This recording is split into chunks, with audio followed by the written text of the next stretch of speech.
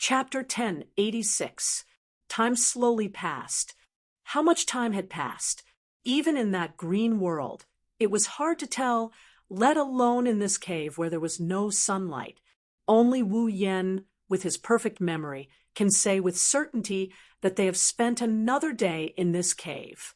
During this time, Wu Yen and Sylph have been searching the vast cave for clues. They are looking for clues about the location of the true entrance to the core palace of the domain of gods. Unfortunately, after an entire day of searching in the cave, the two of them still couldn't find anything. It's not that they didn't find anything. The cavern is just too big. Wu Yen and Sylph spent the whole day looking for clues, but they only managed to cover less than 10% of the cavern. In other words, it would take them at least 10 days to search the entire cave. But the problem was that everyone could only stay in the domain of gods for 10 days. Wu Yen and Sylph have spent 2 days in the domain of gods. They only have 8 days left. They don't have enough time. Sigh. Wu Yen sighed for the umpteenth time and shook his head. He didn't know how many times he sighed and laughed bitterly. The guardian tree is really constantly trying to give us time problems. Does it really want us to waste these 10 days so badly? Yes. That's why it's called a test. Sylph's eyes darted around the area as if she was trying to find some clues that she didn't have. If it's that easy to evolve, the treasures in the domain of gods would have been used up by the 3 empires over the past tens of thousands of years. You're right. Wu Yen nodded. He mimicked Sylph, and he scanned the area. He looked at the doors that looked exactly the same as the one he saw earlier. His vision was blurry, and he could only helplessly sink his consciousness into his body and ask, "Natsuki, do you have any ideas?" "Yes. If we can get out, we can. But right now, we can only stay in your body. What can I do?"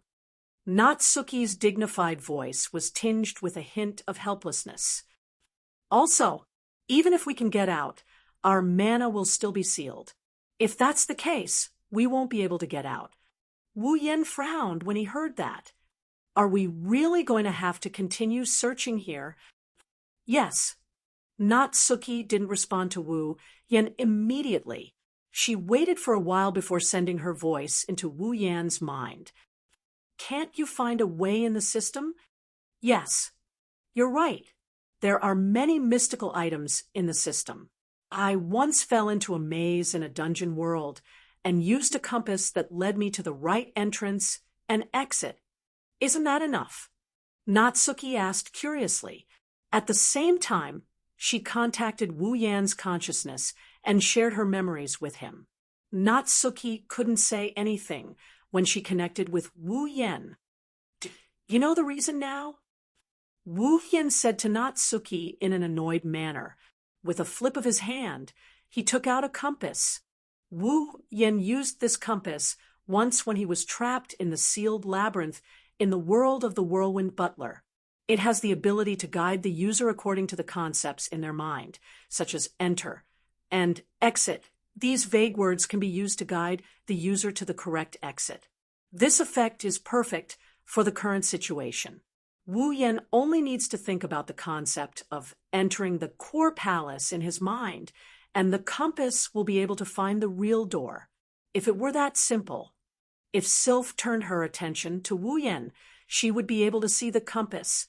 Then, she would see the compass that was supposed to point in the right direction spinning around in Wu Yan's hand. Natsuki's voice turned serious. She asked with uncertainty, could it be that all the doors here are the correct entrances to the core palace? "I don't know." Wu Yen went straight to the point. "But Sylph told me, the guardian tree is responsible for opening the doors to the core palace. The guardian tree has the ability to open spatial passages. I think this is the entrance to the core palace. It has to be whichever door it wants it to be. It's not fixed at all. So, even the items in the system can't be used. Then how are we supposed to find the correct door?" Natsuki's voice was filled with dissatisfaction. After all, no matter who it was, if they knew that the entrance to the core palace that they were searching for wasn't fixed, and that someone else could open it wherever they wanted, not to mention being dissatisfied, they might even go berserk. To paraphrase Sylph, it's not a test if it's that easy to find it. Wu Yan laughed and slapped his cheeks. But looking at it from another perspective, it also means that Sylph's words are correct. The guardian tree doesn't want us to find the correct door among those doors. Instead, it wants us to pass the guardian tree's test based on a hint that might exist. Natsuki went silent for a moment after hearing Wu Yan's words. She asked, "Then what do you plan to do?" Wu Yan closed his eyes, and he entered a state of deep contemplation. The surroundings are quiet. The pitch-black environment made the graveyard-like doors look eerie and scary. It's as if they could open at any moment and some demon or monster would come running out. If it was a normal girl here, they would probably stick to Wu Yan's body and seek protection. Sylph, on the other hand, turned a blind eye to all of this. She continued her search with all her heart and soul. Even in the darkness of the cave, Sylph still exuded a sense of presence that cannot be ignored. She was exceptionally beautiful. However, the only person who was fortunate enough to witness all of this was sitting there with his eyes closed. Until a certain moment, those wine-red eyes suddenly opened. It's futile to continue searching like this. In front of Sylph, Wu Yan denied all her efforts. Sylph froze, and she turned around. She tilted her head, and she asked Wu Yan. She wasn't angry at all. She tilted her head, and she asked in a puzzled manner, "What are you talking about? Then what should we do?"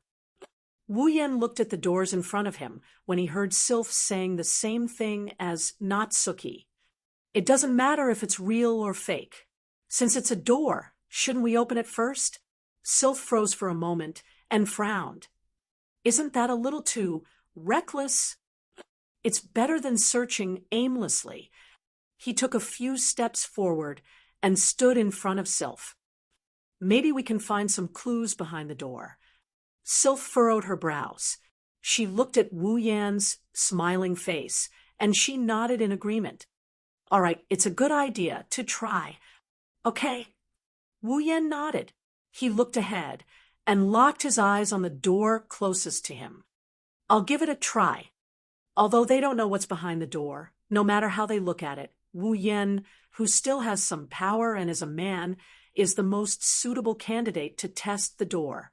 Sylph knew that she would only be a burden if something were to happen to her in her current state. She didn't object and obediently took a step back. Wu Yan smiled and gave Sylph a reassuring look. He then walked towards the door closest to him. He placed his hand on the door. Feeling the rough and cold sensation, Wu Yan recalled the time when he found Boss's room in Swordsman's Domain. At that time, he was also like this. He placed his hand on the door and felt the cold touch of the door. He was also prepared to face the SS of the gatekeeper. And this time, what kind of gatekeeper would be behind the door? With that thought in mind, Wu Yan focused his mind, and with a push, he pushed the door open. Bzzz. The next moment, a strong light shone on Wu Yan from the other side of the door. Chapter 1087. Everything in front of him has turned into a vast expanse of whiteness. Wu Yan reflexively raised his hand to shield his eyes when the light shone on him. He also raised his guard to prevent any accidents from happening. When the light gradually dimmed, Wu Yan lowered his hand and scanned the area in front of him. What he saw made his expression change. In front of him is still a vast expanse of whiteness. There are only two figures in the area. One of them is himself. The other one was a petite girl who was floating in the air. She was wearing a red and white Gothic lowly outfit and a beret flower hat. She had a pair of broken necklace-like wings with crystals hanging from her back. She also had a demon-like tail. She was a petite girl. Flan. Wu Yen exclaimed when he saw the petite girl floating in front of him. Isn't that Flandre-chan? Perhaps she heard Wu Yan's exclamation. Flandre-chan lifted her head from under the beret flower hat. Her delicate and adorable face is exposed to the vast expanse of whiteness. At the same time, a pair of wine-red eyes similar to Wu Yan's was also exposed. When the two pairs of wine-red eyes met, Flandre-chan's eyes lit up, and a cute smile appeared on her face. She looked very happy, which made people's hearts relax involuntarily. "Big brother!" Flandre-chan cheered, as if she saw her closest kin. Her voice was filled with excitement, but unlike before, she didn't call out to Wu Yan and rush into Wu Yan's arms with enough force to break rocks. "Why, is Flandre-chan?" Wu Yan frowned when he noticed this. His expression turned ugly when he realized what was going on. "Is this another dream?" The answer to this question came from Flandre-chan's next words. It had clearly and definitely been proven to be true. "Hey, big brother!" A scarlet bloody light flashed through her wine-red eyes that were filled with joy. As this scarlet bloody light exploded, the joy contained within instantly turned into a thick baleful aura and blood energy. Flandre-chan's lips curled into a sinister smile that sent chills down Wu Yan's spine. That childish voice, in the vast expanse of whiteness, it reverberated. "Come play with Flandre-chan." That familiar expression, that familiar behavior, and those familiar words. She hasn't recovered her normal state of mind. It was the same old Flandre-chan, who was mentally unstable. Wu Yan's wine-red eyes shrunk when he realized this. "Flandre-chan, you—" But before he could finish his words, Flandre-chan let out a sinister laugh and waved her little hand. A bloody vine suddenly burst out from the ground and pierced towards the retreating pupil. The tip of the blood-red vine enlarged in Wu Yan's eyes, causing his pupils to contract at an extreme speed. He tilted his head in the nick of time. Swoosh! The sharp end of the vine pierced through the air and mercilessly slashed Wu Yan's face, leaving a long wound on his face. Wu Yan finally came to his senses, his shrunken pupils constricted. "Hey, hey!" Flandre-chan clapped her hands like an innocent child. "Come play, come play." Flandre-chan extended her hand toward Wu Yan and opened her palm. Wu Yan's hair stood on end when he saw this. This isn't a joke. Flandre-chan's action is a standard action when she unleashes her unique destructive ability. Tisk. Knowing this isn't the time to hesitate, Wu Yan curled his lips in annoyance. Lightning flashed across his forehead. Just as the two of them were about to turn on each other, a voice as young as Flandre-chan, filled with authority and scolding, reverberated in Wu Yan's heart. Now is not the time to do such things. Wu Yan paused when he heard this. The next moment, the white expanse of heaven and earth shattered.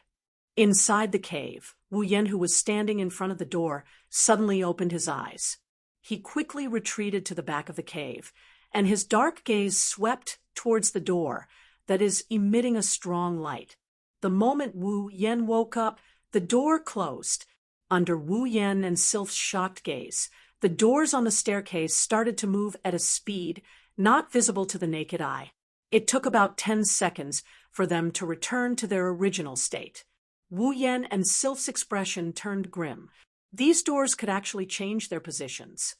Doesn't that mean they can't even remove the useless doors? Sylph closed her eyes and forced herself to calm down. She looked at Wu Yan. "Are you okay?" "Yes." Wu Yan touched his stinging cheek and found a trace of blood. It was the blood from the wound on his cheek caused by Flandre-chan's attack in the dream. Wu Yan touched his healed cheek and laughed self-deprecatingly. "Maybe I have to do something now. The injuries he suffered in the dream could actually affect reality. Is this a real dream?" Wu Yan explained. Sylph glanced at the doors that changed their positions with a cold glare. Then we can't open those doors as we please. Wu Yan wiped the blood off his cheek and shook his head. No, let me try again. Otherwise, there's no other way to find the correct door. But the position of those doors would change, wouldn't it? Oh, Sylph didn't say that out loud. Sylph knew they didn't know what else they could do. Let me try this time, Sylph suggested. She didn't object to Wu Yan's suggestion. Wu Yan wanted to object, but when he saw the determination in Sylph's eyes, he gave up on the idea. He hesitated for a bit before nodding. Don't close your eyes. Once you close your eyes, I will immediately rush over to wake you up. Sylph nodded and raised her foot in the direction Wu Yan went. Since the doors can move, it doesn't matter which one they go to. Sylph walked towards the door in a completely different manner from Wu Yan. She didn't want to give herself a chance to regret her decision, so she pushed the door open. This time, there was no bright light or dream. What appeared behind the door was a mirror. A mirror? Wu Yan and Sylph were stunned. At this moment, Sylph's reflection in the mirror raised her head with a dagger in her hand. The dagger pierced through the mirror and went straight for Sylph's chest. Sylph's expression changed. Tisk. Suddenly, a hand reached out from Sylph's side and grabbed the sharp dagger. There was a tearing sound as the hand that held the dagger began to bleed. Before Sylph could react, Sylph pulled her dagger out of the mirror and retracted her hand back into the mirror. Blood splattered all over the floor as she retracted her hand back into the mirror. At the same time, the door with the mirror slammed shut. Together with all the other doors, it started to rotate again. Sylph didn't care about the doors. She turned around and looked at Wu Yan, or rather, at his bleeding hand. Don't worry, I did it on purpose. Wu Yan pursed his lips when he saw Sylph staring at his bleeding hand. He flexed his hand that healed in an instant. Dreams and illusions. It's the same as the one in the green mist. But Wu Yan shook off the blood on his hand and pursed his lips. This time, I can't treat them as mere dreams and illusions. The damage he received in the dream is real. The illusory realm also had the ability to cause real damage. Compared to the previous pure dreams and illusions, it was many times stronger. Realistic dreams and illusions? Natsuki's voice echoed from Wu Yan's body. She transmitted her voice to Wu Yan. This is a tricky situation. Wu Yan nodded. He exchanged glances with Sylph. He looked at the new door and extended his hand. Chapter 1088. Facing the doors that were filled with vast caverns, the two of them spent an entire day trying to open them. Another day passed. During this time, Wu Yan and Sylph have pushed open more than 100 doors. Pushing open more than 100 doors also means that they have experienced more than 100 realistic dreams and illusions. If it were another group, they would never do the same thing as Wu Yan and Sylph. Even if one's mana and combat aura weren't restricted, who would be willing to repeatedly fall into a dream and be attacked by the people around them and by an illusion that was exactly the same as them? If something goes wrong, the injury would only be minor. Of course, in the domain of gods, no one would encounter anything that could endanger their lives. However, if they were trapped in a dream or illusion, they would lose a lot of time. If he didn't have Natsuki helping him awaken, and if he didn't have a certain level of power to deal with illusions, he would have to think twice before pushing open these doors that can trap people in dreams and illusions. As for Sylph, she insisted on taking turns to open the doors with Wu Yan. It was as if she didn't care about her own life. If Wu Yan also lost his powers, he wouldn't have asked her to do something so stubborn and dangerous. It must be said that from a certain point of view, the two of them had the same personality. They are both crazy. For the entire day, Wu Yan repeatedly fell into a dream. He would be awakened by Natsuki or Sylph. He would be attacked by the illusions. He would repel the illusions. and he would continue to push open the doors. It was a boring and dangerous process. However, Wu Yan didn't stop. He has the body of a true ancestor. He won't die. He might as well try a few more times. Perhaps he might be able to find the trajectories of the moving doors.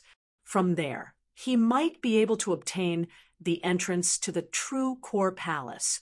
Sylph was also doing the same thing. She kept pushing the doors open and was woken up by Wu Yan. Whenever she encountered an illusion attack, Wu Yan would rush forward and deal with it. Apart from that, Sylph didn't do anything else.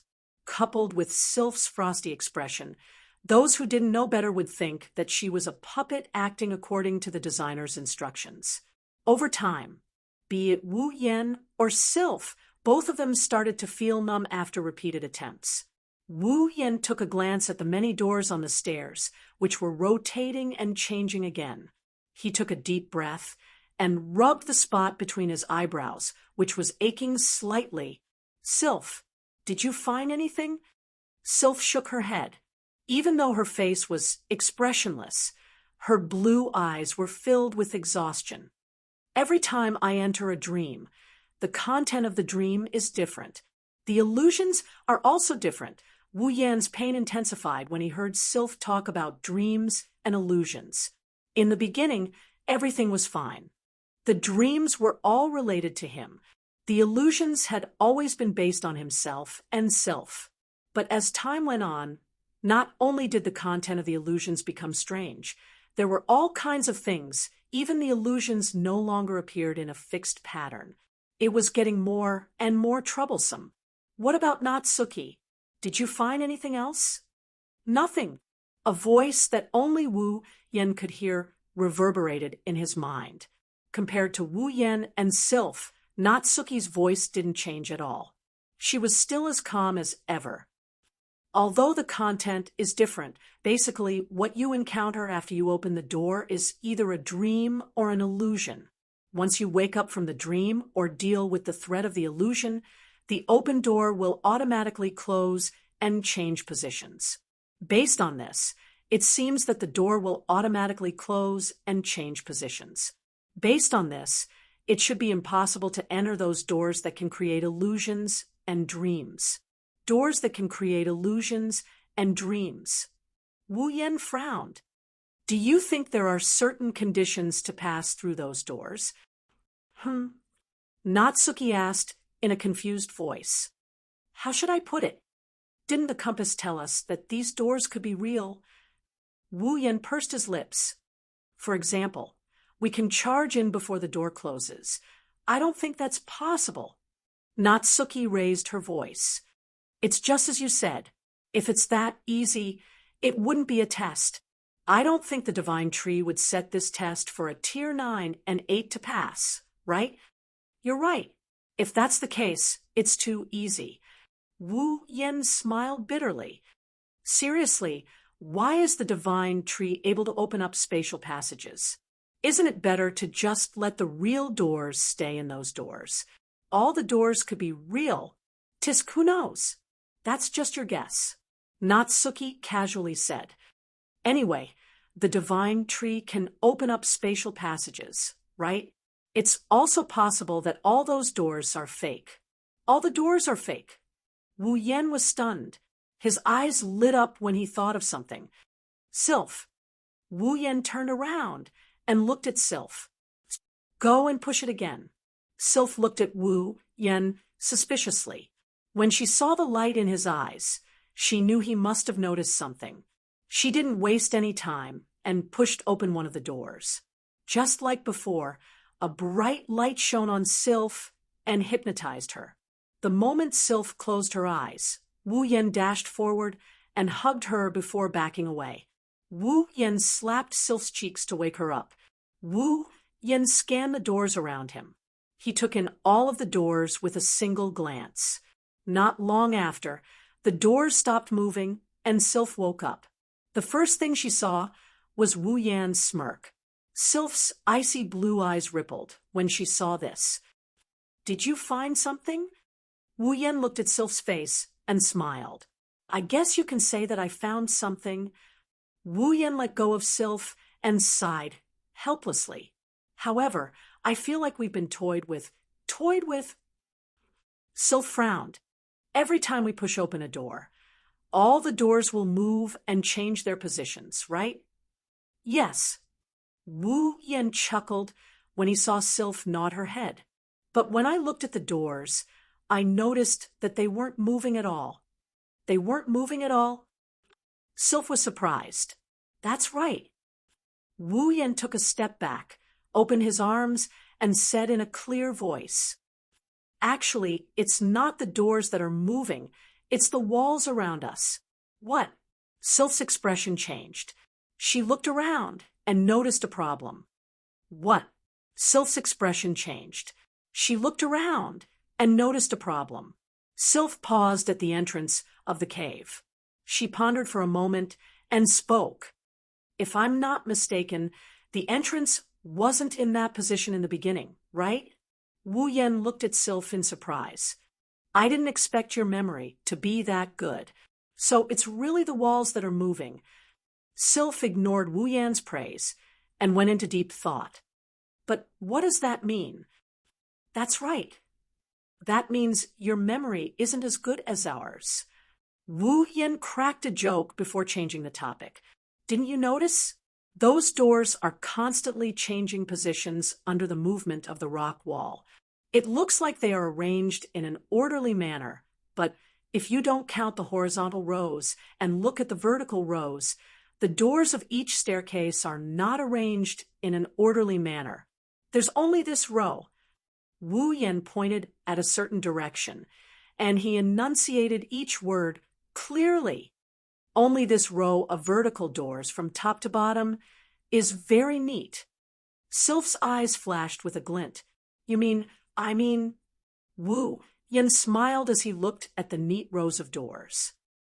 The door to the core palace is in this position. Chapter 1089.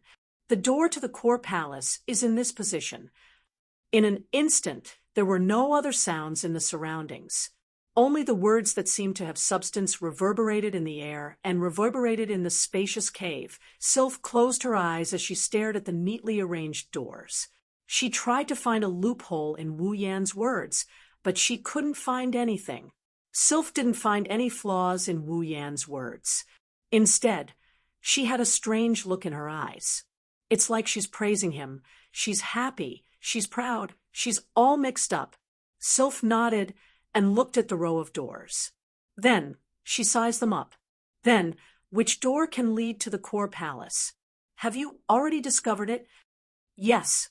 That's why I said we were fooled. Wu Yan said with a bitter smile. Who told you the real door is behind those doors? Sylph was taken aback when she heard this. She was sure she didn't mishear him. Wu Yan did say the door to the core palace is in that position. Sylph frowned and revealed her eyes to Wu Yan. She didn't say anything, but it's obvious she was waiting for Wu Yan's explanation. If my guess is correct, the door to the core palace should be in that position. Wu Yan looked at the row of doors and then at the entrance of the cavern. He smiled. At first, I thought the same as you. I thought that the door to the core palace should be on the only row of neatly arranged doors. However, there were at least dozens of doors in that row, if not 100. I can determine the location, but I can't pinpoint which door it is. The guardian tree wouldn't have set it up like that. Furthermore, if the doors of the core palace are really in the neat rows of vertical doors, then there is no need for the rock walls to move when the doors change positions. With the power of the guardian tree, there is no need for the rock walls to move when the doors change positions. It shouldn't be that hard to make the doors move on their own, right? Therefore, if the real door is behind that row of doors, there's no reason why the rock wall is moving. There's no reason why the rock wall is moving, right? That's right. There's no reason why the rock wall is moving. Sylph's blue eyes glowed brighter as she listened to Wu Yan's explanation. As the light grew brighter, Sylph seemed to have realized something and shifted her gaze to the entrance. Wu Yan chuckled at her reaction. Looks like we share the same thought. Wu Yan looked at the entrance of the cavern with Sylph. That's right. There's only one reason why the rock wall is needed to change the position of the door. He pointed at the entrance of the cavern with one hand and pointed at the bottom of the row of doors with the other. His thunderous voice echoed in the cavern. Through the movement of the rock wall, the entrance tunnel will be moved to the bottom of the vertical row of doors. That's the fundamental reason why the rock wall needs to move. Moving the entrance of the cavern to the bottom of the row of doors would mean that the entrance of the cavern is located at the center of the cavern. That should be the entrance to the core palace we're looking for. That's just my guess. Wu Yan shook his head and laughed.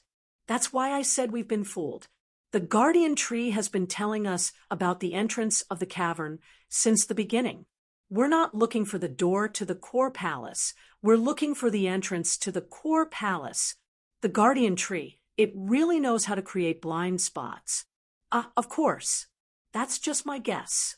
Wu Yan scratched his cheeks, and he shrugged in an unconfident manner. As for whether that's the truth or not, I can't guarantee. I think it's very likely. Sylph raised her head as if to encourage Wu Yan.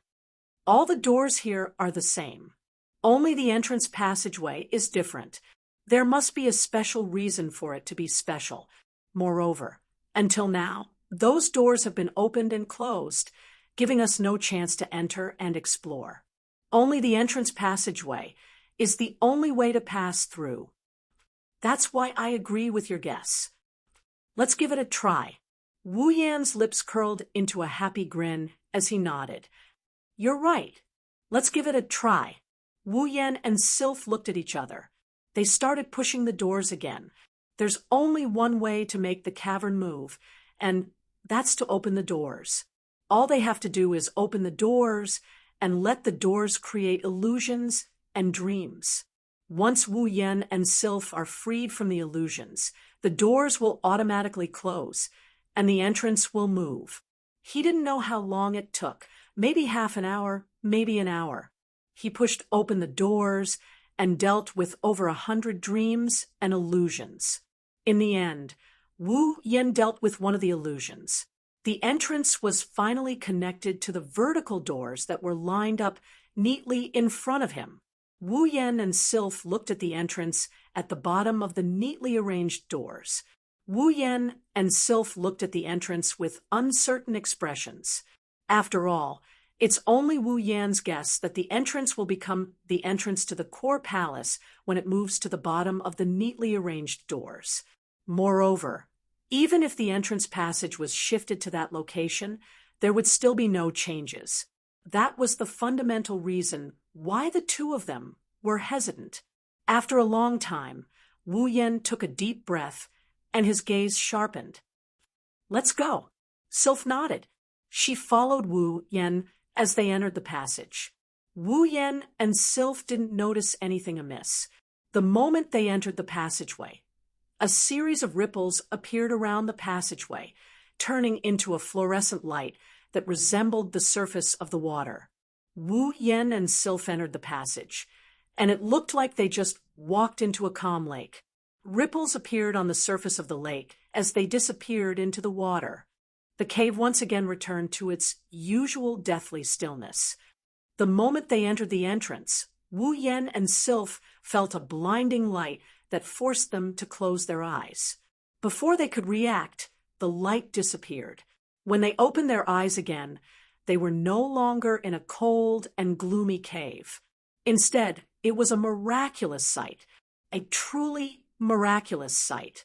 In this place, there were no walls, no ceiling, and no floor. In all directions, there was a barrier formed by water waves. Wu Yan and Sylph looked like they were standing on water. Every step they took caused ripples to appear on the surface of the water. The walls around them are also made of water. Above their heads, there are tree roots as thick as a mountain peak. It's a majestic sight to behold. As for how big this place is, the two of them have no idea. It feels big and small at the same time. It's a strange feeling. In front of Wu Yan and Sylph are 7 pools of different sizes and colors. The colors of the water in the pool were red, orange, yellow, green, cyan, blue, and purple. The colors were exactly the same as the colors of the rainbow, together with the palaces formed by the water in all directions. Calling it a wonder would be an understatement. Wu Yan and Sylph regained their senses from the beautiful scenery around them. They scanned their surroundings, and when they made sure they were out of the cave, they looked at each other in confusion. Wu Yan looked around and smiled with uncertainty. It shouldn't be another dream, right? It's not a dream. This isn't a dream. Natsuki's voice came from inside Wu Yan's body. You're very conscious right now. I can feel it. Is that so? Wu Yan asked with a bitter smile. It can't be helped. The scenery in front of them is too beautiful. It's so beautiful that it feels like it's not real. It was understandable for him to think of it as a dream. Chapter 1090. It's not a dream. Following Natsuki's words, Sylph also voiced her opinion in a cold voice. Although this place is a little too dreamy, there's a strong sense of presence here that's not present in dreams. Inside the cave, Sylph has fallen into dreamscapes countless times. She now has a certain understanding of them. That's why her words don't sound very convincing. However, given Sylph's personality, the fact that she can say something like this means that she has a lot of confidence in her feelings.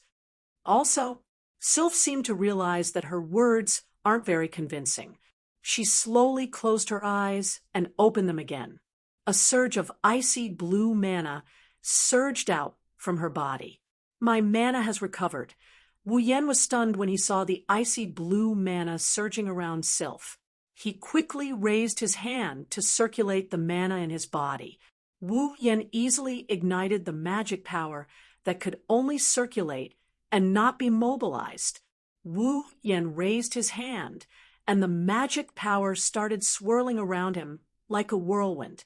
It looked like a flame in the middle of a fire. It's extremely agile. It had only been 2 or 3 days since his mana had been shackled, but now it seemed that his mana had been shackled. Wu Yan felt a sense of nostalgia when he tried to circulate his mana again. With a thought, the mana flame in his hand began to change shape. Such outstanding control over magic power was probably at the pinnacle of all life forms that cultivated magic power. This is all thanks to Wu Yan's infinite arms refinement. If he didn't, he would have to practice for at least a few hundred years to reach his current level of control over mana. Only then would he be able to reach this level, of course. Wu Yan isn't the only one who's basking in the joy of regaining mana. Even Sylph couldn't help but feel excited. She circulated her mana around her body. After a while, she finally regained her mana. After a while, the two of them recovered. They retracted all their mana back into their bodies. Shortly after, their attention was drawn to the 7 colorful ponds. Is this the core palace of the domain of gods? Wu Yan scratched his head. He sounded suspicious. Didn't you say that the treasures of the domain of gods are in the core palace? How come I don't see anything? All right. Sylph nodded. She remained silent for a while. Then she started walking towards the 7 rainbow-like pools. Wu Yan shrugged and followed after her. In front of him, there were 7 pools of different colors and sizes arranged in an irregular pattern. The bright-colored water surface didn't have any ripples. Vaguely, waves of fluorescent light of the same color as the water in the pools rippled on the surface of the water, twisting like an aurora. It was very dazzling. There were 7 pools of different colors and sizes. The largest one was about 100 meters tall, while the smallest one was less than 10 meters tall. The difference was huge. Wu Yan and Sylph arrived at the red pool, the smallest one.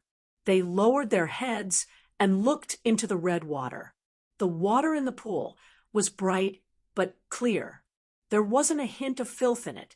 When Wu Yan and Sylph arrived at the red pool, the distorted glow on the surface of the red pool flickered and condensed into a line of words.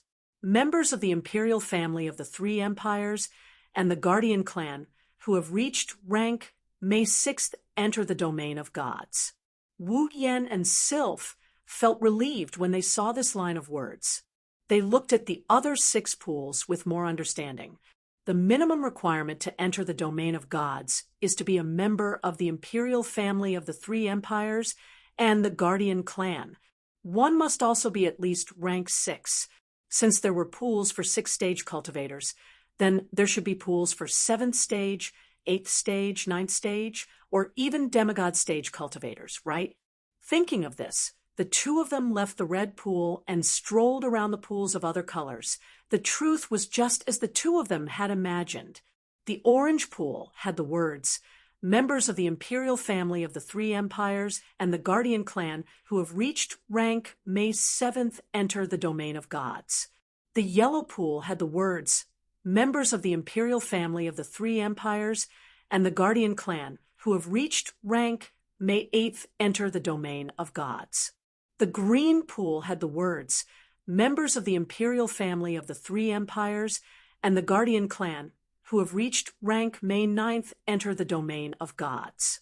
The green pool had the words, "Members of the imperial family of the Three Empires and the Guardian clan who have reached rank may 9th enter the domain of gods." The blue pool had the words, "Members of the imperial family of the Three Empires and the Guardian clan who have reached rank may 9th enter the domain of gods." The 6 pools of different colors symbolize the difference between the ranks of the imperial family of the Three Empires and the Guardian clan. According to the words, only those who meet the requirements can enter the domain of gods. Apart from them, no one else can enter. Wu Yan has already tried this. Apart from the green pool, Wu Yan has also tried the red, orange, yellow, green, and blue pools. When he stepped on them, it was as if he was standing outside. Wu Yan could only stand on the surface of the water. He couldn't enter the water. Only the green pool soaked his feet when he stepped on it. This means that only the green pool can be accessed by Wu Yan. Sylph was the same. However, the pool she can enter is yellow. Only the purple pool, which is also the largest one, didn't have any words on it. Naturally, this strange pool attracted Wu Yan and Sylph's attention. Both of them can see that the requirements of the 7 pools are related to the size of the pool. The larger the pool, the higher the rank of the person who can enter it.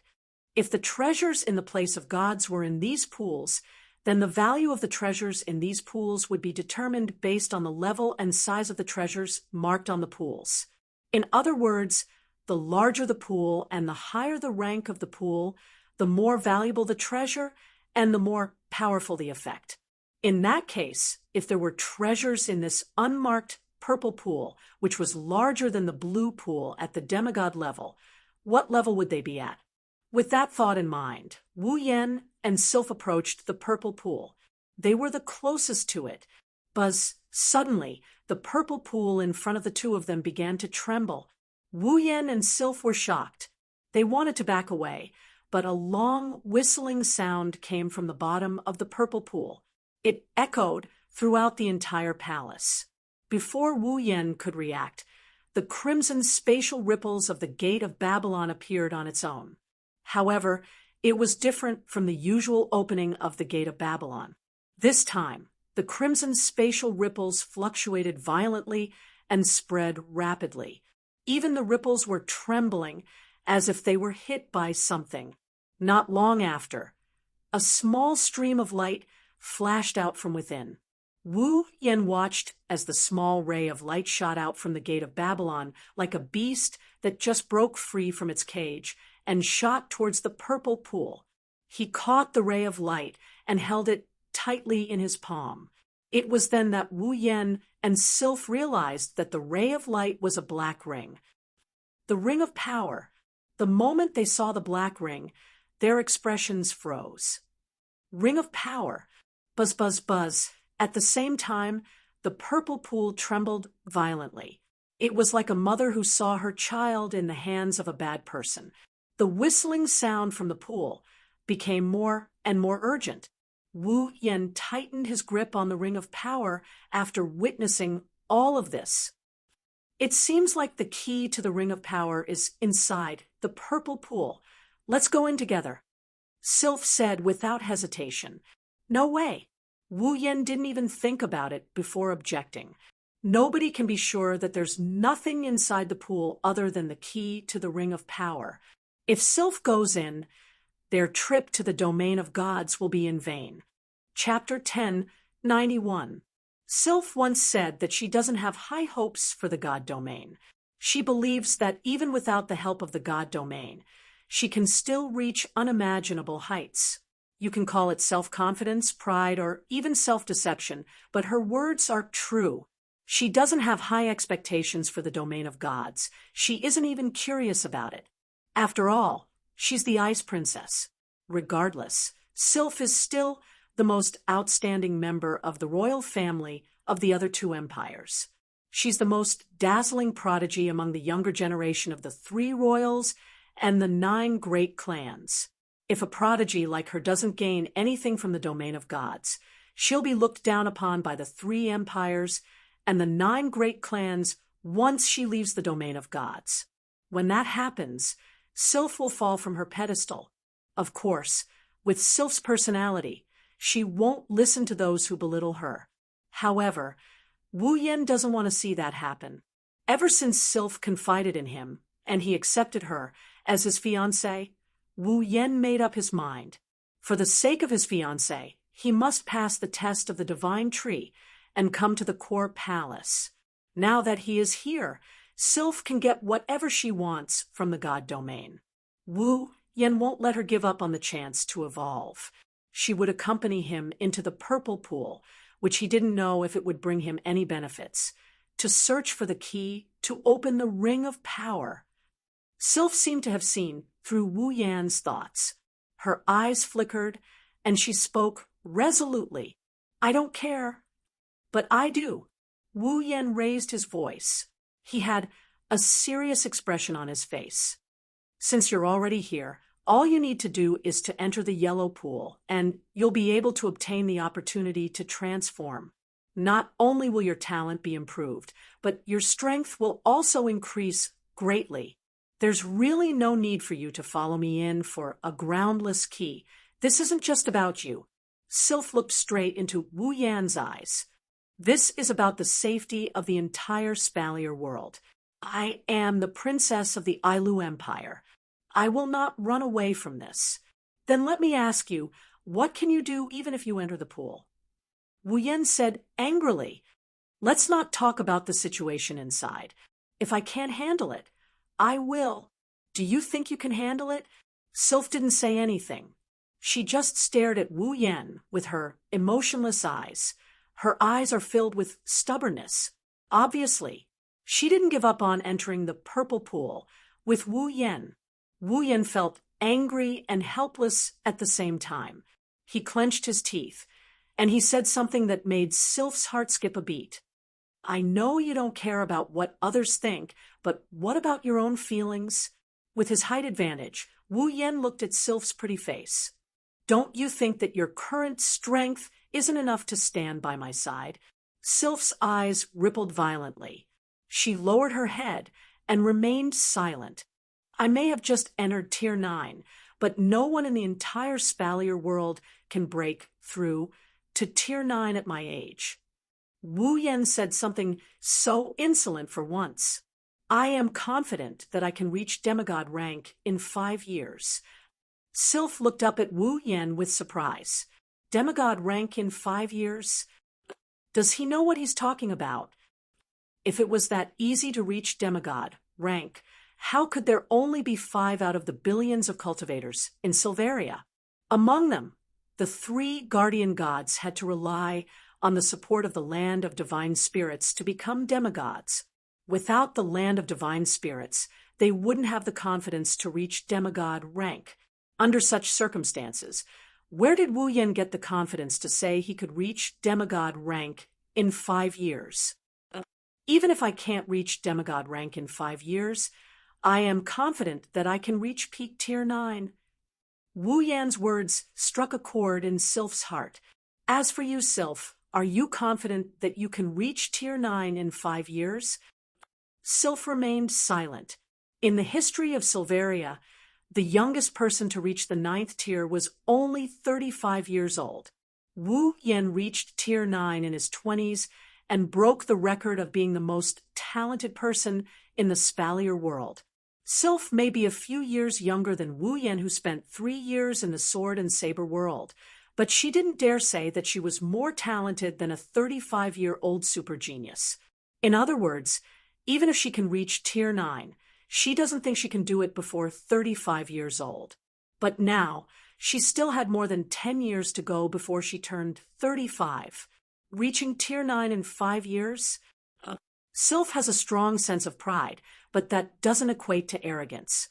That's why she can't make that kind of promise. If she can get help from the domain of gods, then she might be able to do it. Sylph doesn't want Wu Yan to shoulder the fate of the Spalier world alone. But at the same time, with Sylph's pride, she wouldn't be willing to hide behind her other half. At the very least, she has to be qualified to stand beside Wu Yan. She has to admit that the current Sylph is far away from Wu Yan. Perhaps the domain of gods will give her the chance to stand beside Wu Yan. Sylph was caught in a dilemma with 2 choices and 2 objectives. Wu Yan's next sentence dispelled all of Sylph's hesitation. Did you know? Among the girls around me, even the weakest one has the strength of a peak tier 8. Sylph's heart tightened. She clenched her hands into fists. Among the girls around me, even the weakest one has the strength of a peak tier 8. Sylph is only a mid-tier 8 right now. Wu Yan's heart softened when he saw how Sylph lowered her head. He grabbed Sylph's shoulders, and he said, "What are you talking about? I don't mind if it's me. I've never expected my other half to be able to keep up with me. But with your personality, I'm sure you'll regret it in the future. Of course, you should know the other reasons better than I do. You might not care about it, but I don't want to see it. I can't bear to see it." Wu Yan raised her head and looked into her eyes. "Now, the opportunity is right in front of you. If you give it up, I will feel sorry for you." The light in Sylph's eyes flickered. After a long time, she finally nodded. She turned around and walked towards the yellow pool. Sylph stopped at the edge of the pool. She didn't look back, but she left a message. "Be careful." Mana surged from her body, and she leaped into the yellow pool. She disappeared from Wu Yan's sight with a splash. Wu Yan let out a sigh of relief and complained. "Good thing I convinced her. I was afraid she would be too stubborn. You should be happy that your little girlfriend wants to be with you so badly." Natsuki's voice was barely audible. "You have the system, don't you? There should be items in the system that have the same effect as the items in the domain of gods, right? Why are you so against it?" "Well, that's true, but don't you think it's weird to give up on the treasures in front of you and pay the price to get a replacement?" Wu Yan smiled bitterly.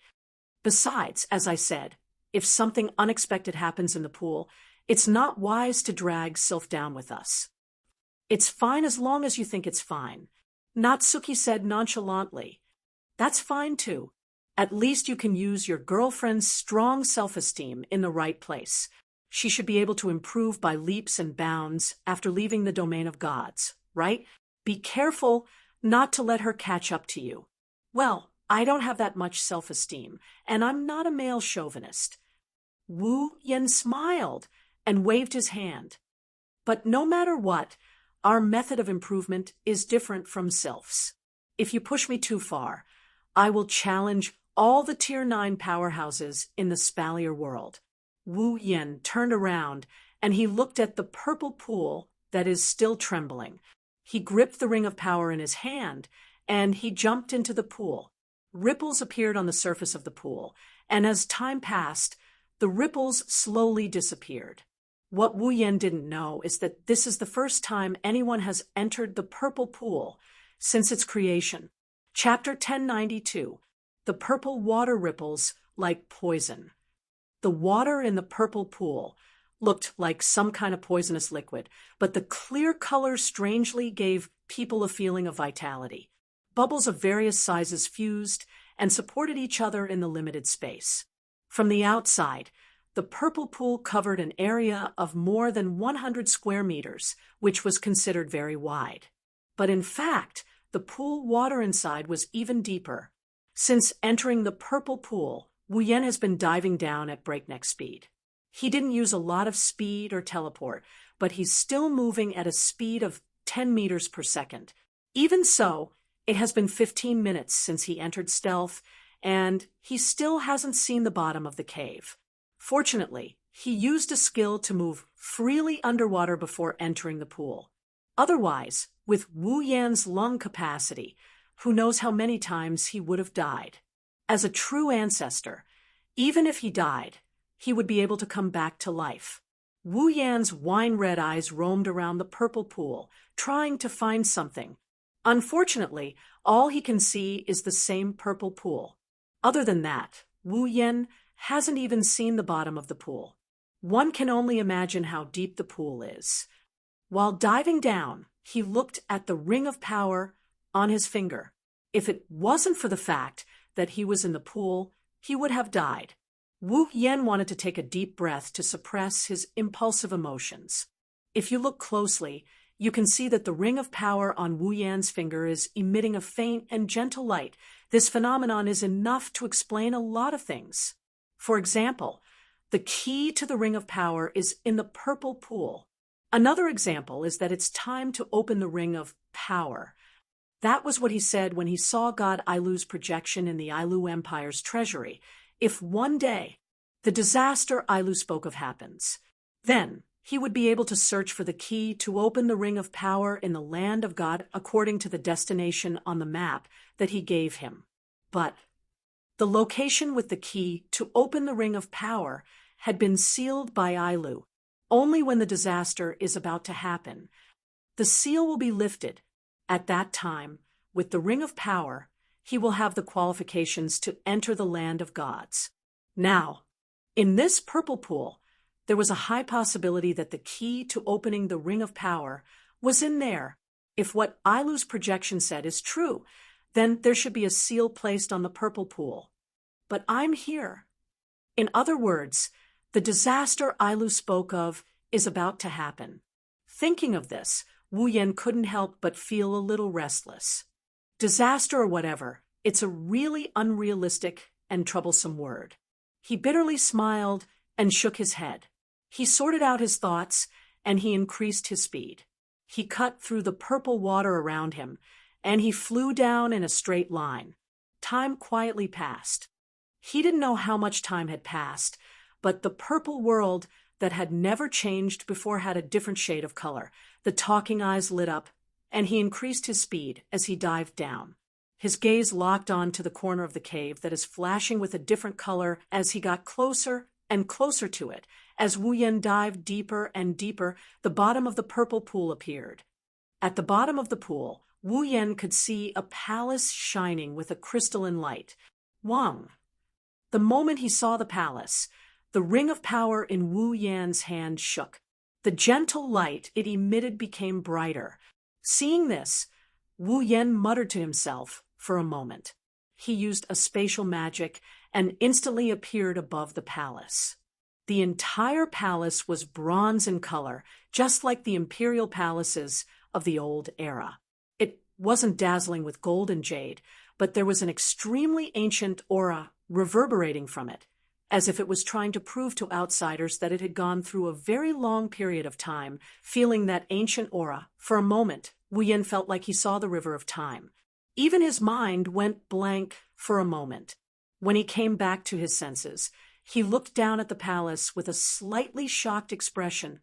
It was just a palace, but it had the effect of intimidating people.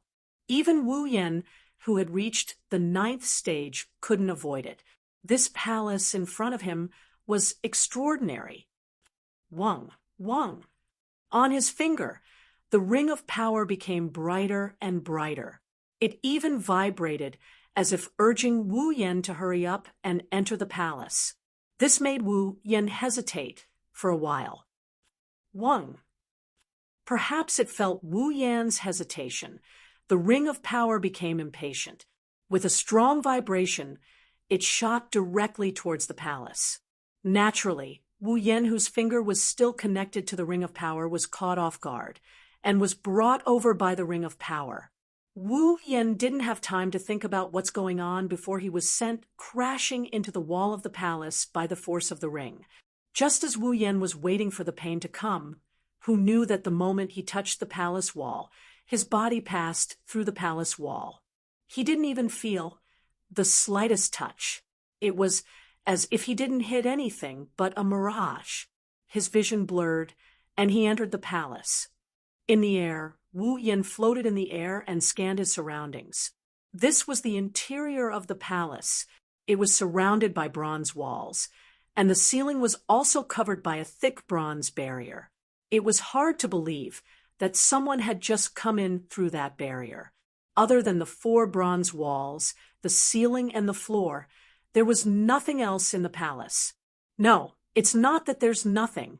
At the very least, at the end of the palace, there was a normal-sized ancient tree that looked like the guardian tree. In front of the ancient tree, there was a small pool. After silently observing the interior of the palace for a while, Wu Yan could only discover these things. What was strange was that the palace was clearly at the bottom of the purple pool, but the inside of the palace was completely hollow. Not only was there air, there was even a small breeze that kept floating in here. Sigh. Wu Yan sighed inexplicably. As expected of the realm of gods, whether it's the core palace or here, there are all kinds of strange things. I've learned a lot. His body slowly flew towards the ancient tree and the pool. As he flew, he kept descending. When his feet touched the ground, Wu Yan was already at the edge of the pool. First, he looked at the pool in front of him. This time, the water in the pool was very normal. It wasn't colorful, it was transparent and clear. It was very, very normal water. On the surface, it looked like this. Then Wu Yan raised his head and looked at the ancient tree, sizing it up. Buzz, buzz. The ring of power trembled violently. The light it emitted became more and more intense. It was very dazzling in the dark palace, as if it was responding to the ring of power. The green leaves on the ancient tree's crown flickered with a faint green light. It slowly circulated on the surface of the tree. Buzz, buzz, buzz. The ring of power became more and more violent. Wu Yan could clearly feel a force that was neither strong nor weak reverberating in his hand. Looking at the ring of power in his hand, Wu Yan hesitated for a moment. Then he pulled out the ring of power from his finger and threw it into the air. Buzz. Like a wild beast that regained its freedom, the ring of power trembled again and let out a joyful buzz. It hovered in the air for a moment before it turned into a stream of light and shot towards the ancient tree. Under Wu Yan's gaze, the ring of power arrived at the ancient tree's trunk. Its flying figure suddenly stopped and sank into the tree trunk. As the ring of power sank into the tree trunk, the part of the ancient tree that was invaded by the ring of power became transparent. The ring of power's figure was clearly floating inside. Wu Yan could also see threads of light flowing into the ring of power. Rustle, rustle. Just as the ring of power entered the tree trunk, the ancient tree suddenly shook, and the sound of leaves rubbing against each other echoed in the palace. The green light circulating on the tree crown expanded and projected out. It gradually condensed into a figure. Chapter 1093. In the space where the soft light was flowing, the figure that emerged seemed to be in the water, floating up and down, without being affected by gravity amidst the rustling sound of the ancient trees rubbing against each other. Such an incredible scene gave off an extremely natural feeling, as though it was supposed to be like this. The entire scene was completely natural. Looking at the blurry figure, Wu Yan narrowed his eyes and subconsciously clenched his fists. It was for no other reason than the fact that he had seen this figure once before. It's in the Ailu Imperial Palace's treasury. That was the projection of the divine-level expert Ailu. This figure doesn't have a face or form. It's just a Luangua. No one would be able to tell who this person is, but Wu Yan is 100% sure that this is AI Lu. It wasn't just because of his speculation about the current situation. More importantly, this figure didn't have the slightest bit of aura, but it seemed to be indomitable and exuded a suffocating sense of existence. So far, Wu Yan had only encountered such a person in one situation. That was when he was in the Ailu Empire's treasury, staring closely at the floating figure. Wu Yan took a deep breath and forced himself to calm down. He was no longer affected by the natural presence. As though sensing Wu Yan's gaze, the floating figure paused and stopped. The head of the figure wriggled slightly, as if it was lowering its head. At this moment, if the figure had a line of sight, it should have been on Wu Yan. Then, a familiar voice filled with vicissitudes of life reverberated through the entire bronze palace like an echo. Sigh, it was obviously just a projection, but the sighs that contained various complex emotions were well expressed. Listening to the endless sighs, Wu Yan suddenly had a feeling. He felt that the god-level expert in front of him was very powerful. He seemed a little pitiful. This feeling puzzled Wu Yan because he couldn't explain why he felt this way. AI Lu's projection sighed and spoke up. This day has finally come. With this opening sentence, Ailu's voice became somewhat sorrowful. Even though I knew this day would come, I didn't wish for it to happen. But I really don't wish for it to come. After all, it's only a disaster caused by people like us who think we're infallible. Yet, the later generations have to bear all the consequences. This is too unfair. A disaster caused by you guys? Wu Yan frowned and lowered his head as if he was thinking of something. Could it be the so-called disaster was caused by Ailu and the other god-level experts? Before Wu Yan could answer this question, the projection changed the topic, interrupting Wu Yan's train of thought. I don't know who the descendant is. Maybe it's someone from the three empires' royal families, or maybe it's someone who obtained my 3 rings and met my projection. Since you're here, it means the Spalier world is not far from a disaster. Ailu's voice sounded self-deprecating. Actually, in the beginning, I chose the location of the ring. When I was choosing the place to place the key to open the Ring of Power, I was troubled as well. I didn't know which place was the most suitable. However, that kind of trouble is only brought about by oneself. With my ability, if I didn't want anyone to find the way to open the ring, no one but a god-level expert would be able to do it. When he said this, his voice is still filled with self-deprecation. However, that faint arrogance of looking down on the world was clearly expressed, causing Wu Yan's heart to tighten. I'm so confident, but I chose to seal the key to open the Ring of Power in the Land of God. Is it because the Land of God has our means and the protection of the Guardian Tree, so it's very safe? Ailu shook his head, his mocking laughter echoing in the air. No, the reason why I sealed the key to open the Ring of Power in the Land of Gods was because I was deceiving myself. After all, no one can enter the realm of gods except for the royals of the 3 empires. I sealed the 3 rings outside the realm of gods, so the guardians can't get them. No matter if it's sealing the 3 rings instead of choosing to leave them in the 3 great imperial families, or sealing the key to open the Ring of Power in the Land of God that no one can enter other than the 3 great imperial families and the guardian clans, it's just me deceiving myself. How sad. How sad. Wu Yen was stunned, but he couldn't help but laugh bitterly. That's right. Since AI Lu knew that a great calamity would happen and prepared countermeasures, he should entrust these countermeasures to his descendants so that they could deal with it in time when a great calamity really happens. That's the most effective way, isn't it? However, not only did Ailu not do that, he sealed the method to deal with the disaster in a place no one knows about. He even sealed the key in the realm of gods where no one can enter except for the royals of the three empires and the guardians. It's not only a huge waste of effort, it's also a huge risk. After all, AI Lu had no way of confirming that someone would be able to enter the location where the three rings were sealed in time and successfully obtain them before the calamity struck. He also couldn't be sure that the person with the three rings would be able to see the projection he left in the imperial treasury. He also couldn't be sure that the person who obtained the three rings would be from the royals of the three empires and enter the realm of gods. Even a god-rank expert can't predict the future.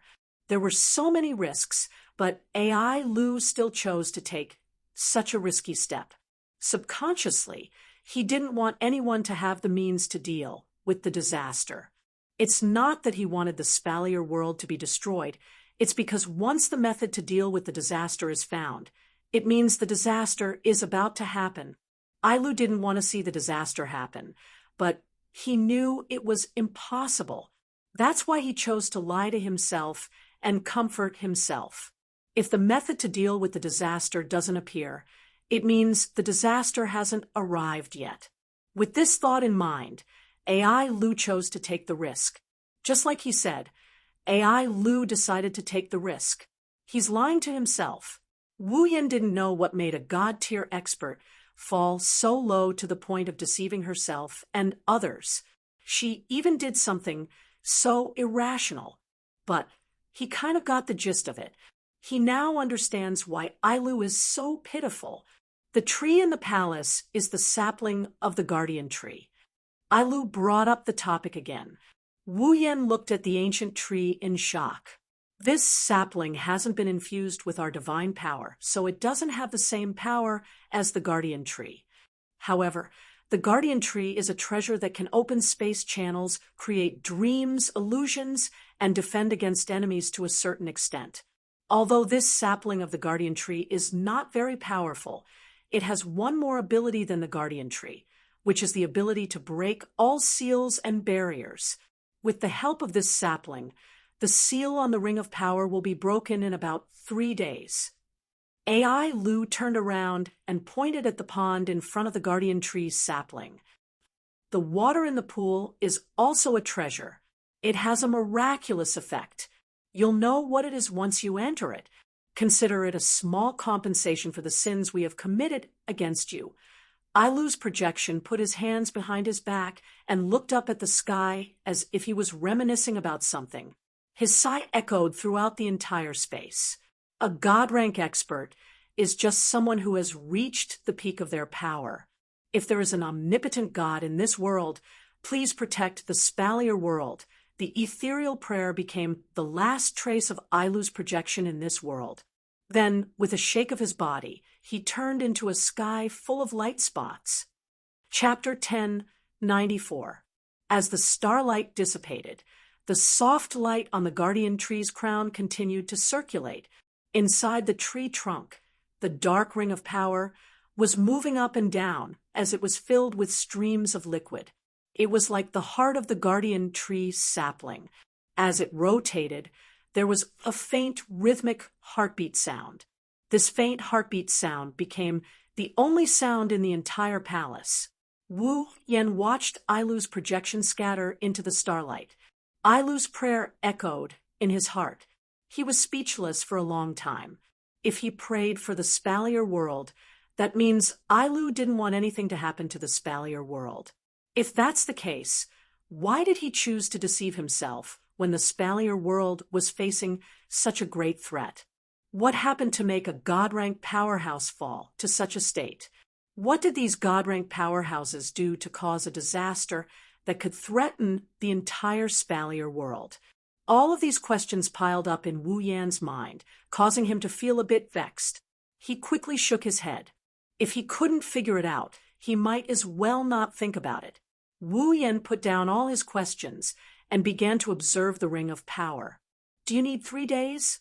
Wu Yan stopped paying attention to the Ring of Power after mumbling to himself. He looked at the pool in front of the guardian tree. A pool with miraculous effects. He looked at the water in the pool curiously. It's just ordinary water. There's nothing special about it. If there's anything special about it, it's that the water is very clear. Wu Yan narrowed his eyes and pondered for a while. In the end, he decided to follow Ailu's advice and try the miraculous water. He was the only one in the palace. Wu Yan didn't need to be cautious. He took off all his clothes and walked to the edge of the pool. He slowly dipped his feet into the water. The pool wasn't very deep, even when they reached the deepest part of the pool. It reached Wu Yan's chest. Wu Yan looked around the pool.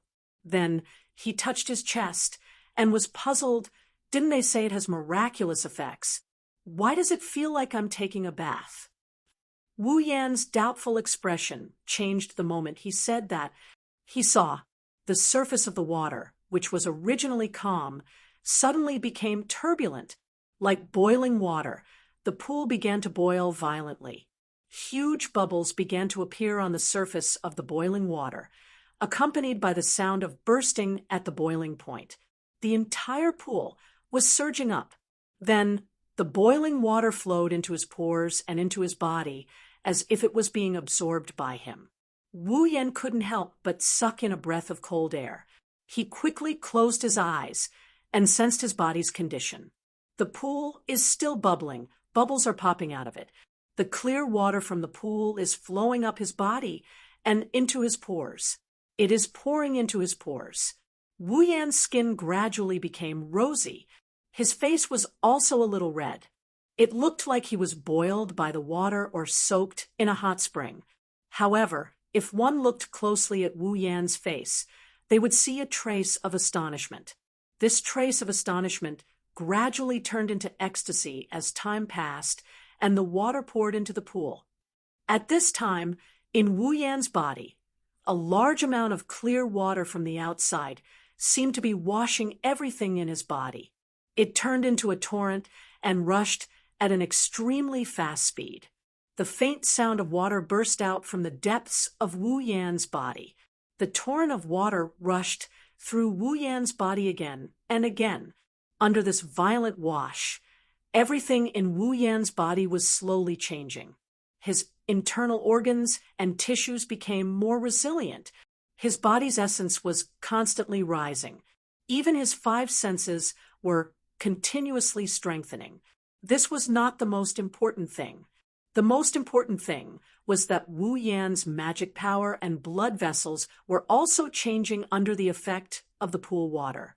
If someone could directly see Wu Yan's body, then they would see that the constantly pouring pool water was slowly melting into Wu Yan's body, seeping into all of his internal organs and flesh. It even merged into his blood and magic power. Under the effect of the pool water, Wu Yan's originally incomparably powerful magic power began to vibrate, constantly shrinking and then suddenly expanding. With each contraction, the purity of the magic power would undergo a qualitative change. With each expansion, the magic power in his body would also rise to a stronger level than before. With the continuous contraction and expansion, the powerful magic power not only became more and more pure, but even the magic power received an extremely terrifying increase.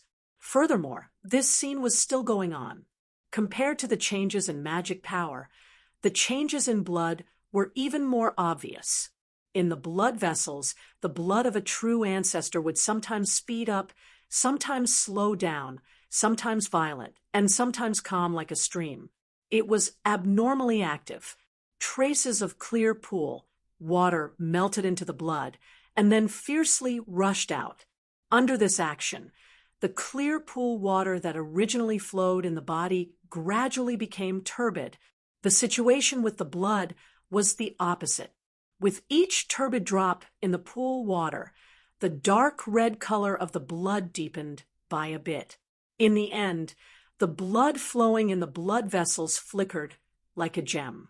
However, the scouring of the pool water was still going on. The clear pool water endlessly poured into Wu Yan's body and turned into a torrent, washing everything in Wu Yan's body. In the process of washing, the clear pool water became more and more turbid.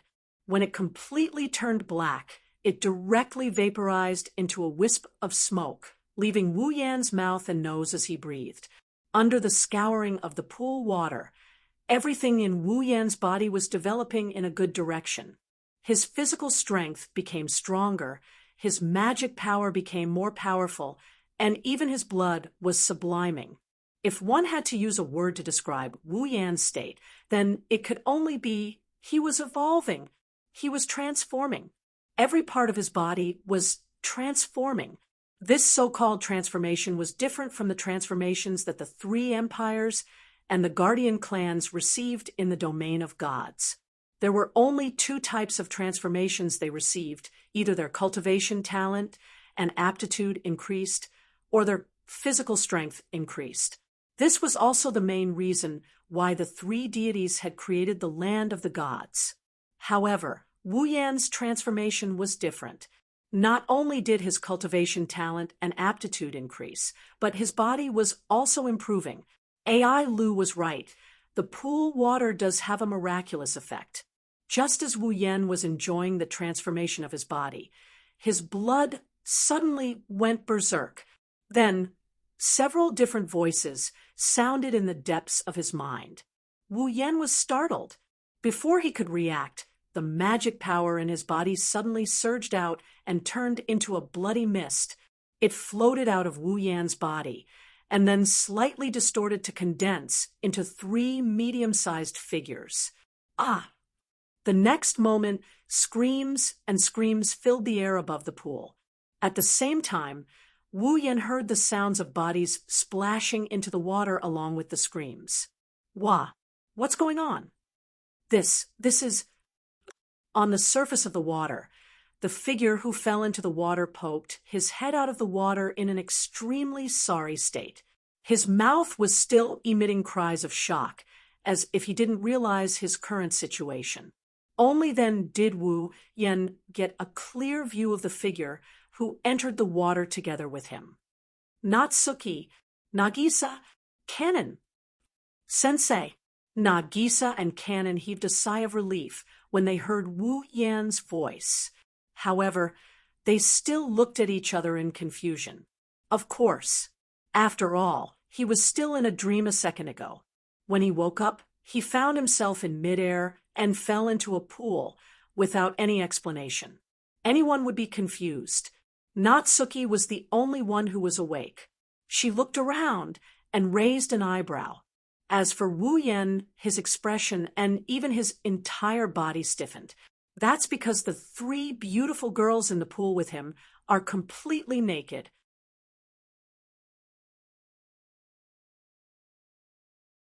Nagisa looked at her own body, and then at Wu Yan, who had a fake smile on his face. Nagisa's face turned red at a visible speed. She rolled her eyes, and finally, she couldn't hold back her shyness. She buried her head into the water with a whimper. Kanon was much calmer than Nagisa. She blushed, and she squatted down bashfully. She hid her voluptuous figure in the water, but her green eyes were still glued to Wu Yan. Her eyes were filled with the desire to violate the rules. Wu Yan was a little disappointed to see his benefits disappear before his eyes. However, his gaze quickly shifted to Natsuki. Humph! Natsuki snorted. Her face was expressionless.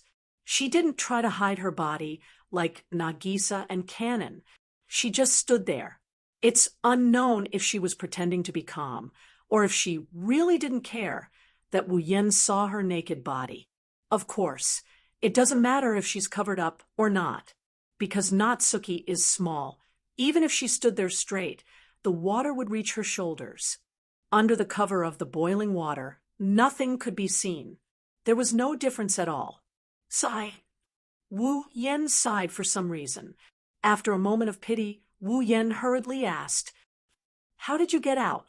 I didn't release you." "I can roughly guess the reason." Natsuki nodded and glanced at the boiling water. "It should be because of the water, right?" The water? Doesn't it have the ability to purify and strengthen the human body?" Natsuki furrowed her brows and calmly said, "Individuals who come into contact with the pond water will be purified and strengthened by the pond water. If this is the premise, then it is expected that we will suddenly leave your body. After all, even though we're your familiars, we're a little special. We have physical bodies and can trigger the effects of the water." Wu Yen got a clearer picture of the situation. "In other words, because you exist in my body, the effects of the pool water were triggered by you, so the pool water forced you out to be purified and strengthened by it. If you have eyes, you can tell at a glance." Natsuki lifted her chin and looked at her own body. Wu Yen followed Natsuki's line of sight and looked at her petite figure. He also saw the water rushing into Natsuki's body as it bobbed up and down in the pool. Wu Yen smiled. "That's good. With the purification and strengthening of the water, your strength should increase by quite a bit, right?" That might have been the case in the past. Natsuki pursed her lips. "But now we're your familiars. Only when you, the host, have enough mana will we be able to grow stronger. As for us, I don't know about Natsuki Nagisa and Hane's cannon, but I don't have any mana left. If I want to use magic, I can only borrow mana from you. So, this pool water can at most increase our physical attributes or ability strength. The fundamental increase still depends on you. That's not bad." Wu Yan's lips curved upwards. "With the help of the water, my mana will increase by leaps and bounds. When the time comes, the two of you will be able to grow stronger as well." Na Yu calmly nodded and closed her eyes to observe the changes in her body. Nagisa, who heard Wu Yen and Natsuki's conversation, also closed her eyes. Of course, Nagisa didn't know much about the changes in her body. After all, she's just a normal middle school girl. She sank her consciousness into her body and handed over control to another personality. 1 or 2 seconds later, Nagisa's petite body emitted a faint blue light, just like when Agrora used her body to move. What was different was that the blue light only lasted for a short while before it dimmed down. When the figure inside appeared again, it had changed greatly. Long golden hair rippled like rainbows, blue eyes with flickering flames, and a demeanor like that of a fairy. "It's Agrora, the previous generation's 4th primogenitor. Agrora!" However, the 4th ancestor's face was filled with panic when she appeared. She didn't know what to do. Clearly, Neijisha didn't ask for her permission before she was swapped out. Wu Yen was surprised to see Agrora appear. "You can change your form when you're swapping personalities? Is it because you've become a familiar?" Upon hearing Wu Yan's voice, the panicked Agrora froze. Her face flushed red as she placed her hands in front of her to protect herself. She pretended to be arrogant and called out, "Don't look at me with such perverted eyes." Wu Yen raised an eyebrow. He glanced at Agrora's voluptuous body and revealed a dazzling smile. "Uchinibu, previous generation's 4th primogenitor. Looks like your master needs to teach you how to be a proper person." Agrora shuddered at the sight of Wu Yan's dazzling smile. She had a bad premonition. Chapter 1096. Inside the ancient palace, the sapling of the guardian tree persistently emitted a soft light, illuminating the entire dark space. Inside the pool, Wu Yen, Natsuki, Cannon, and Agrora had their eyes closed as if they were sleeping. They didn't move at all. The bubbling water in the pool split into 4 torrents as it flowed into their bodies, purifying and strengthening their bodies. This scene continued until now, after Wu Yan used some unknown method to teach Agurola a lesson. During this time, the 4 of them didn't say a word. They didn't even open their eyes. They just quietly stayed in the pool, enduring the purification and strengthening of the water. Those who didn't know would think that they had already fainted. Therefore, the entire bronze palace returned to its previous deathly silence. The only signs of activity were the liquid flowing into the rings of power from the guardian tree sapling, the soft green light emitted from the tree crown, and the pool water that continued to flow into Wu Yan, Natsuki, Kanon, and Agurola's bodies. In this deathly silent environment, 5 days passed in the blink of an eye. After 5 days, the boiling level of the water in the pool was much lower than before. Even the water level had decreased by a lot. In the beginning, the deepest part of the pool was as deep as Wu Yan's chest. But now, it's not as deep as before. But now, the water level could only reach Wu Yan's abdomen. 5 days had passed, but the 4 people in the pool still showed no signs of opening their eyes. In the pool, although the boiling level of the pool water was gradually decreasing, it was still pouring into their bodies, but the speed had decreased by quite a bit. In addition, the speed of the water flow was getting slower and slower. Presumably, it wouldn't be long before the purification and strengthening of the pool water completely stopped. At that time, Wu Yan, Natsuki, Kanon, and Agurola would wake up. In fact, in these 5 days, Yi Zichen had been very careful. Natsuki, Kanon, and Agurola didn't open their eyes at all. There was no movement at all, but the 3 of them were still conscious. While observing the changes in their bodies, they also observed the changes in Wu Yan's body through their connection with the host. It could be said that, in these 5 days, the 3 of them spent at least half of their time watching Wu Yan, including Agurola, who was taught a lesson by Wu Yan. As for whether Wu Yan is in the same situation, that is something only he knows for sure. In the pool, the boiling water became calmer and calmer. The pool water absorbed by Wu Yan became less and less. The pool gradually returned to its original clear state. When the 5th day came to an end, the pool water that flowed into Wu Yan's body finally disappeared with the final infusion of the pool water. When the last pool water flowed into Wu Yan's body, the surrounding air suddenly froze for a moment. Boom! Suddenly, a huge muffled sound that sounded like a heartbeat amplified countless times resounded in the air above the pool and fiercely reverberated throughout the bronze palace. Then, Wu Yan's eyes that had been closed for the past 5 days trembled slightly before he slowly opened them. Phew! A long breath that lasted for more than 10 seconds slowly came out of Wu Yan's mouth, as if he was expelling all the heaviness in his heart. After exhaling this extremely long breath, Wu Yan finally moved his body. Crackle, crackle.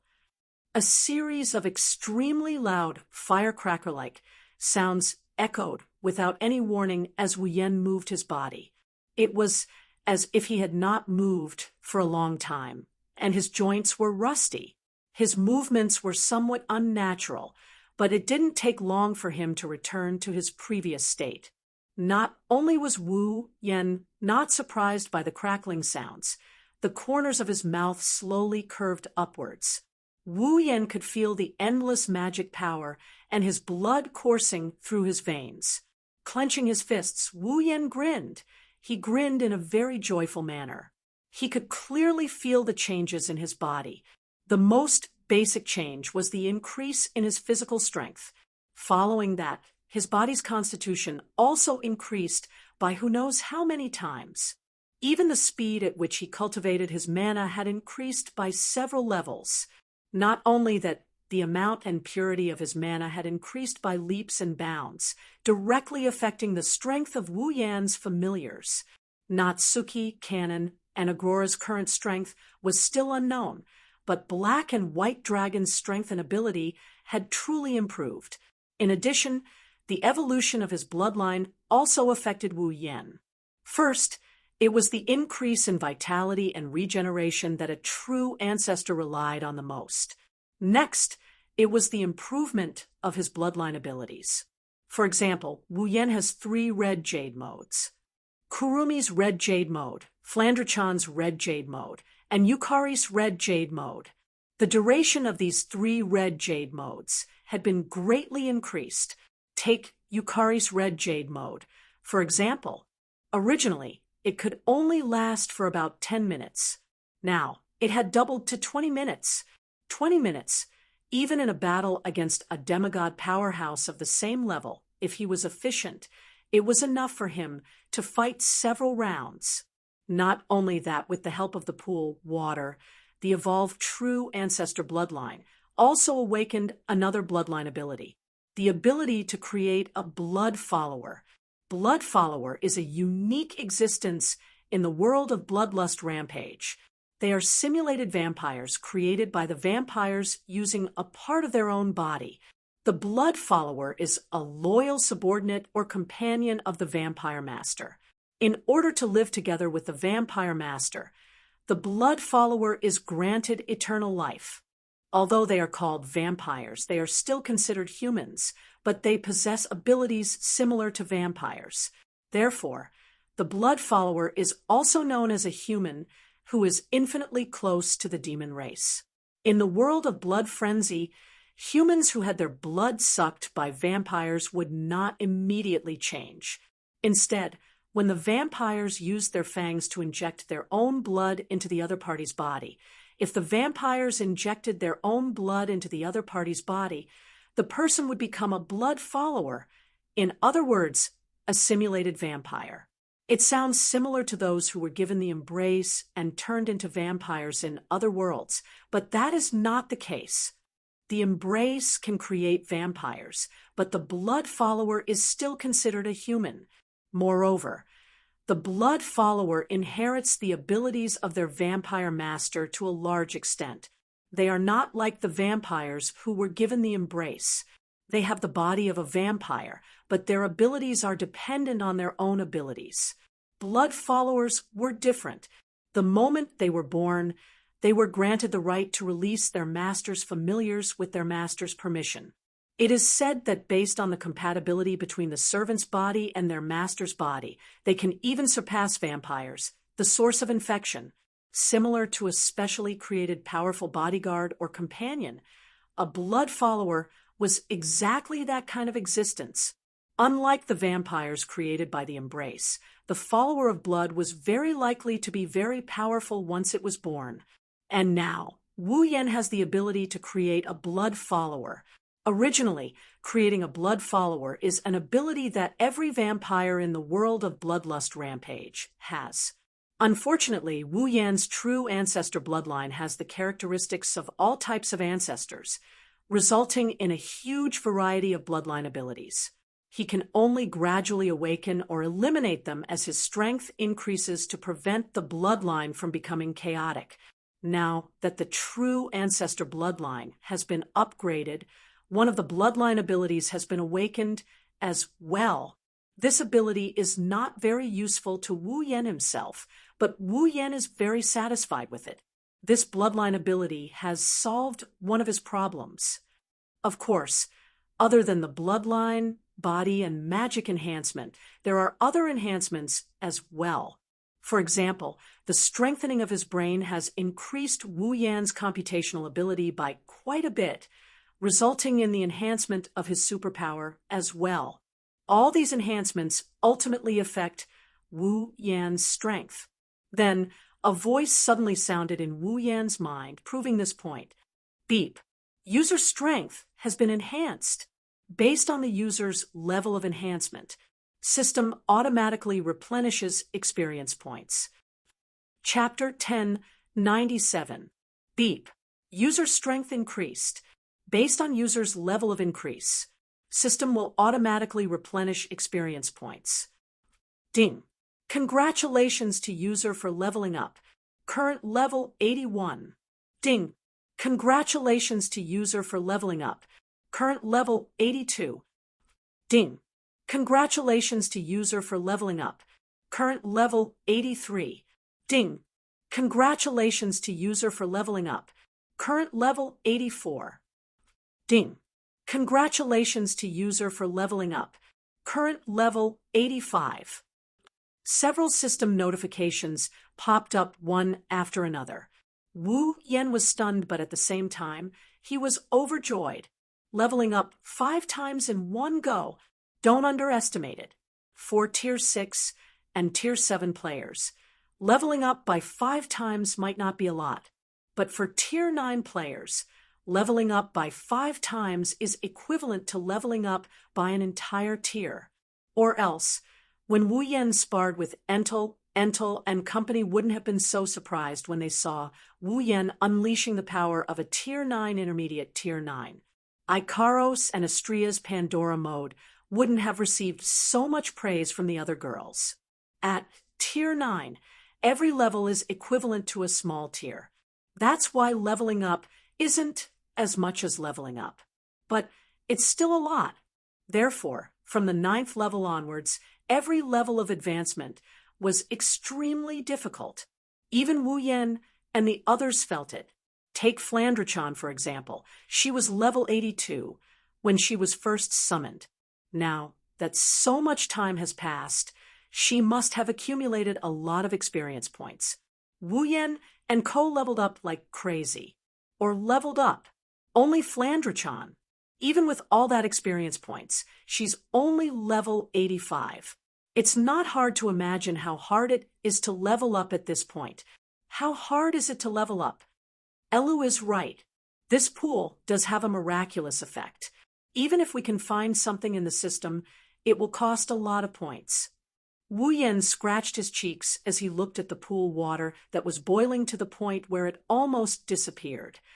Also, even if I hand over everything in the ring of gold to the system, I don't know if I'll be able to gather enough points. He reluctantly looked at the lowered water level of the pool and sighed. He felt that it was a pity. After all, the pool's water was able to raise him by 5 whole levels, purifying and strengthening his true ancestor bloodline, awakening another bloodline ability, and increasing his mana by several levels. The effects were extraordinary. It would be great if he could absorb a little more of it. What Wu Yan didn't know is that although the effects of the pool water are miraculous, its effects vary from person to person. If it's a normal Spalier World cultivator, the changes won't be as big as Wu Yan's. The effect of the pool water is to purify and strengthen all elements of an individual. The other practitioners of Silveria don't have any superpowers, nor do they have any heaven-defying bloodline. So the pool water didn't purify and strengthen as much as Wu Yan. Besides, the other cultivators don't have as much mana as Wu Yan. Their body elements aren't as high as Wu Yan's. Their improvements won't be as big as Wu Yan's either. Judging from this situation, the effect of the pool water was more suitable for the magical beasts. After all, magical beasts are also very dependent on their bloodline. Their physical attributes are also much stronger than humans. If a monster king were to discover the pool water, it would probably be treated as a treasure. At this time, the pool water's boiling level suddenly decreased. The movement of the pool water became slower and slower. There wasn't much movement left. It didn't take long for the water to return to its original state of tranquility. The water that flowed into Natsuki, Kanon, and Agirola's bodies also stopped. The 3 girls immediately opened their eyes, revealing ripples in their eyes. Natsuki looked at herself, then at Kanon and Agrora. Finally, her gaze landed on Wu Yan. She raised her chin. Looks like it's already saturated. Kanon and Agrora shyly nodded. They curled up into a ball and buried themselves in the water. Their faces were red, and they kept sneaking glances at Wu Yan. Clearly, they weren't as open-minded as Natsuki about exposing themselves to Wu Yen. Wu Yen shrugged when he saw Kanon and Agrora's reaction. He wanted to tell them that the pool water is so clear that if it doesn't boil, he can see the bottom. Even if he's buried himself in the water, he can still see where he wants to. But when he thought of that, he would lose his benefits. He pretended not to see and asked Natsuki a question. How is it? Kanon and Agrora were confused by Wu Yan's question. However, Natsuki nodded. She clearly knew what Wu Yan was asking about. The pool water didn't have much of an effect on the three of us. However, I can feel that my strength has increased a lot. I think it's because of you. My strength has increased a lot.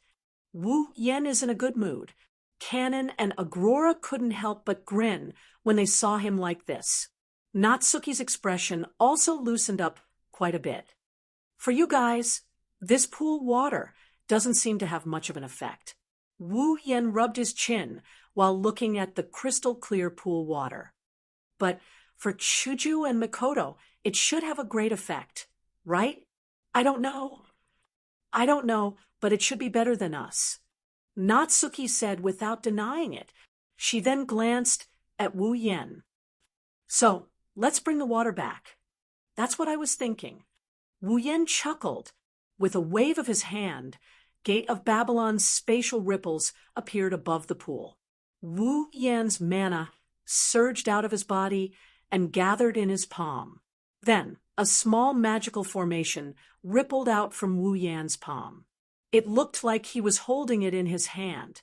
He extended it towards the pool. It's unknown what kind of power is at work. The water in the pool swirled and turned into a clear spring. It flowed into Gate of Babylon.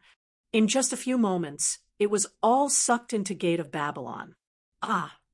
Kanon and Agrora screamed when they lost the cover of the pool water. They hugged their chests and squatted on the ground. You! Natsuki finally shot a cold glare at Wu Yan. How long are you going to stare? Let us go back. Wu Yan bitterly pursed his lips. He suppressed the regret in his heart and cut off the supply of mana to Natsuki, Kanon, and Agrora. The next moment, the three girls turned into pure mana and disappeared into the air. Their consciousness returned to Wu Yan's body. With a wave of his hand, the clothes that had been lying on the ground for several days returned to Wu Yan. He put them on one by one. When he was done, Wu Yan walked out of the empty pool and looked towards the guardian tree sapling. 5 days have passed. The seal on the ring of power has been broken by the guardian tree sapling. It's currently spinning in the trunk of the guardian tree. It's the same as 5 days ago, but there's no longer any strange liquid filling the ring of power. Standing in front of the guardian tree sapling and looking at the ring of power, Wu Yan slowly reached his hand towards the trunk. His hand went through the transparent tree trunk and reached inside. He grabbed the ring of power and pulled it out of the tree trunk. At the same time, Wu Yan submerged his consciousness into the ring of power. He didn't know what he saw, but he furrowed his brows, and his eyes were filled with doubt. After thinking for a while, Wu Yan finally gave up. He sighed and threw the ring of power into the Gate of Babylon. He looked at the guardian tree sapling with a smirk. The guardian tree itself is a treasure. Since it's a treasure, it should be possible to turn it into a noble relic, right? The real guardian tree is sentient and has great power. If Wu Yan wants to turn it into a noble relic, he'll be attacked by the guardian tree. But since it's just a sapling with a special ability, it shouldn't be a problem. If he plants it in the behemoth forest, it'll be very useful. Chapter 1098, Overseas Emperor Island City. It has been 10 days since the opening of the Land of Divine Spirits, and the 3 imperial families left under the guidance of the Guardian Divine Tree. During these 10 days, the city of Emperor Island returned to the time before the Land of God Spirits was opened. It was a peaceful life before the three great emperors came to Emperor Island. After those who were qualified to enter the land of God's spirits had entered the land of God's spirits, the guards on the Emperor Island had been the weakest for 10 days. The only people who couldn't enter the place of God's spirits were those who didn't have high talent, aptitude, or strength. Apart from them, there were only ordinary people and low-level cultivators who didn't even have the qualification to call themselves a member of the Guardian clan. How powerful could the guards be if there were only these people? Of course, with the divine tree around, no one dared to cause trouble here. However, without the core strength, the atmosphere in the Guardian clan was heavy. After all, the Guardian clan was different from the imperial families of the three empires. As long as one was a member of the imperial family of the three empires, they could enter the divine tree. There was a limit to the number of Guardian clans who could enter the divine tree. Under such circumstances, it was only natural for those with better performance, strength, and aptitude to enter the divine tree. Without this group of people, it was not hard to imagine that the atmosphere in the Guardian clan would change. If it was not for the fact that the people from the three great empires' royal families had also entered the land of God, perhaps they would have been amused by the Guardian clan's people under such an atmosphere. Fortunately, the atmosphere didn't last long. 10 days had passed. It was time for the people who entered the divine tree to return. Because of this, many people in Emperor Island were looking in the direction of the Protector Tree's platform with anticipation. They were waiting for the people who entered the divine tree to return. At the bottom of the sea, unreachable, tree roots as thick as a mountain intertwined with each other. It was a strange scene. A majestic palace shone within the barrier of the deep sea.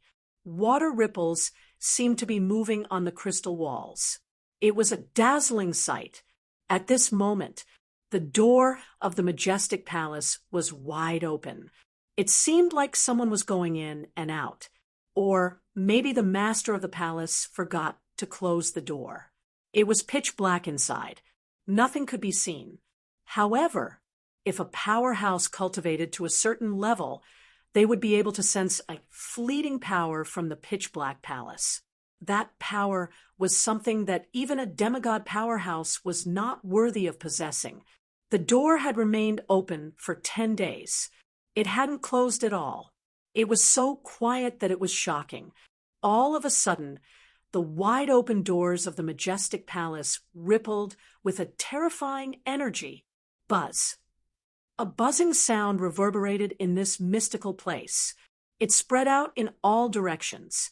The ripple on the door kept twisting and turning. Then it emitted a strong light. Rumble. After the buzzing sound, there was a loud explosion. The intense light on the door of the majestic palace seemed to be expelling something amidst this rumble. It shrunk and expanded. Immediately, countless figures of various sizes and heights shot out from the intense light and landed miserably in front of the majestic palace. From the sorry state they were in, it could be seen that they didn't come out of there willingly as one figure after another flew out from the bright light. The front of the majestic palace was filled with people. By the time they reacted to the sudden situation, the silence between heaven and earth was immediately broken. Clamor resounded throughout the entire space. Ha! They're out. Not long after, a very small portion of the people who came out of the realm of gods laughed happily. Their faces were filled with joy. Compared to 10 days ago, this small portion of people either had a stronger aura or a unique aura. It was obvious that these people had passed the trial of the Guardian Tree and obtained the chance to evolve. Among them are Sylph Carter and Jaffer. Damn it! As for the remaining 95% of the people, their faces were covered in gloominess, and strands of gloominess flashed past the space between their brows. They clenched their fists tightly, and their expressions were extremely unsightly. It formed an extremely clear contrast with those people who were overjoyed. It would seem that they didn't gain anything in the realm of gods. Under the gazes of these two distinct groups, a strong light flashed at the entrance of the majestic palace once again. Then, a few more figures flew out and landed on the ground. They are the three great emperors, Carter, Gada, Wea, and the patriarch of the guardians, Entel. Everyone present cast their gazes on the four leaders and immediately sized them up, trying to see if there were any changes on them. As they sized them up, the crowd discovered that Kite and Entel's auras had changed slightly. Gouda and Wea, on the other hand, were still the same as they were 10 days ago. With such a clear picture, anyone would be able to guess who had succeeded in the land of gods and who had returned in defeat. If others can see the changes in the four leaders, how can they not? Wea sighed as he looked at Gouda, whose expression was a little ugly. I didn't expect you to fail as well. Upon hearing Wea's words, Gouda glanced at him indifferently. He calmed his emotions and returned to his original state. Compared to the others present, Gouda and Wea were not only emperors, but they also had stronger mental fortitude. Furthermore, this was not the first time they had entered the place of god spirits, and they had also failed in the past. Naturally, they would not perform as badly as the others. Therefore, Gouda only snorted coldly and replied with such a sentence. Next time, I will definitely succeed. That's true. Wea nodded and turned to look at Carter, who was grinning from ear to ear. Do you have to be so happy? Ha ha ha. Of course I'm happy. You've always been the strongest out of the three of us. This time, it's time for a change. How can I not be happy? Carter laughed heartily and said to Wea in a mocking tone, It's too early for you to be happy. Wea curled his lips in annoyance. Even if you succeed this time, you might not be stronger than me. While Kate and Vea were arguing with each other, Gouda looked at Entel and narrowed his eyes. You've reached that level, right? Carter and Vea, who were in the middle of a quarrel, abruptly stopped talking. They both looked at Entel, their eyes revealing traces of solemnity. Seeing that Carter, Gouda, and Wea were all looking at him, Entel curled his lips and nodded. After this trip to the realm of gods, I've reached the peak of the 9th rank. Next, I will attack that realm. As expected, the three emperors looked at each other. Entel had already expected this. After all, before he entered the domain of gods, he was already extremely close to the peak of the 9th stage. Now that he had returned victorious from the domain of gods, reaching the peak of the 9th stage was nothing strange. Still, the three emperors laughed bitterly. Peak of the 9th rank. Although they were both at the 9th rank, the difference between them was like heaven and earth. At this level, one already had the qualifications to break through to a higher realm. Although Entel was still at the peak of the 9th step, he already possessed all the conditions to break through to the demigod realm. If he succeeded in breaking through, then the next time they met, they would no longer have the qualifications to be on equal footing with Entel. Carter, Gouda, and Wea were emperors, but if they were offered the chance to break through to the demigod realm in exchange for the throne, they would be more than willing to give it up. In the eyes of demigods, worldly power meant nothing. Carter sighed. If you can break through to the 9th rank, the title of the first demigod in the history of the Guardians will fall on your head. Let's hope so. Entel didn't respond to Carter's words. He didn't have much confidence that he could break through to the demigod realm. As he spoke, another ripple appeared on the door of the palace. A figure flew out from it and attracted the attention of everyone present. Chapter 1099. Inside the domain of gods, Wu Yan and Sylph spent 3 days to find the entrance to the core palace of the domain of gods. They passed the trial of the guardian tree. In the bronze palace, Wu Yan spent another 5 days purifying and strengthening himself with the water of the mystical pool. increasing his strength by leaps and bounds. It took them 8 days to finish everything they needed to do in the land of God spirits. There were only 2 days left before the guardian tree would send them out of the land of God spirits. Since it's not time to leave the realm of gods yet, Wu Yan wanted to use these 2 days to explore the green pond that belonged to the Tier 9 powerhouse. He wanted to see if there's anything good inside. Unfortunately, he could no longer pass through the top of the bronze palace that he should have been able to directly pass through. In other words, Wu Yan can't leave the realm of gods. This was to be expected.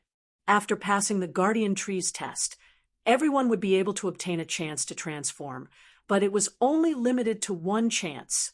Wu Yan didn't enter the green pool, but he also got a chance to transform in the purple pool.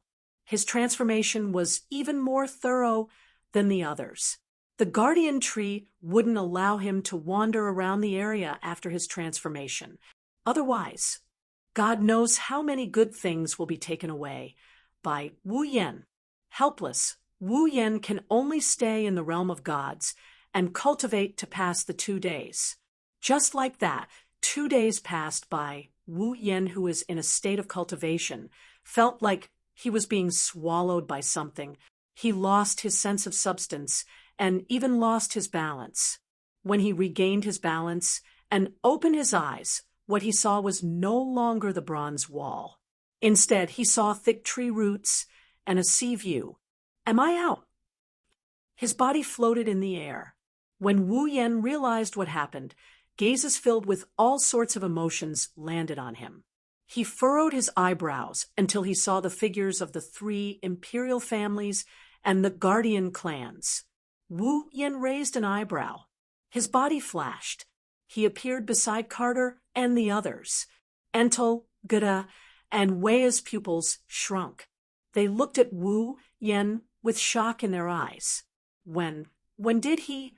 Carter, on the other hand, he seemed to have thought of something and said, "Is this your space manipulation spell?" Space manipulation spell. Gura and Wei seemed to have thought of something as well and felt relieved. So this is space manipulation spell. Space manipulation spell. Entel was the only one who was confused. Since when did such a mystical spell appear in the Spalier world? We would also like to know the answer to your question. Carter patted Entel's shoulder and glanced at Wu Yan. Too bad this mysterious little guy isn't willing to divulge anything. Wu Yan blinked when he heard Kate's words before he opened his mouth. It's just a little trick.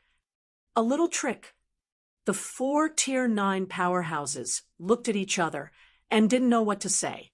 Wu Yan's lips curled into a mischievous smile. Wu Yan scanned the crowd, and he paused when he saw Sylph, who was standing in front of the 3 imperial families. Sylph, who has been observing Wu Yan, nodded at Wu Yan. Apart from that, she didn't show any other reaction. She maintained her cold expression as if the person in front of her was a stranger. No one would believe that Sylph has done all sorts of services for a certain wolf in her current state. Wu Yan didn't mind. He nodded back when Sylph nodded at him. He didn't say anything. Words are not needed here. While Wu Yan and Sylph were exchanging glances, the others were also observing Wu Yan. At this point, everyone in the 3 empires, royal families, and guardian clans knows who Wu Yan is. All of them wanted to know if this super genius, who was said to be unprecedented in the past and might not be seen in the future, who was treated as an equal by the 3 great emperors and the patriarch of the guardian clans, had undergone a transformation in the land of God. That's why, when Wu Yan appeared, everyone's attention was on him. They wanted to see if there was anything special about him. Unfortunately, even with their eyes wide open, they couldn't see anything special about Wu Yan. The guardian tribes gloated at Wu Yan's misfortune. Even the royals of the 3 empires who failed the test of the divine tree in the land of gods were rejoicing in the misfortune of the divine tree. Obviously, they thought Wu Yan was going to return empty-handed. Sylph, on the other hand, glanced at the people around her, who are gloating over her misfortune. She closed her eyes and went to rest.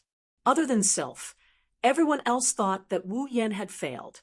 This included Entel, Kate, Gada, and Wea. The four high-ranking officials looked at each other before looking at Wu Yen. "Little guy, don't be discouraged."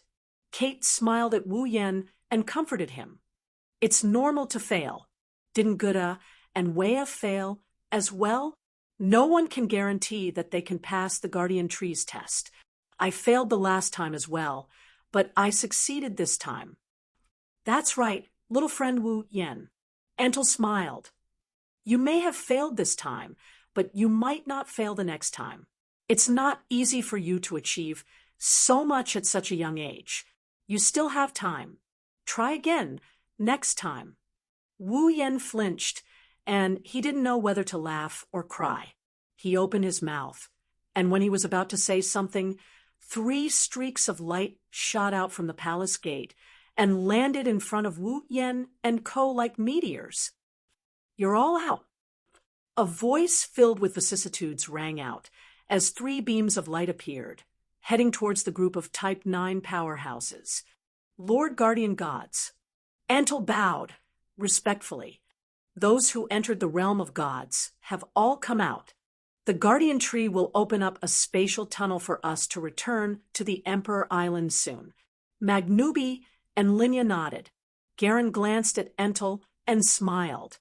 "Peak Tier 9, already?" "Yes, Lord Garen." Entel puffed out his chest. "Not bad." Magnubi praised. "Now that you've reached the peak of Tier 9, you have the qualifications to attempt the demigod realm. I hope the 7th demigod of the Spalier world can be born from you." "Yes, Master Magnubi," Entel replied first before asking suspiciously. "But isn't it the 6th? The 3 guardian deities shook their heads while laughing. Linya looked at Wu Yen. "The 6th demigod was born a long time ago. You probably won't have the chance to meet him." Ignoring Entel's reaction, the 3 guardian gods looked at Wu Yen. Their faces were tense. "How is it?" "Well," Wu Yen shrugged. "I guess it's a success." A small red ripple appeared in his palm. The black ring of power floated into Wu Yan's hand. Wu Yen tossed it to Garen. Garen was stunned. He caught the ring of power that Wu Yen tossed to him. He frowned when he felt the cold sensation in his hand. "It's best if you keep it." Wu Yen narrowed his eyes when he saw Garen's hesitant expression. After all, the 3 empires occupy the entire Spalier world.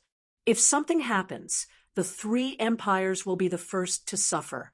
With this, it'll be easier for you to deal with it. "That's true." Garen tightened his grip on the ring of power. The hesitation in his eyes didn't lessen. "But the ancestor didn't want to give us the item in the ring of power, right?" Wu Yen felt helpless when he heard this.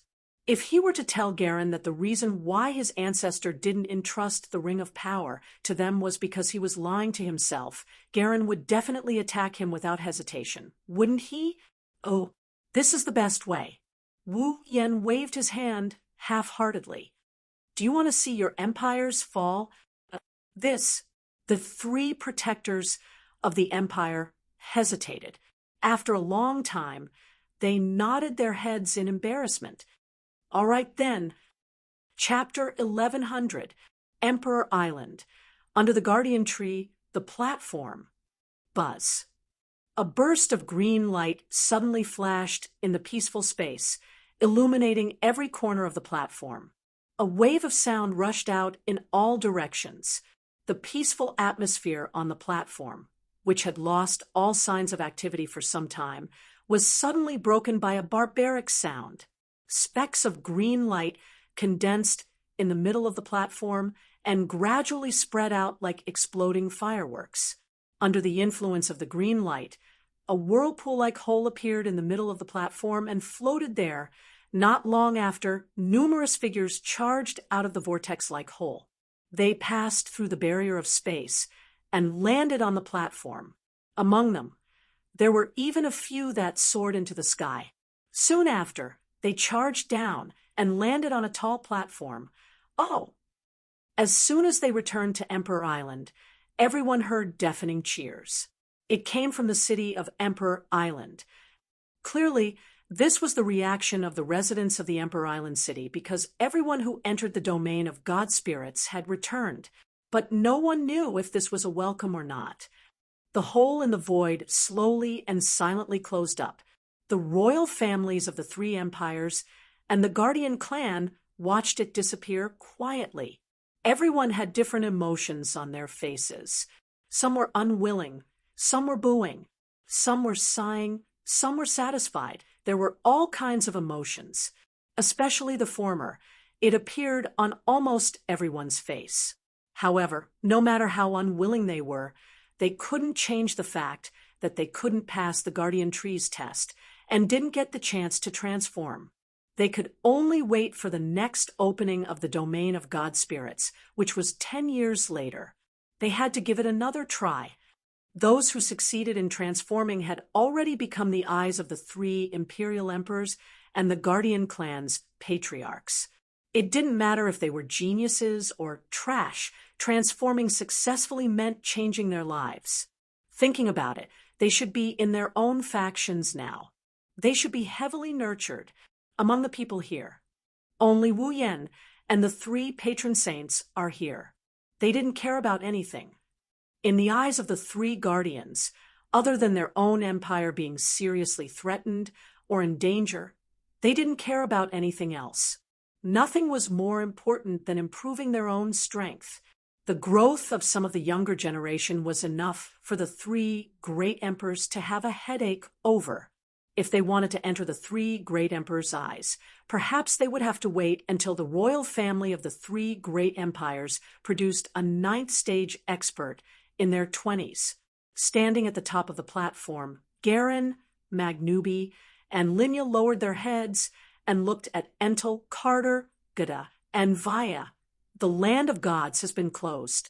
You can handle the rest yourselves. Yes, Lord Guardian. The three protectors nodded and looked at Wu Yan in unison.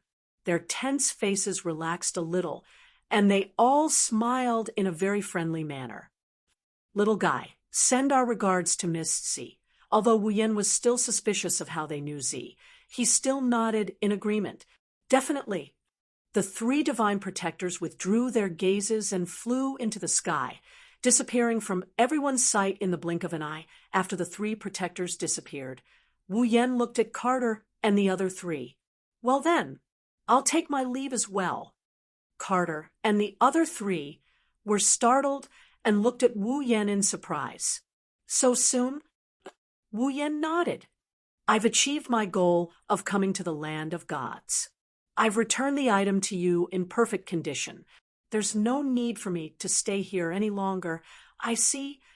Carter and the other three looked at each other and lowered their heads. In the end, they couldn't think of a reason to persuade him to stay, and could only nod helplessly. If that's the case, then. Wait.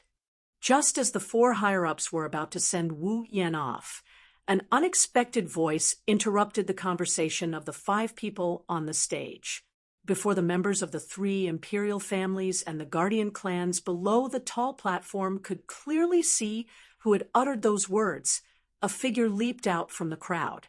With a leap, he landed on the tall platform, causing everyone to be shocked. The high platform was not something anyone could get on, other than the 3 protectors. Only the 3 emperors and the Guardian clan's patriarch were qualified to stand on the high platform. Other than them, who else was qualified to stand on the high platform? Even Wu Yan was able to stand on equal footing with the 4 upper echelons because he was much stronger than everyone else below the high platform. This person who rashly went on stage. If he didn't give a good explanation, he might even lose his life. On the high platform, Entel, Carter, Gada, and Wei's expressions all darkened as they looked at the person on the high platform. The 3 emperors were stunned, Wu Yan was stunned, and so was Entel, especially Entel. After being stunned for a moment, his expression became even more unsightly. Entel's voice was as cold as ice as he looked at his son, who stood on the high platform as if it was a matter of course. If you can't give me an explanation, you should know that I won't be merciful. Hearing that, Enz, who didn't have the slightest bit of regret on his face, couldn't help but have a flash of fear in his eyes. But when he thought of his own situation, he immediately straightened his chest again. "Father, didn't you say it before?" Entel couldn't help but laugh when he felt everyone's gaze on him. "As long as you can reach the 9th rank, you can stand on this high platform." Hearing this, not to mention Entel's group of 4, even the audience below the stage was stunned.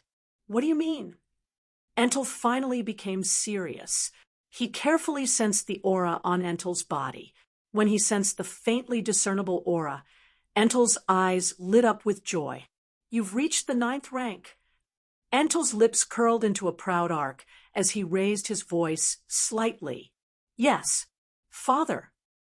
Entel's voice clearly echoed in the air above the high platform before it was drowned out by a wave of clamor. Entel's smile grew wider and wider as he listened to the clamor and exclamations from below the high platform. He looked very proud of himself. To be able to create such an effect, it was worth it for him to hide in the crowd and not stand out, since he came out of the place of gods. It was all for the sake of intimidating everyone at this time. After all, his father had advanced to the peak of the 9th stage. Next, in order to become the first demigod in the history of the Guardian tribe, his father would no doubt devote himself to cultivation wholeheartedly. At that time, Entel would also hand over all the authority in the Guardian tribe. In the Guardian tribe, the patriarch had always been in existence with great authority. However, only a 9th rank powerhouse could become the patriarch of the Guardian tribe. Therefore, his father would only delegate his authority. As for the position of the patriarch, it was unlikely that he would hand it over.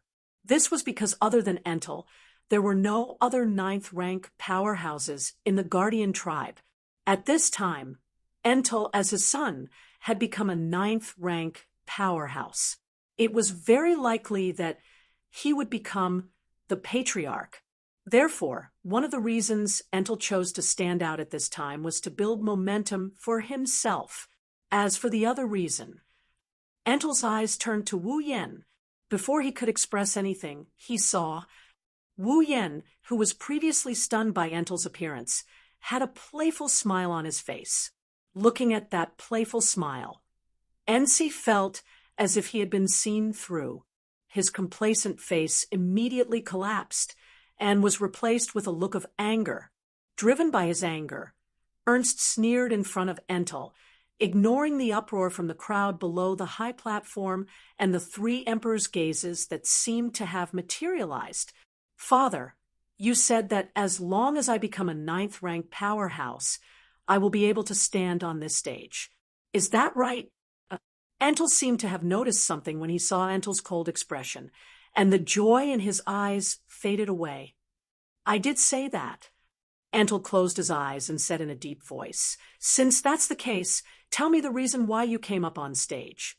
"Father, have you forgotten?" Entel faced the crowd. "When the trip to the domain of gods ends and closes again, the 3 imperial families and the Guardian tribe will have a grand competition here." At this point, Enzi glanced at Wu Yan, who was looking at him with a playful expression. His eyes turned sharp, and he said with a smile, "So, I would like to invite Princess Sylph's fiancé to participate in the grand competition. What do you think?" Chapter 1101. That's why I would like to invite Princess Sylph's fiancé to participate in the tournament as well. What do you think? Enza's speech caused the platform that was in a state of clamor a second ago to fall into a deathly silence, as if it had been cut off in the next second. The realm of gods opens once every 10 years for a period of 10 days. When the 10 days of the divine spirit place's opening arrived, and the place returned to its silent state. The three imperial families and the guardian clans would hold a grand competition that only those who passed the guardian trees test and obtain a metamorphosis could participate in.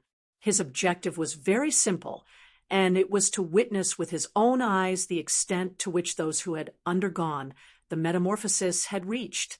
After all, everyone had different gains in the land of gods.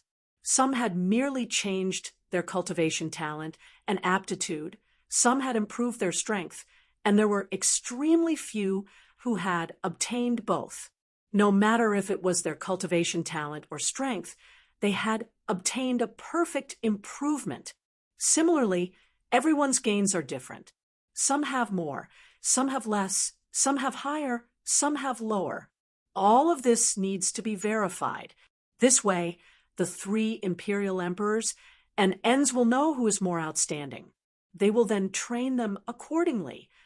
However, in the past, this tournament was only for those below Tier 9 to exchange pointers. Those who have reached Tier 9 don't need to participate. This is to be expected, although it wasn't like there hadn't been anyone who'd ascended to the 9th step in the land of gods. How could they possibly participate in such a competition? Isn't that just bullying the little ones? Now, Ens invited Wu Yen, a Tier 9 powerhouse, to participate in such a tournament. Those who didn't react in time were dumbfounded. They didn't know what was going on. However, those who managed to react in time faintly understood the reason behind this.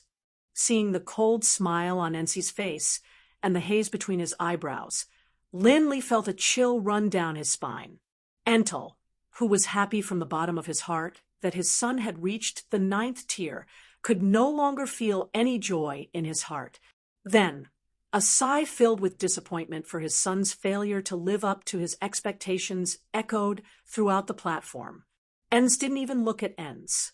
He turned around and faced Wu Yen. "My young friend, Wu Yen, what do you think?" Oh, Ens didn't object. Instead, he asked for his opinion.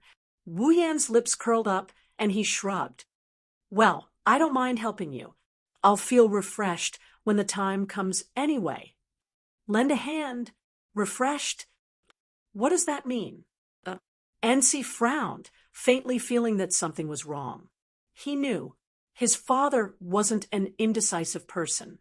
In fact, he was quite arbitrary.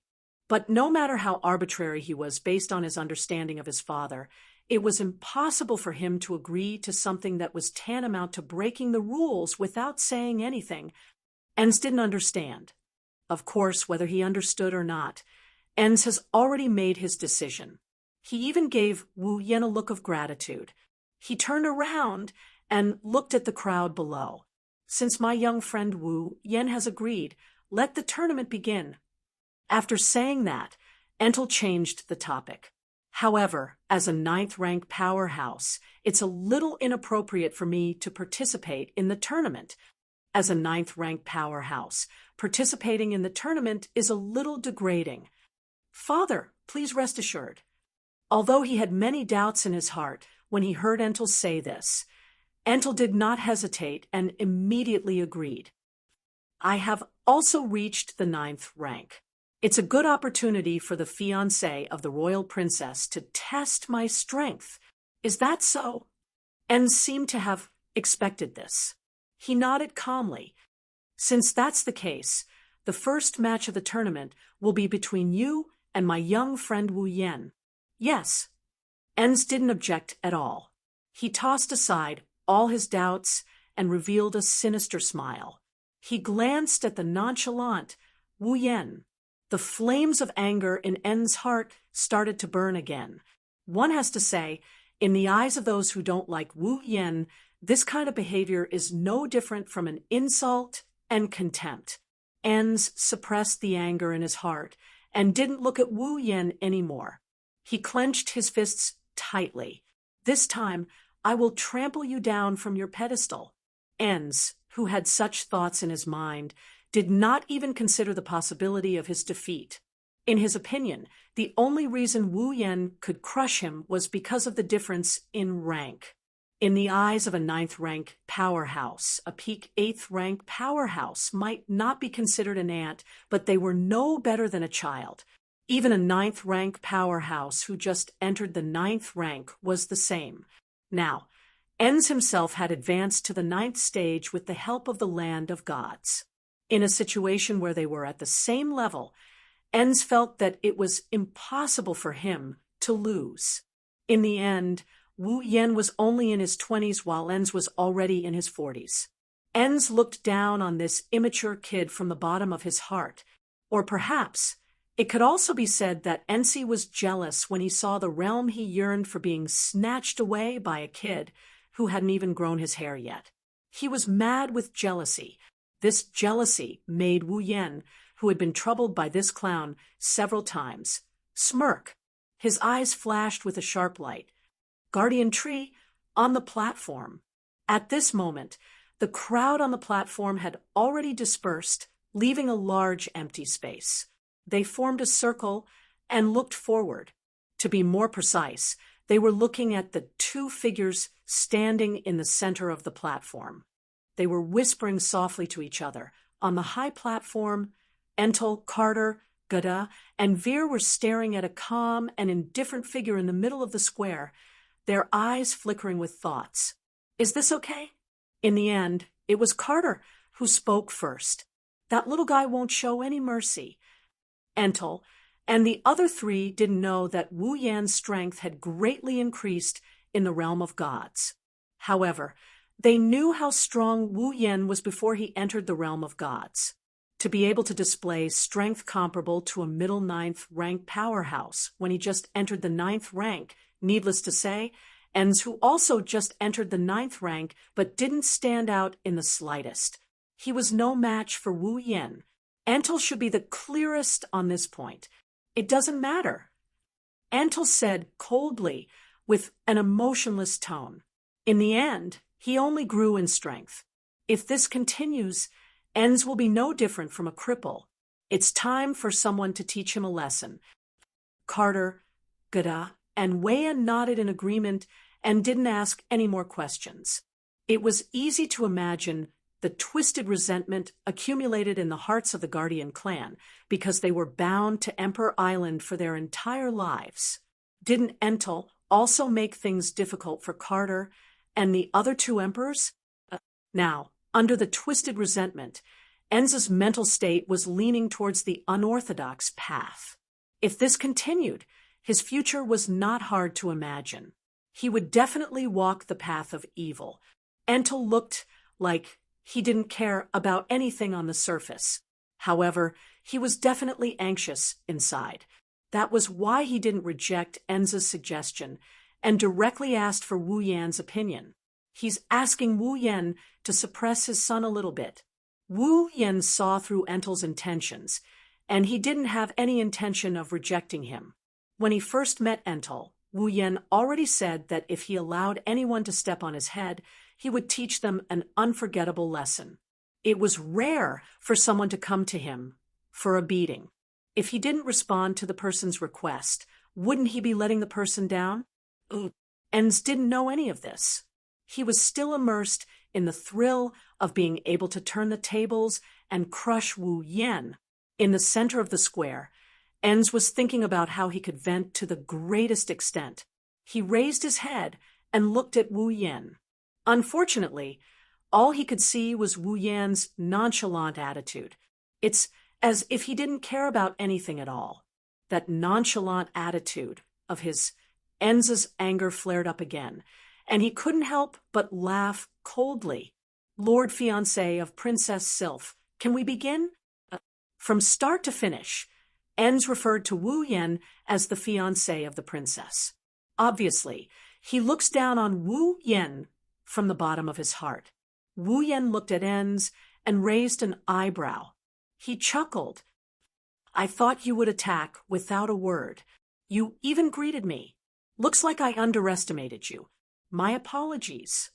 Enzi's face darkened. On his body, a dough chi that was many times stronger than before exploded and swelled up. I'd like to see how long you can maintain that face. Chapter 1102.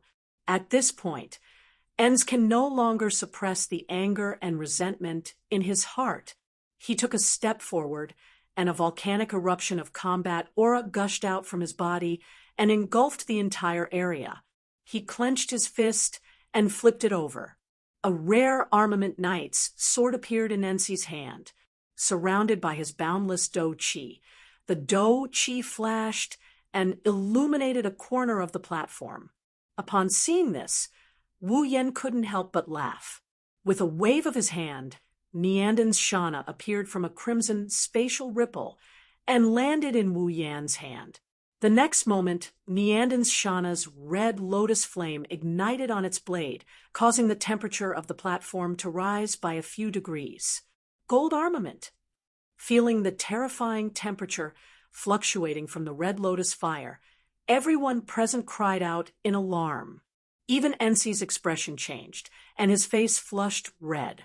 The redness wasn't due to the increase in temperature, it was due to embarrassment and anger.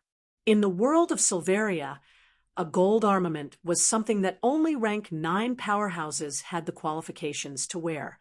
Only Sylph, a super genius with a strong background, had a gold armament. The rest, like Kaya and Jaffer, did not have a gold armament. Only Tier 9 elites are qualified to wear a gold armament.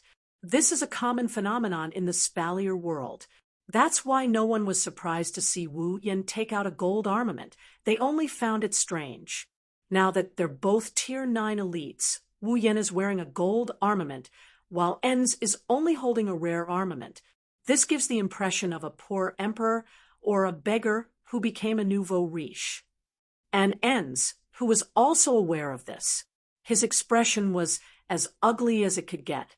Originally, Entel would have bestowed him with a gold armament if he had waited a little longer since he had advanced to the 9th rank. Unfortunately, Enz couldn't wait any longer and charged out without thinking. He provoked Wu Yan and ended up like this.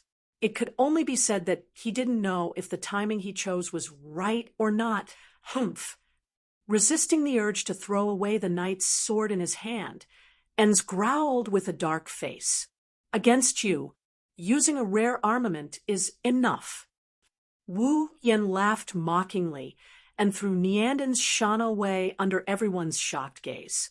A crimson spatial ripple appeared and swallowed Nianden's Shana. Then, a small wave of iron sand gushed out from the spatial ripple. It rolled towards Wu Yan's palm.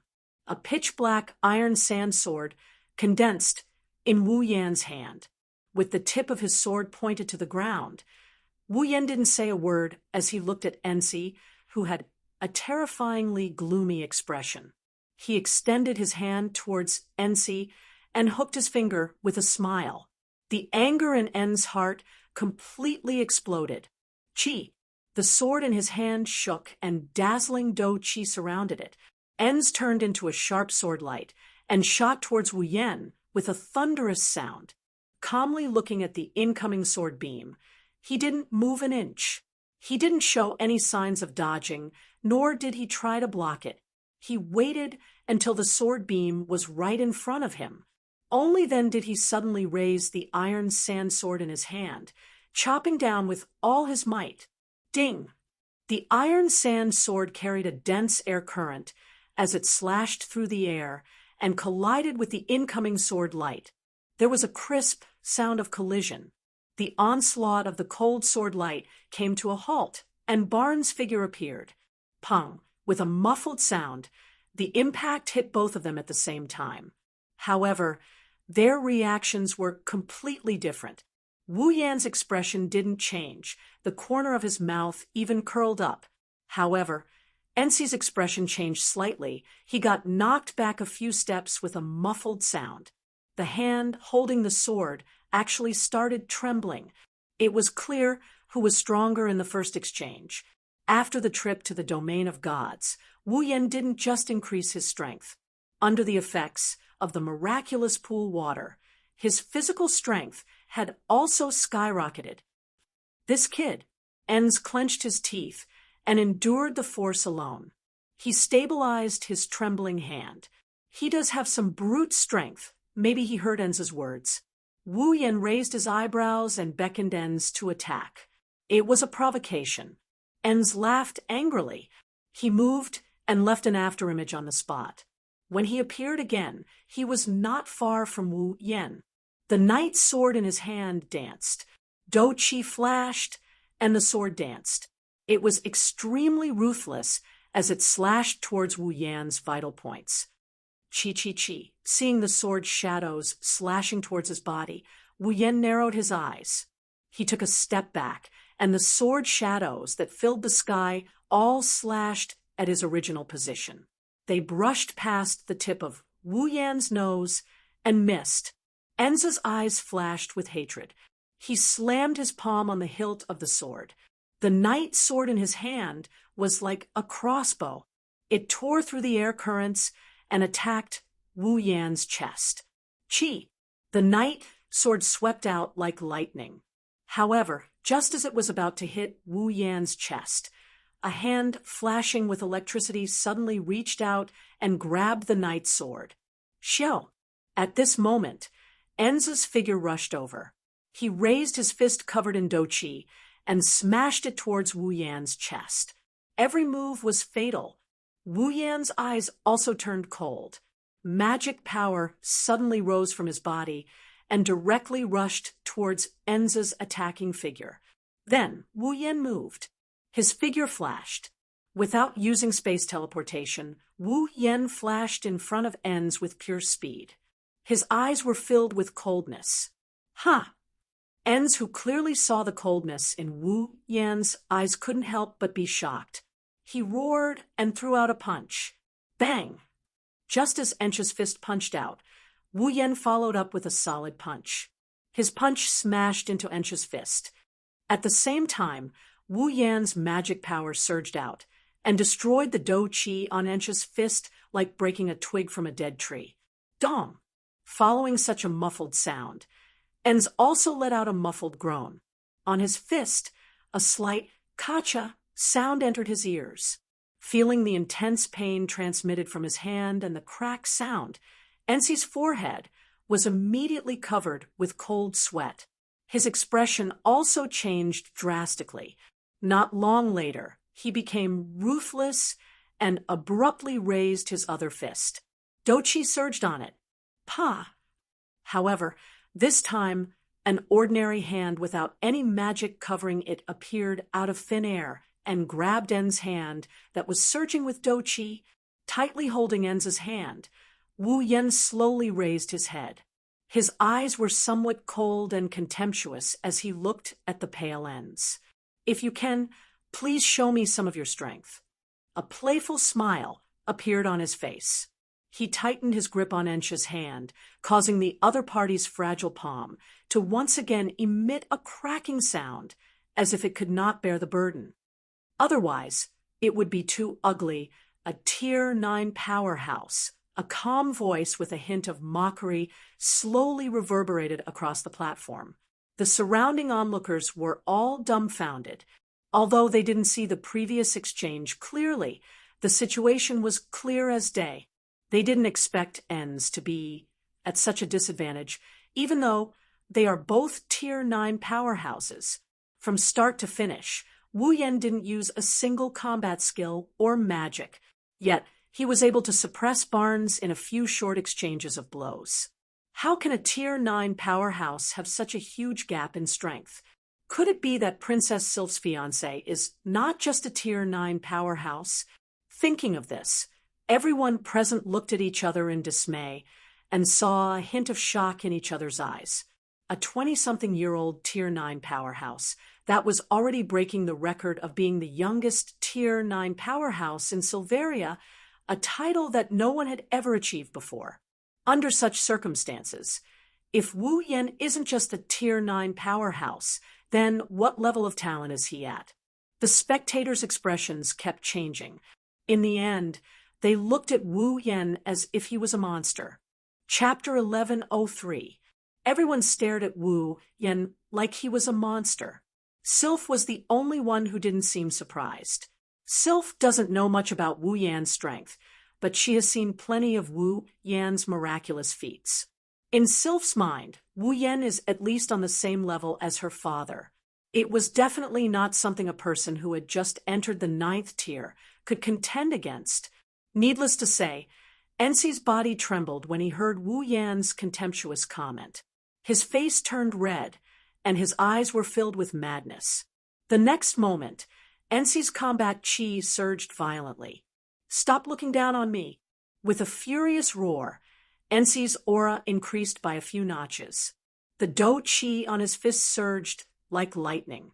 With a powerful jolt, he ferociously punched at Wu Yan's hand. Bang! Wu Yan raised an eyebrow when he felt a strong impact coming from his hand. He let go of Ensi's hand, and he punched Ensi's chest with his fist. Bang! Twisted dou chi flashed on the surface of Ensi's body and condensed at his chest. With a muffled sound, he blocked Wu Yan's punch. Engulfing himself in dou chi light, Ensi dispersed the force of Wu Yan's fist. Ensi's expression turned extremely ferocious. His eyes were filled with hatred that couldn't be erased. Finally, he didn't care about the gazes of others, and he vented all the negative emotions in his heart. "You're just the fiancé of a princess. Don't get too full of yourself. Stinking brat." Engulfing himself in dou chi, Ensi glared at Wu Yan with a ferocious expression and clenched his fist. The knight's sword that Wu Yan tossed aside like trash flew into Ensi's hand. Ensi laughed sinisterly and disappeared from the spot. Wu Yan pursed his lips when he saw Ensi's figure disappear. He suddenly moved half a step to the left. At the same time, Wu Yan moved his foot forward. Behind him, a knight's sword blazing with fiery dou chi pierced through Wu Yan's body like a flash of lightning. It grazed Wu Yan's shoulder as it shot towards the crowd in front of him.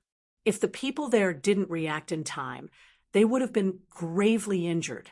However, after missing its target, the knight's sword abruptly spun around like a boomerang and shot back.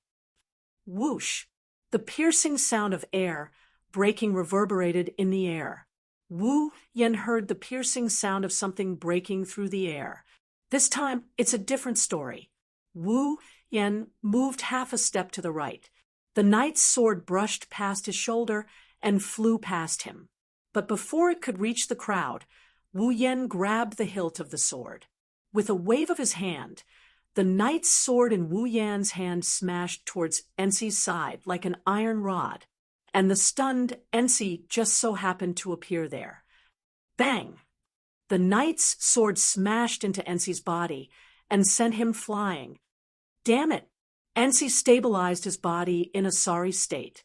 Even so, he still took a few steps back. His face became gloomier. He looked at Wu Yan with resentment.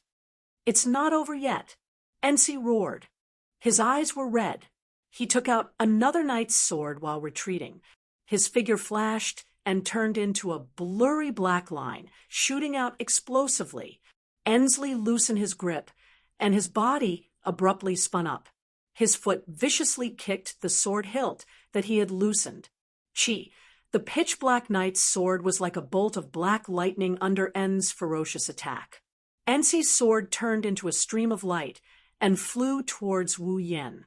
Looking at the black stream of light flying towards him, Wu Yan's body flashed. He stomped on the ground and jumped.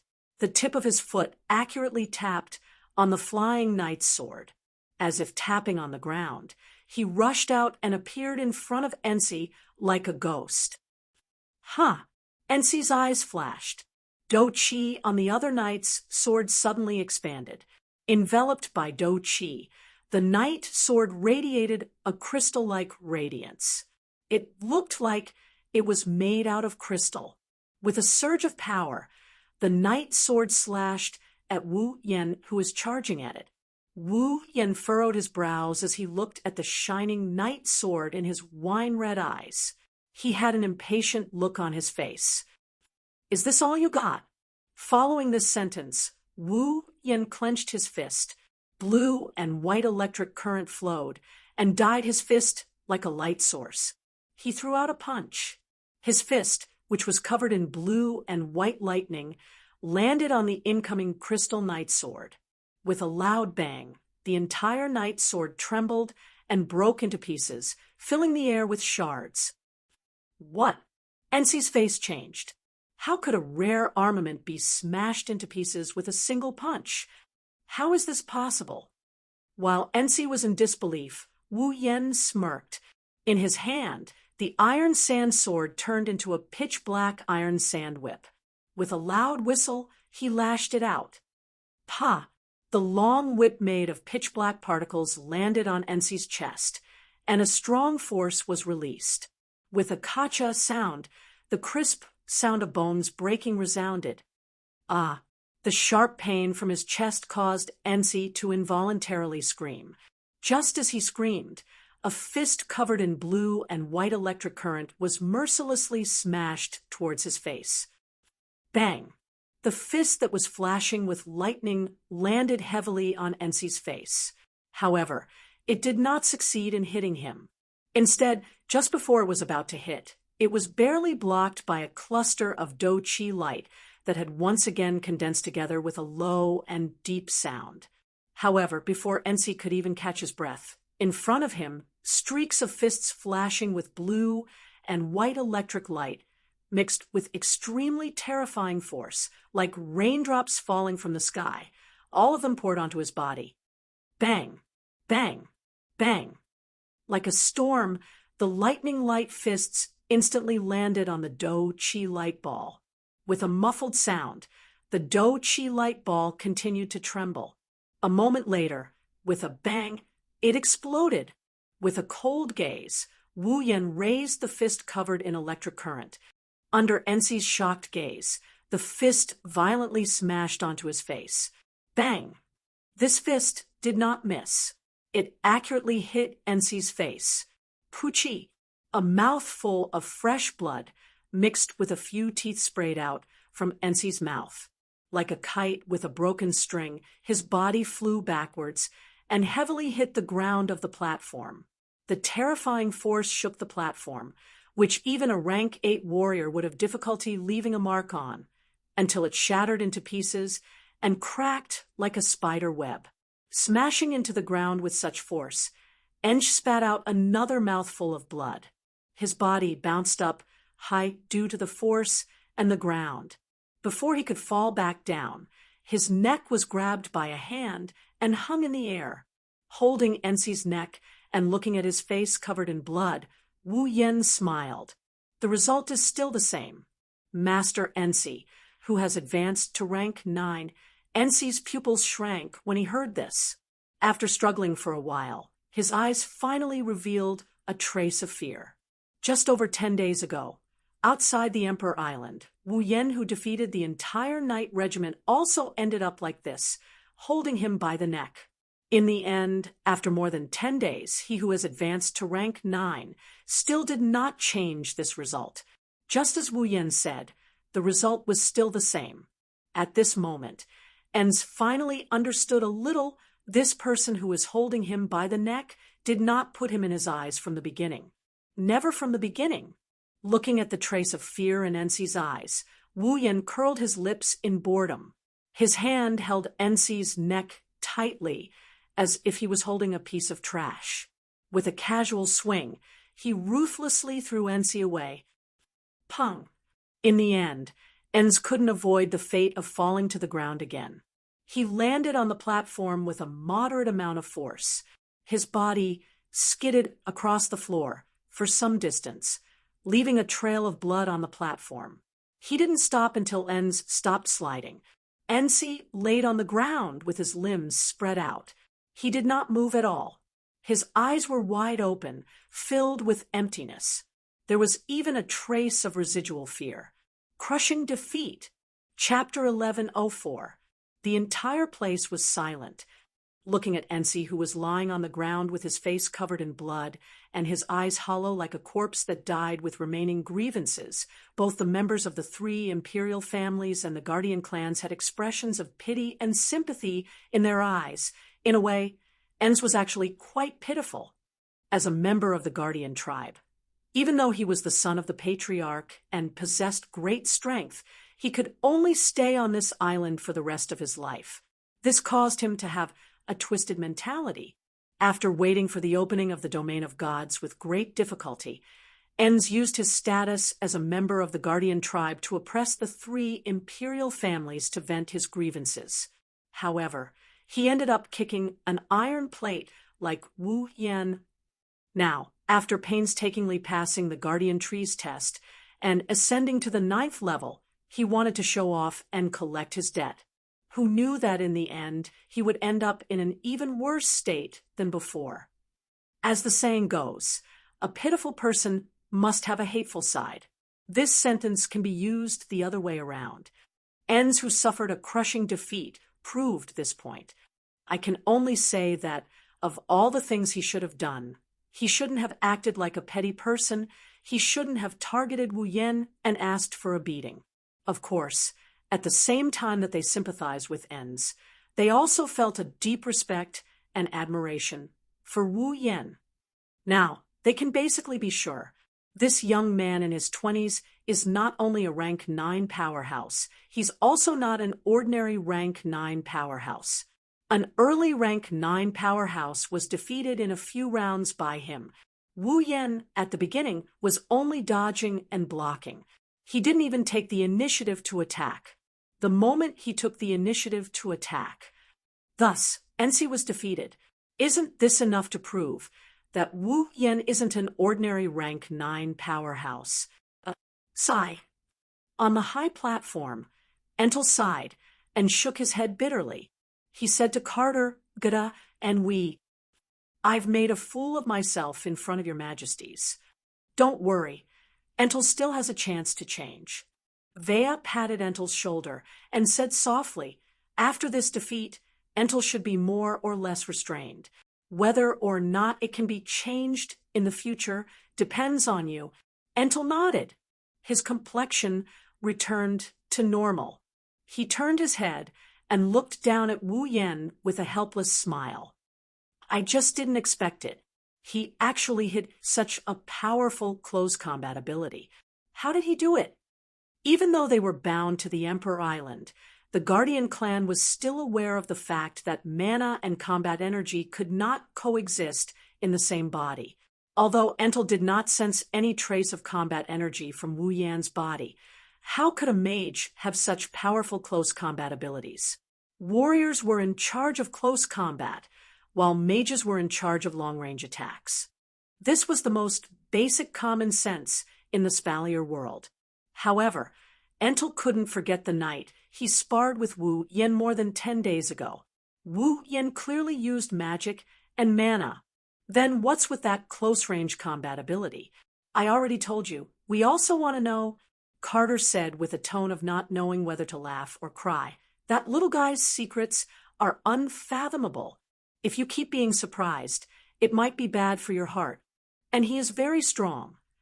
Gada nodded and looked down at Wu Yan with a meaningful gaze.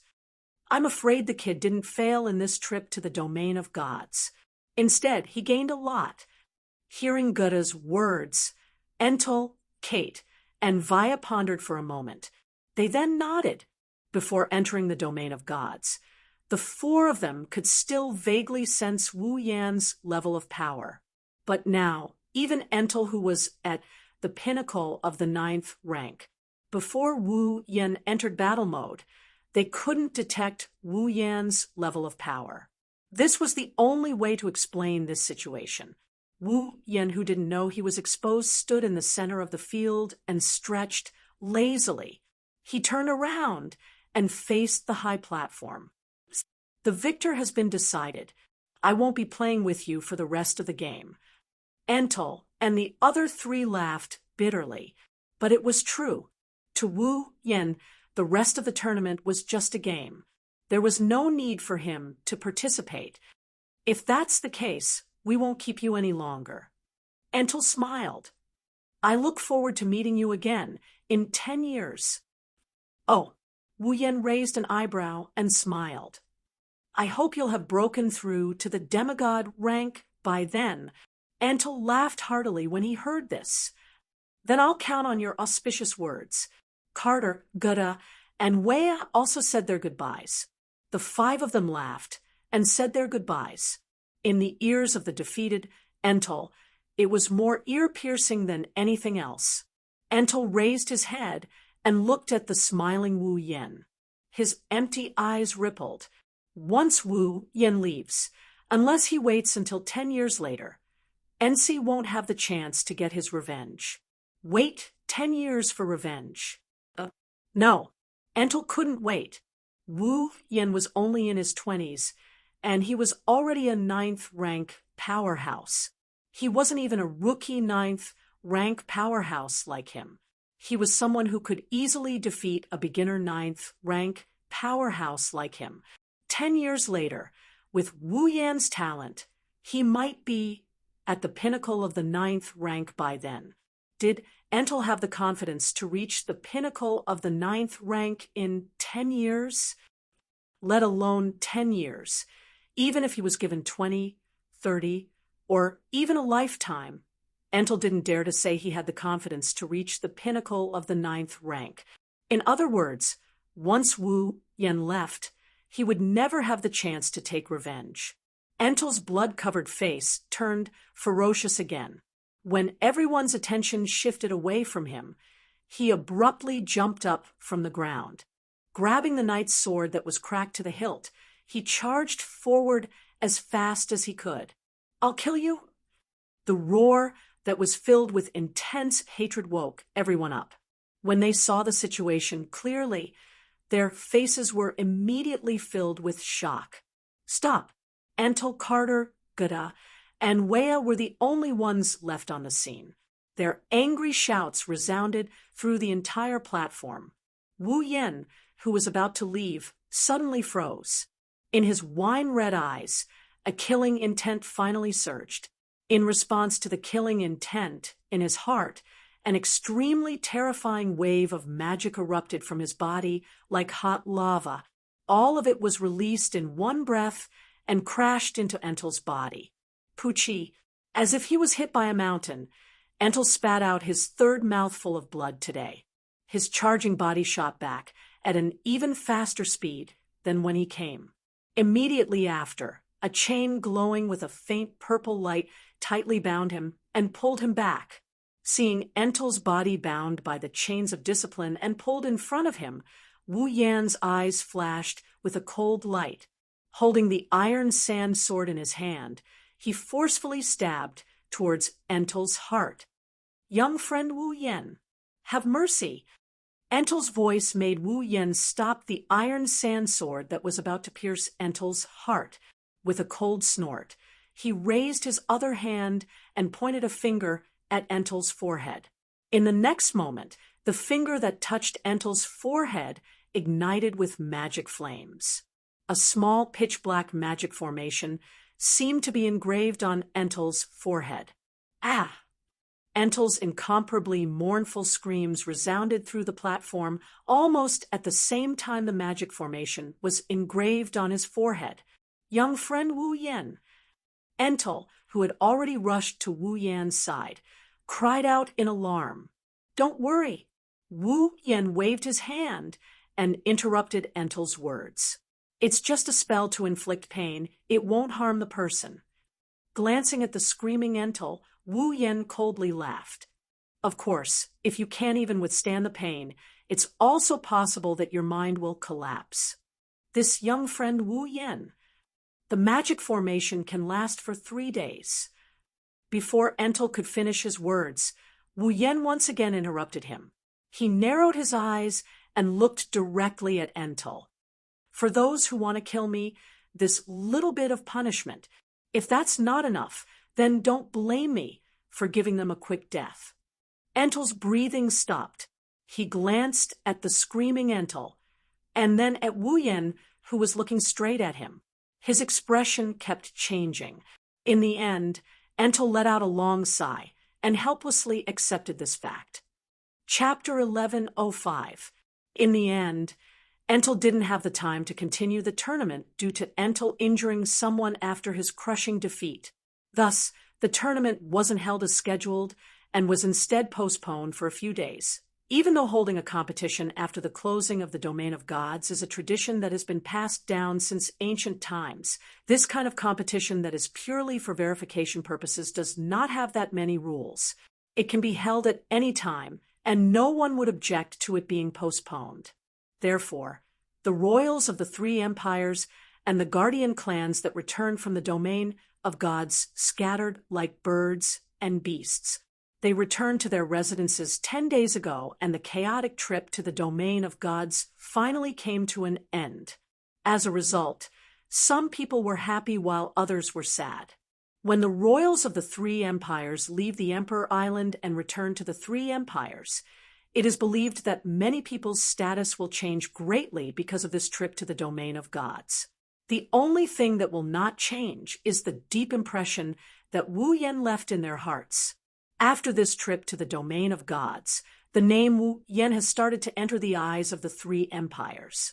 It is no longer just the upper echelons that know of such a powerful person. Naturally, Wu Yan's name spread across the entire continent of Silveria. It's not hard to imagine. While the royal families of the three empires and the guardian clans had returned to their residences and were waiting for the tournament to begin, Ensi was suffering great pain in a rather majestic building that was larger than a fortress under the guardian tree. Entel sat on the bed, with his body bent over. The wounds on his body were almost healed with the help of some miraculous treasures. There were not many wounds on his body, but Entel's face was distorted due to the pain. He kept howling miserably as if he had gone mad. If one were to look closely, one would notice that there was a faintly discernible magic formation spinning on his forehead. It was emitting faint traces of mana. It was the effect of this magic formation that caused Entel to be in such pain. Under the effects of that immense pain, all the items around him, except for a thin bed, were all destroyed by Ench. The entire room, the floor was full of furniture fragments. But even so, the killing intent and hatred transformed from pain, and anger didn't alleviate much. Only when the magic array stopped rotating from time to time would the pain in his mind be alleviated, allowing him to catch his breath. Of course, Wu Yan did this on purpose. If he didn't give Ensi some time to recover, he wouldn't have. Most likely, not to mention 3 days. It would only take half a day for Barnes to have a mental breakdown from the immense pain, and it was even possible for him to kill himself. Wouldn't that be letting him off too easily? Coincidentally, at this moment, the magic array on Ench's forehead gradually calmed down. The pain slowly faded away. Enz panted tiredly. His whole body was wet as if he had just been fished out of the water. However, every time the pain was relieved, Ensi's mind would involuntarily recall the pair of wine-red eyes that revealed indifference and disdain as if a superior was looking down on him. Then, hatred would rise along with it, but more than that, it was fear. Once he thought about how he was unable to retaliate against that ridiculously young 9th stage powerhouse even after he had advanced to the 9th stage, and how he had been subjected to such cruel torture. En's heart was filled with fear. This fear had already far surpassed the hatred in his heart. Until now, Entel had no choice but to admit himself. He already feared Wu Yan. Entel's miserable howls, filled with hatred and fear, clearly echoed into the ears of Entel, who was standing outside the door. Hearing that incomparably painful howl, Entel faintly sighed. "All right, don't be too disheartened." Carter, Gada, and Wea patted Entel's shoulder. "Suffer a bit. It's good for him, too." Gada glanced at Entel in the room. "Otherwise, if he continues in that state, you won't be able to hand over the entire guardian tribe to him." I just don't know if he will repent. Wea nodded. If he doesn't repent, then it will be troublesome. That's true. Carter was also vexed. After being tormented by that brat, with Entel's temperament, he might harbor even more hatred. Your Majesties, don't worry too much. Entel shook his head and stopped paying attention to Entel. He turned around and faced the three emperors. No matter what, he's still my son. I have my ways. That's good. Carter let out a sigh of relief, but soon he regained his vexed expression. Let's hope their conflict doesn't escalate into a conflict between the three emperors and the Guardian tribe. Geda and Wei agreed. Wu Yan is Sylph's fiancé. He's a member of the royal family of one of the three empires. On the other hand, Ensley is the son of the Guardian clan's patriarch. He's the second in command of the Guardian clan. It's not hard to imagine how the conflict between the two could escalate into a conflict between the two factions. Seriously, his talent, strength, and character are all decent. Why doesn't he know how to turn things around? Carter sighed bitterly and muttered, I really shouldn't have let him be Sylph's fiancé. What if he bullies Sylph in the future with such a bad temper? With his strength, Sylph was no match for him, so she could only let him bully her. She didn't even dare to come back and complain. Then my lovely daughter would hide in a corner and cry on her own for an unknown period of time. That won't do. No, I have to think of a way to break the engagement between the two of them. Entel, Geda, and Wea were speechless when they heard Carter's whining. That brat isn't the type to bully a woman. Wea was speechless. Besides, Sylph isn't the type to hide in a corner and cry, how would you know that my lovely daughter has a fragile heart under her cold exterior? Kate retorted vehemently, causing Vea to roll his eyes. So, you don't want Wu Yen to become a member of the Ailu imperial family? Why don't you give him to me? I have a lot of little princesses on my side who are interested in that talented brat. By the way, it's the same for me. Geda smiled. Even if you don't cancel the engagement between Wu Yen and Sylph, those little brats are still interested in it. Why don't you just give him up? Carter was speechless when he heard that. Who wouldn't want to recruit someone like Wu Yen, who is both strength and talent, someone with a bright future ahead of him? Not to mention, the three emperors are aware that Wu Yen is backed by a group of Tier 9 powerhouses. He even has the support of a demigod. Who wouldn't be tempted by such a group? Carter also wants to rope Wu Yen into the Ailu imperial family. He did use Sylph's influence to make Wu Yen a member of the Ailu imperial family. Even though he's only her fiancé, and that doesn't mean anything, it's still better than nothing. The problem is, Carter doesn't want Sylph to marry Wu Yen. If possible, he would rather have another princess marry Wu Yen in Sylph's place. However, those people aren't even worthy of carrying Wu Yan's shoes. Only a beautiful, elegant, and powerful princess like Sylph can stand by Wu Yan's side. Carter's heart was in a mess.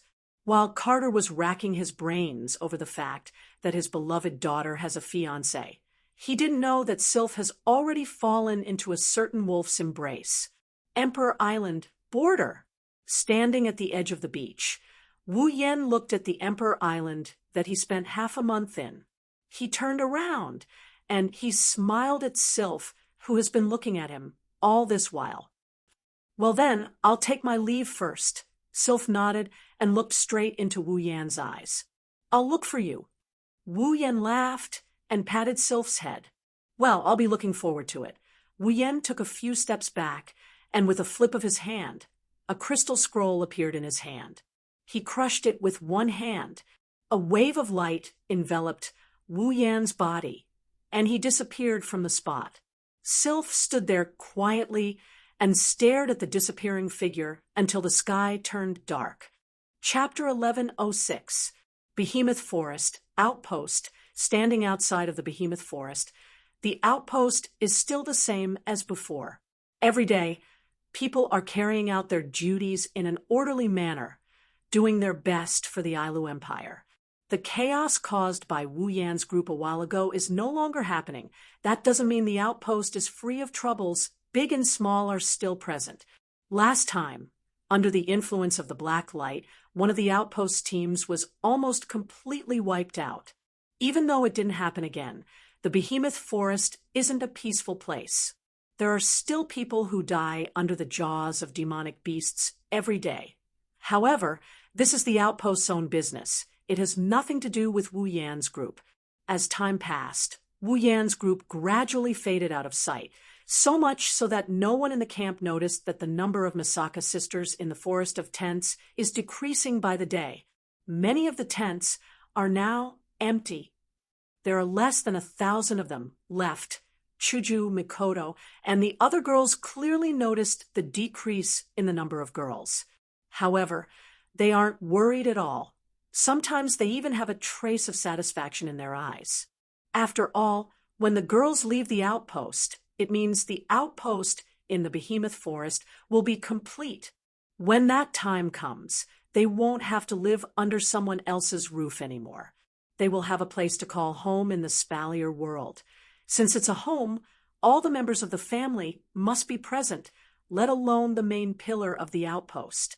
While waiting for the completion of the outpost, the girls are also waiting for Wu Yan's return. In their minds, other than the outpost, there's only Wu Yan's matter left in their minds. As for the purpose of Wu Yan's trip and the so-called calamity, they might worry about it when Wu Yan returns. However, before Wu Yan returns, the girls' minds don't have the capacity to think about anything else. Inside the tent, the girls are discussing the outpost in the outpost. At the same time, they would sneak glances at a magic crystal. Every time they glanced at it, a trace of disappointment would appear in their eyes. However, the girls didn't get tired of it. At least, other than Yukari, who is leisurely sipping her tea, and Kotori, who are discussing the outpost. Everyone else is like that. It's not because of how precious the magic crystal is. That magical crystal was merely a grade 8 magical crystal. It might be precious to others, but to the girls, it was just barely worth looking at. There's only one reason why they are so interested in it. This magic crystal is the teleportation point for the return scroll that Wu Yan left here before he left the camp. Once he's done with his business in the domain of gods, Wu Yan will activate the scroll and return to the outpost. That's why the girls are so interested in the magic crystal. They want to see Wu Yan's figure appear there. Phew! Shokuho, Misaki, let out a sigh of relief.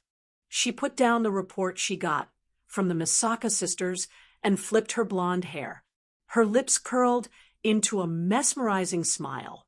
If we continue like this, it won't be long before the outpost is completed. The outpost will be completed soon. Kotori, who was reading the report, nodded. She sucked on a lollipop as if she didn't care. If we don't consider the other matters, it won't be long before the outpost is completed. It's fine as long as it's completed. Shokuho Misaki tapped her lips. Her eyes twinkled. Once the outpost is completed, we can move in. As for the other matters, we'll decide after we move in. You're right. Kotori agreed. I'm getting impatient if I continue to stay in this camp. Hearing Kotori's words, Shokuho Misaki and the other girls hurriedly nodded. Obviously, they've had enough of living under someone else's roof.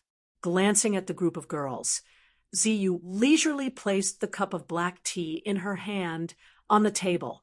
She picked up the paper fan in her hand and smiled. Since we're done with the outpost, all that's left is for Yen to return, right? Hearing this, the girls subconsciously shifted their gazes to the magic crystal. Mikoto even complained. He's been gone for half a month, right? Is the outpost in the domain of gods that hard to complete? If it's that easy, we wouldn't have to wait here. Chuja shook her head and sighed. If Yen isn't back, it means the outpost isn't over yet, right? How long will it take? Mikoto said impatiently. It didn't take that long to complete the outpost in the domain of gods. That's because there's a huge difference between the outpost and Spalier world, Misaka-sen. Shokuho Misaki smiled at Mikoto. Do you miss Yen that much? Of course not. Mikoto retorted without even thinking. Too bad. No one here believed her words.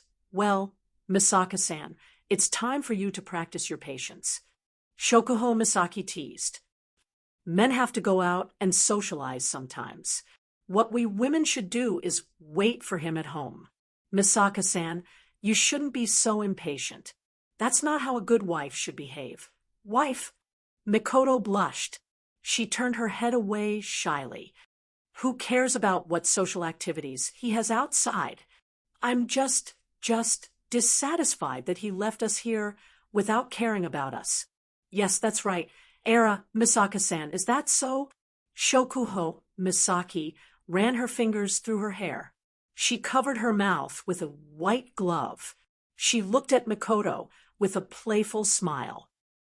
What if Yen doesn't want to come home because he's having an intimate moment with another girl? Mikoto's face froze up. Not just Mikoto, even Hinajuku, Astria, and Toka's expression turned unnatural. Astria even smiled bitterly. My master wouldn't do something like that, right? That's not necessarily true. Kurumi's eyes curved into crescents. How Sama wouldn't be so intimate with another girl that he doesn't want to come home? However, it's not like he hasn't brought a cute girl home before. Kurumi's words caused the temperature in the tent to drop to freezing point. None of the girls said a word. The atmosphere was heavy. At the side, Violet, who'd been watching from the side, shook her head, and she seemed to find this situation rather amusing. She stood up and stretched her body, and her exquisite figure was clearly displayed. Looks like we won't be able to wait for Yan's return today. Let's go take a bath first. I'll go with you. Shokuho Misaki stood up. I've been busy the whole day. I feel sticky. Hearing Shokuho Misaki's words, Kotori frowned. She hesitated for a moment before standing up. I'll go as well. Let's go together. Yukari looked at the girls in the tent. There shouldn't be any Misaka-san taking a bath right now. How about we go together? The girls blinked their eyes, but they didn't refuse. They all nodded and stood up. Only Flandre-chan jumped up and down on the spot. What are we going to do when Oniai-chan comes back? Don't worry. See Jean, who has been standing beside Flandre-chan, all this while weakly raised his hand. With that magic crystal, Big Brother will be back soon. That's right. Shoujo rubbed Flandre-chan's head and chuckled. So, by the time we get back, Yen might have already returned. After saying that, the girls left the tent. Flandre-chan followed behind them with a confused look on her face, but she soon stopped and looked at the magic crystal. With the magic crystal, will Oniai-chan be back soon? Pouting her cute brows, Flandre-chan rolled her eyes and flew over to the magic crystal. She grabbed it and giggled as she followed the girls out of the tent. Chapter 1107. The night is dark. In the Behemoth Forest Camp, a lake surrounded by mountains on 3 sides. A group of girls have already entered the water. Yo-ho! Astria cheered. She swam in the lake like a great swimmer. Her movements were standard, and her speed was fast. Unfortunately, it didn't take long for her wings to fill up with water. This increased the burden on her body. Astria, who was swimming with vigor a second ago, sank into the water in the next second. Toka screamed in fright. Seriously. Hinajuku quickly pulled Astria out of the water and scolded her with a scolding tone. Astria-chan, we are here to take a bath, not to swim. Ahaha! Astria scratched her head in embarrassment. It's because this place is so big that I subconsciously swam. Ah. Before she could finish her explanation, Astria let out a panicked moan. That's because there's a pair of tiny hands on Astria's ample bosom. Ha ha ha! Super caught you. Following the giggles, a pair of small hands grabbed onto Astria's round breasts and started rubbing them impatiently. Astria, who was still in a daze, started laughing. Ah-ha-ha-ha. AI-chan, it's so itchy. Ah-ha-ha-ha. Oh, the culprit, Kinuheta's eyes, lips curled into a mischievous smile. She didn't stop. Instead, she started rubbing even more intensely. In other words, this is Astria's weakness, right? He. Super caught my. Ah-ha-ha-ha. Don't. Ah-ha-ha-ha. I say, you guys. Mikoto glanced at Astria's voluptuous breasts with a hint of jealousy. You guys are going crazy here. Don't run out of energy. It's fine, it's fine. It's fine. Kinuheta Sayai waved her hand nonchalantly. She seemed to have thought of something. The mischievous grin on her face immediately shifted to Mikoto's body. Mikoto couldn't help but feel a chill run down her spine. She instinctively took a few steps back. What are you doing, smiling so disgustingly? Hee. Kinuheta Sayai let go of Astria, who was laughing so hard that she almost choked. Like a lecherous uncle, she slowly approached Mikoto with a wicked smile. By the way, Miss Saka, what's your weakness? I really want to know. Hearing this, Mikoto immediately understood what Kinuheta Sayai was planning to do. Her face flushed red as she retreated without hesitation. However, she had only retreated a few steps when another pair of small hands grabbed her shoulders, causing her entire body to stiffen. In the end, it seems quite interesting. Frenda's youthful face entered Mikoto's eyes. It even had the same expression as Kinuheta Sayai's, grinning evilly. Then I'll come to. Super well done. Frenda. Kinuheta Sayai screamed as she pounced towards Mikoto. Super catch her, just like that. Hey, Silk Banner, stop. And Frenda, you guys. Ugh. Instantly, a giggling scene took place at a corner of the lake. Astria was still breathing heavily while Toka supported her to prevent her from sinking. Hinajuku was both helpless and amused at the same time. She turned around and looked at another direction. There, Ikaros, Shokuho Misaki, Kurumi, and Takitsubu Riku were leaning against the lake wall with their eyes closed. They looked like they were soaking in a hot spring. The four of them were also lined up in a row, causing Chuju's mouth to twitch. This is a group with superior combat power.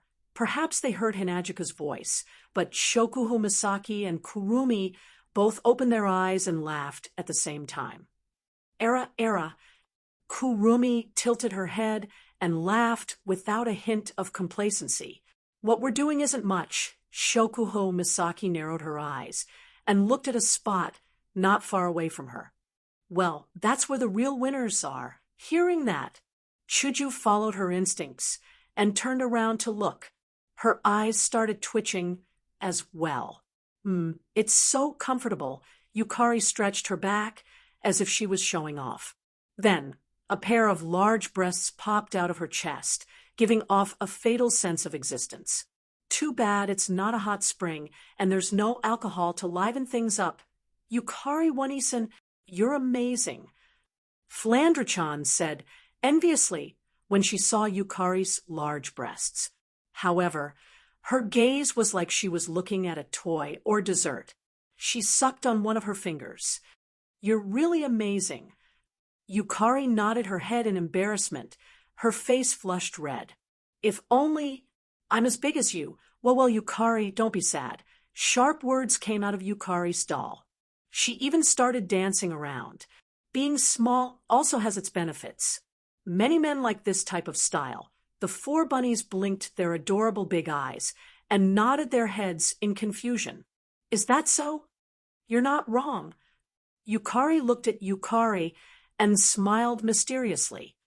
But little Yen should like a bigger one. Oni-san likes a bigger one. Yukari looked around nervously. She was clearly moved. Flandra-chan stopped sucking on her finger and asked with anticipation.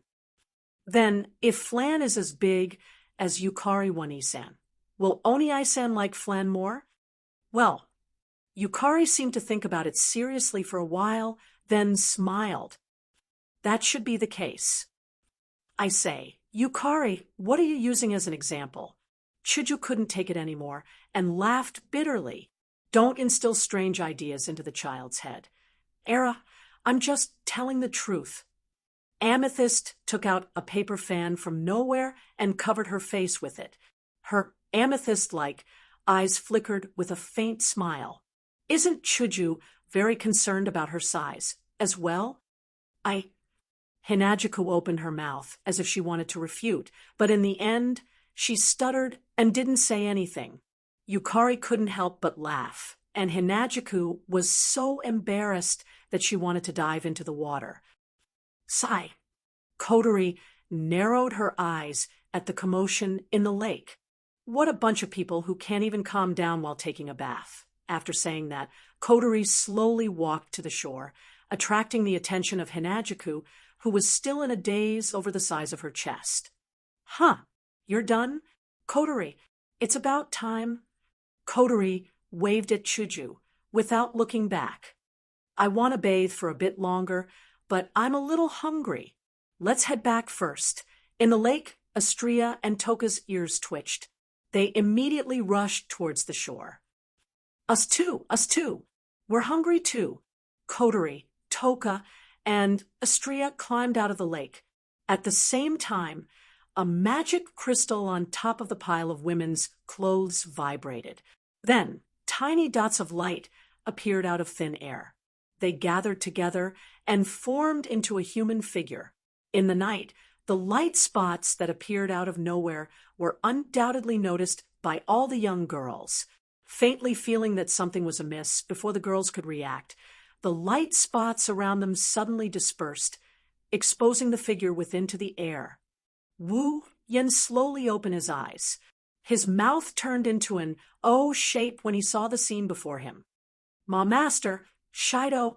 Since Wu Yen appeared at the spot where the girls piled their clothes, Kotori, Astria, and Toka went in that direction. The three girls came face to face with Wu Yen. Yoa! Astria and Toka regained their senses, and they jumped back into the water. Kotori covered her chest as she glared at Wu Yen. She looked like she wanted to bite off a chunk of meat from him. Yen, in the water, a lot of girls reflexively dove into the water. Hinajuku and Mikoto screamed in anger. Their screams naturally attracted Wu Yan's attention, and he looked over. The next moment, one by one, their white and delicate bodies entered his field of vision, causing him to feel dizzy. What the hell is going on? Chapter 1108. That's the gist of what happened. Inside the tent, Wu Yen told the girls everything that happened on the Emperor Island and the Domain of Gods. Aside from Sylph, Wu Yen told them about everything that happened in the Domain of Gods. He had a puzzled look on his face. Wu Yen isn't bothered by the fact that he has to tell them everything. He's more concerned about the lake incident. Wu Yen was lucky enough to pick up a lot of benefits when he came back. However, he still received a lot of condemnation from the girls. Hinajuku and Mikoto wanted to chop him up and electrocute him. Wu Yen is worried that his true ancestor body won't be able to withstand the torture. That's not all. After all, most of the girls have already been intimate with Wu Yen. Their bodies aren't a secret to Wu Yen. Their condemnation is just a cover-up for their shyness. Toka, who hasn't slept with Wu Yen yet, didn't complain because of her feelings for Wu Yen. Flandre-chan and Yoshino, on the other hand, aren't fully mature yet, so they don't mind letting Wu Yen see their bodies. They also don't mind letting Wu Yen see their bodies. However, it's a different story when it comes to Yukari. Yukari is different from the girls who have feelings for Wu Yen. Yukari values Wu Yen, but she doesn't love him. Wu Yan's status to Yukari is the same as Yuyuzi and Ling Ming. He's a rare friend. Yukari's status in Yukari's heart is already very high. However, it's not high enough to let him see her naked body. That's why, after the lake incident, Yukari forcefully took Wu Yan away and interrogated Wu Yan with her usual smiling face. When it's about time, she led Wu Yan back to the tent. How can Wu Yan not be puzzled? After all, he was still confused. Why did he appear beside the lake where the girls were bathing? Wu Yan was in a daze. He didn't know anything. He wanted to know the reason, but he was scolded by the girls first. Then, he was interrogated by Violet like a criminal. Then, he was brought here to recount what happened in the land of gods. Unknowingly, he learned the reason why Wu Yan was there. He was also forgotten by the girls. Looking around at the girls who were digesting the news he brought back, Wu Yan wanted to look up to the sky and let out a long sigh. If he were to investigate the reason at this time, he would probably only cause the young ladies to be humiliated once again. Thinking of this, Wu Yan decided to let it go. After all, he was the one who benefited from it. When the girls finally finished digesting the news brought back by Wu Yan was almost back to normal. He picked up a cup of black tea and drank it. After I handed the ring of power to the 3 tutelary gods and cleaned up a piece of trash, I came back directly. That's what happened. You handed it to the 3 guardian deities? Shokuho Misaki pondered for a moment before nodding. That's fine too. It's pointless for us to carry that thing around. Who knows? We might have to lead the charge when the calamity strikes. Handing it over is a good choice. Fortunately, we gain something from the land of gods. Kotori glanced at Wu Yan with a mischievous smile. Otherwise, this trip would have been a waste. I guess I have no choice but to accept my fate. Wu Yan sighed, and he shook his head. Even though Ailu left the Ring of Power to the Ailu Empire's royal family, he also left the Ring of Gold to me. Regardless, I still have to make a trip. That's true. Shoujo and Makoto nodded in agreement. It's not good to owe someone a favor. It's best if I have the chance to repay it. Besides, Lulu and Feifei are in Ailu Empire as well. For their sake, I have to make a trip to the land of gods. Wu Yan nodded with a smile. He turned to Yukari, who was sipping her tea. Yukari, what do you think? Yukari, it's the same whether we hand over the Ring of Power or not. Yukari replied with a smile. As long as we're in the Spalier world, we'll be bound to the calamity sooner or later. It's only a matter of time before we get involved. Handing over the Ring of Power will only make us face it later. In the end, we can't escape, unless we leave this world. I guess you're right. Wu Yan scratched his face and shrugged helplessly. In the end, I didn't see it as clearly as you did. It's fine, isn't it? She gently put down the black teacup in her hand and tapped the table with the paper fan in her hand. Her eyes flickered slightly. The guardian tree, on the other hand, does pique my interest. Is it invincible? Mikoto crossed her arms in front of her chest and said with interest, I really want to see what this guardian tree looks like. And the palace at the bottom of the sea. Shoujo shook her head, regretfully. If only I went with them. If you're not from the 3 empires, not only will the guardian tribe be hostile to you, the guardian tree will also chase you away or even kill you. Wu Yan frowned. I heard it from Sylph, and I don't know if it's true, but the guardian tree is level 98. It's a good thing I didn't go with them, or it would have been troublesome. Yukari closed her eyes and thought about something. After a while, she relaxed her body and spoke lazily. Era, no matter what, it's good that it's over. Yeah, the seal on the Ring of Power was broken. And we got some good stuff, too. Wu Yan looked at the girls. Tomorrow, we'll go to the base and plant the guardian tree's saplings. It should be useful. Also, the pond water can purify and strengthen life forms. You guys can try it too. When the time comes, everyone's strength will increase a little. All the girls, including Violet, began to look forward to the pool of water when they heard that. This was especially true for Violet. She had no idea how many years it had been since her strength had increased. So she was looking forward to the pool of water. It's a pity there's not enough. Wu Yen pursed his lips. If there's more, the sisters will be able to improve their strength, and we won't have to worry about them all the time. The girls nodded helplessly at Wu Yan's words. Taking care of the sisters is something everyone is willing to do. After all, the sisters are large in number, and they don't have much experience in the outside world. It's not safe for them to live on their own. Also, the sisters started out slower than Wu Yan and the others. Even though they've been hunting monsters and gaining experience points every day, their strength is still far behind.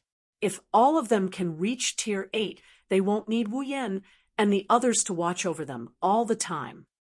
It'll take some time for the sisters to finish their apprenticeship. Wu Yan stroked his chin. However, since the miraculous pond water can increase our strength, can't the other heavenly treasures also increase your strength, little sisters? Impossible. That's impossible. Shoujo Misaki rejected the idea. The treasures in the spalier world that can improve one's strength are mostly used to increase one's chi, mana, or cultivation talent. For the sisters who only have Esper abilities, it's useless. It's already incredible that you were able to obtain a pond water that can improve your strength in all aspects. Then how about we get some armaments for the sisters? Wu Yan looked at Shoujo Misaki. It shouldn't be hard for us to get armaments with our abilities, right? It'll help the sisters as well. If you can think of it, so can I. Shoujo Misaki rolled her eyes at Wu Yan. But we still have the same problem. The sisters only have Esper abilities. The spalier world's armaments are mostly staffs. Can staffs increase the sisters' strength? As for the warriors' armaments, swords, spears, and so on, are you giving them to the sisters so that they can charge into enemy lines and engage in close combat? That Wu Yan choked. We don't have to use the spalier world's armaments, so you're saying that you want to exchange 20,000 sisters for armaments? Shoujo Misaki said with a faint smile on her face. But do you have enough points? Wu Yan was speechless. Espers sure are troublesome. Kotori pursed her lips. Our world is much more convenient. Even though only a small number of people can use the display device, they're still normal people. Wu Yan flinched. His eyes lit up. Chapter 1109. Behemoth Forest Campsite. A lake. The calm lake flickered with arcs of light, like a huge light source, emitting a dazzling light that made people have to squint their eyes to prevent their eyes from being hurt. The slow sound of water kept reverberating from an unknown corner, as if there was a stream that was connected to this lake, pouring in a brand new source of water. The weather was clear, and there were no clouds in the sky. The sunlight was not scorching hot, but it was enough to provide warmth to people.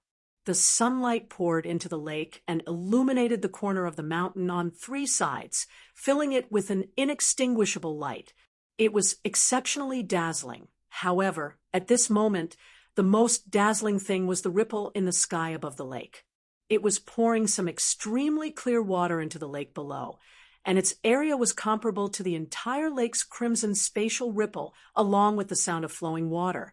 The gate of Babylon that covered the sky above the lake continued to sprinkle clear water like rain, replenishing the lake below. With the injection of clear water, the arc in the lake seemed to be getting brighter and brighter. Vaguely, there was a wave of energy fluctuating in the lake, and it was still expanding. The reason for this is the clear water pouring into the lake. Wu Yan stood on the shore, controlling the gate of Babylon to pour the water into the lake in an orderly manner. He couldn't help but sigh. Wu Yan turned to look at the girls around him. He shook his head, helplessly. Do you really only need the diluted pool water? The effect should be a notch lower.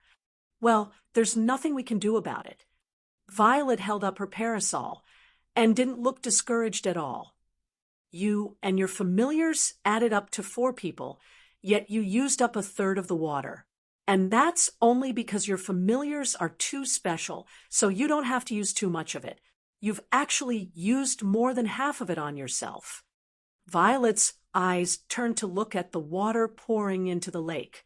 She tapped the handle of her parasol with her paper fan and said calmly, "That's not all. You're a primogenitor, Yen.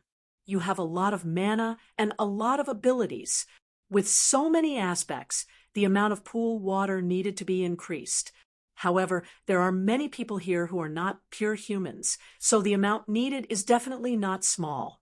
Plus, there are many people here, so if we don't dilute it, we won't be able to use all of them." Violet is right. Mikoto nodded in agreement. Since there's good stuff, we should all enjoy it together. It's fine if the effect isn't as good.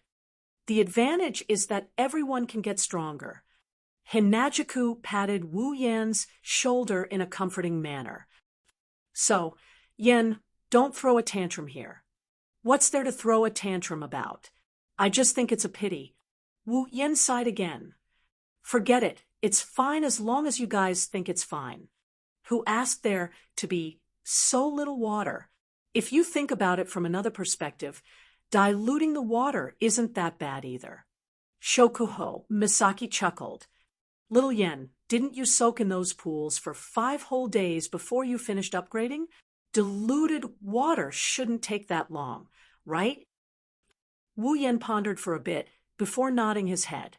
"That's true. It's not good to let the sisters out of our sight for a few days. You don't have to worry about that." Mikoto crossed her arms in front of her chest. "We'll take turns going in. Someone will watch over the sisters." "Is that so?" "That's right, Yen. Worrying too much isn't a good thing."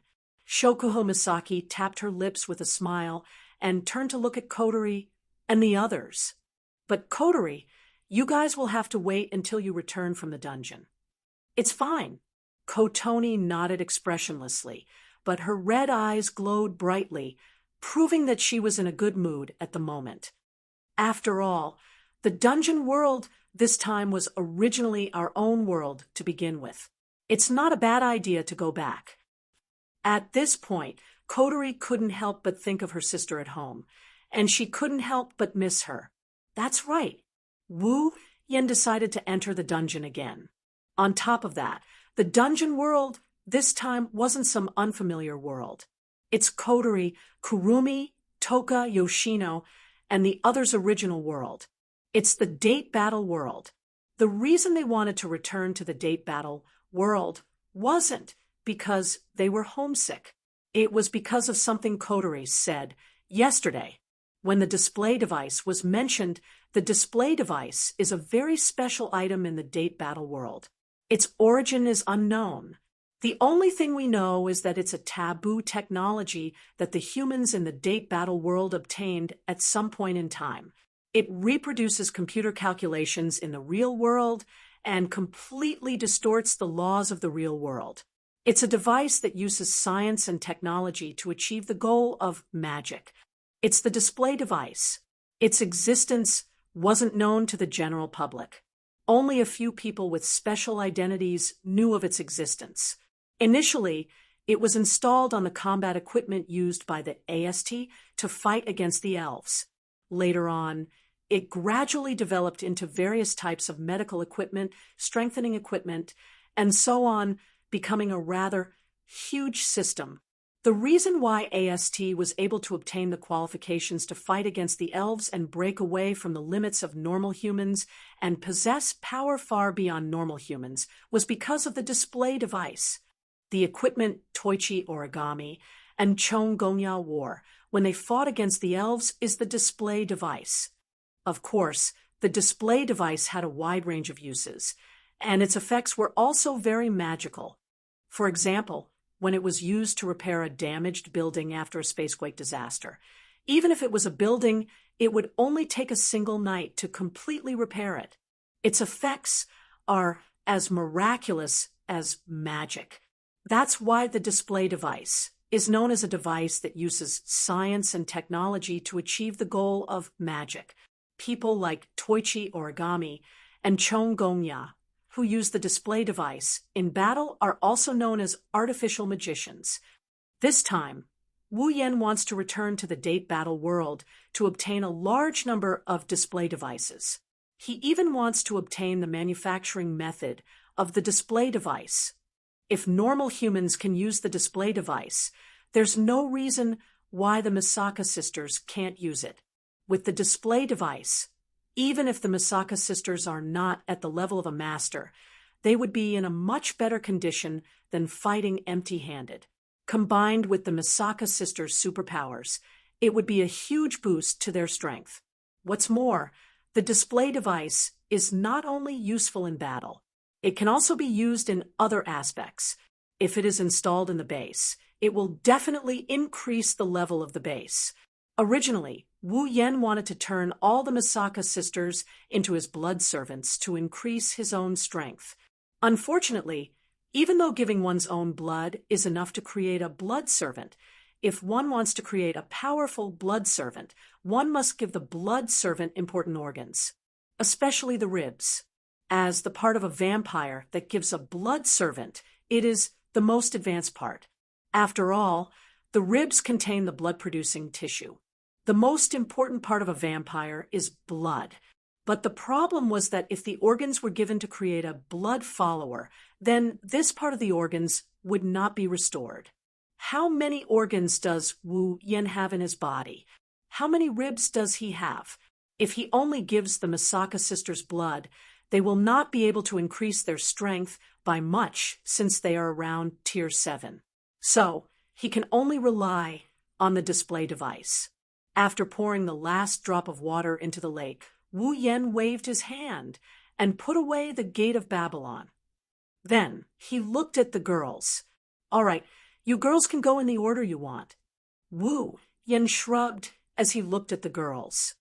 "This time, the ones who will accompany me will be Kotori, Kurumi, Toka, and Yashina." Kotori, Kurumi, Toka, and Yoshino nodded. The other girls nodded as well. Only Ikaros opened her mouth. Wu Yan couldn't help but chuckle when he saw this. "Don't worry, Ikaros." Wu Yan patted Ikaros on the head and said gently, "We will be back soon." Ikaros looked at Wu Yan, and after a while, she nodded. Chapter 11:10. Heavenly Palace City. Noisy streets, noisy urban areas, and all kinds of noises mixed together, filling every corner of the main street area of Heavenly Palace City. It was so noisy, but it gave people an unexpected sense of vitality, which seemed very peaceful. The sound of horns and smoke were emitted from the vehicles as they drove. On the sidewalk, pedestrians either brushed past each other or stopped to chat. Although not everyone had a smile on their faces, it was still a scene that made people feel at ease. Heavenly Palace City in Date Battle World isn't like Itagami City in Bloodbath World. Even in summer, the temperature is moderate. It's not too hot nor too cold. It's also not like Itagami City, which is filled with vampires, beastmen, attack magicians, and so on. Here, there are only ordinary people. At least, that's what it looks like on the surface. However, in the next moment, a phenomenon that was absolutely impossible to occur in a world where only normal people existed appeared. Woo! On the street, an extremely harsh alarm sounded without any warning in Heavenly Palace City, causing the glass windows of many buildings to shake. The birds that happened to fly over Heavenly Palace City were also frightened by the sharp alarm and were hovering in the air. As for the people who remained on the main street, they stopped all their activities. Everyone's eyes widened, and their faces instantly stiffened. Then, while everyone was still in a daze, unable to react in time, a clear voice transmitted through the machine, immediately followed by the sound of the alarm. It did not appear to be hurried, but it was also very efficient as it echoed. "Signs of a spacequake have been detected in this area. Please evacuate to a nearby shelter as soon as possible. This is not a training session. This is not a training session. This is a real alarm.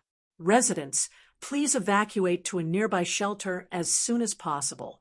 Residents, please evacuate to a nearby shelter as soon as possible.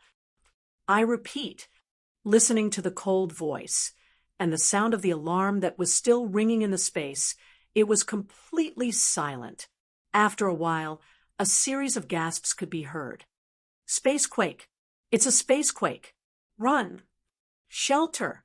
Get to the shelter! Amidst the screams and wails, all the pedestrians on the street seemed to have seen a prehistoric giant beast. They fled for their lives into the nearest shelter and were protected by the thick steel door. On the street, buildings started to sink into the ground. It's like a military drill. It's an unprecedented chaos.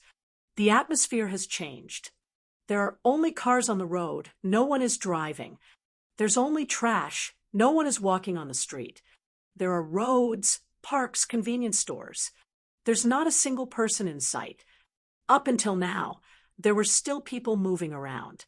But now, the only thing that remained in the air was the aura of people moving around. The figures of people had disappeared into the streets.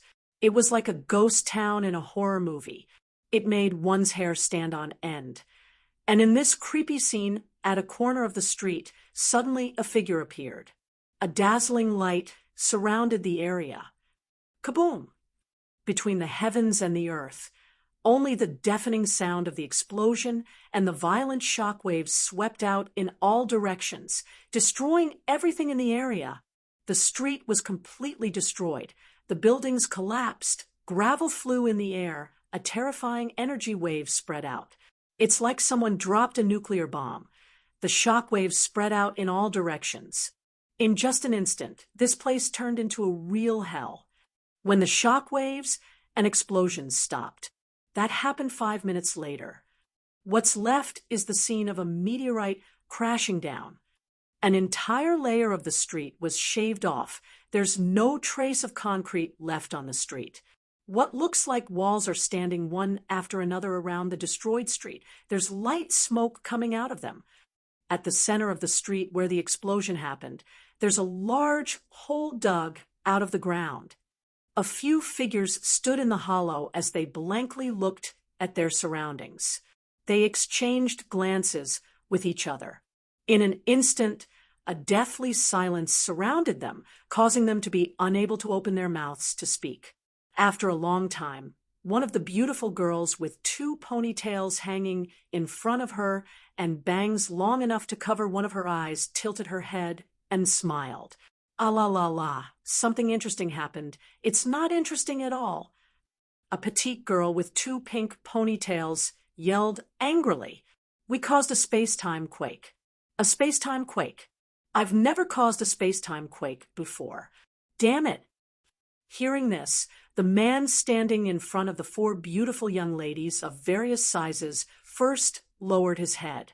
Soon after, he abruptly raised his head and shouted like he was going crazy. Why is it space-time again? The ones who caused the space-time quake are Wu Yen, Kotori, Kurumi, Yoshino, and Toka. Why? Why? Wu Yen scratched his head, unable to get over this. Why would it cause a space-time quake? If you think about it, it's not that strange. Kotori took a deep breath and gritted her teeth. Our spiritual energy isn't sealed. It's not like we're in a quiet world. It's not strange that we caused a space-time quake. Sprites that were hibernating in another world would suddenly appear in this world. This phenomenon was known as the manifest world. When an elf returns from this world to the other, it's called disappearance. The reality world is divided into 2 types based on whether a space-time quake occurs or not. When a space-time quake occurs, it's called a normal reality world. When a space-time quake doesn't occur, it's called a quiet reality world.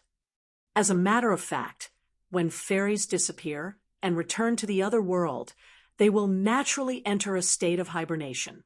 Moreover, they will be pulled to this world from time to time, as if they were forcefully awakened by someone, thus appearing in the real world.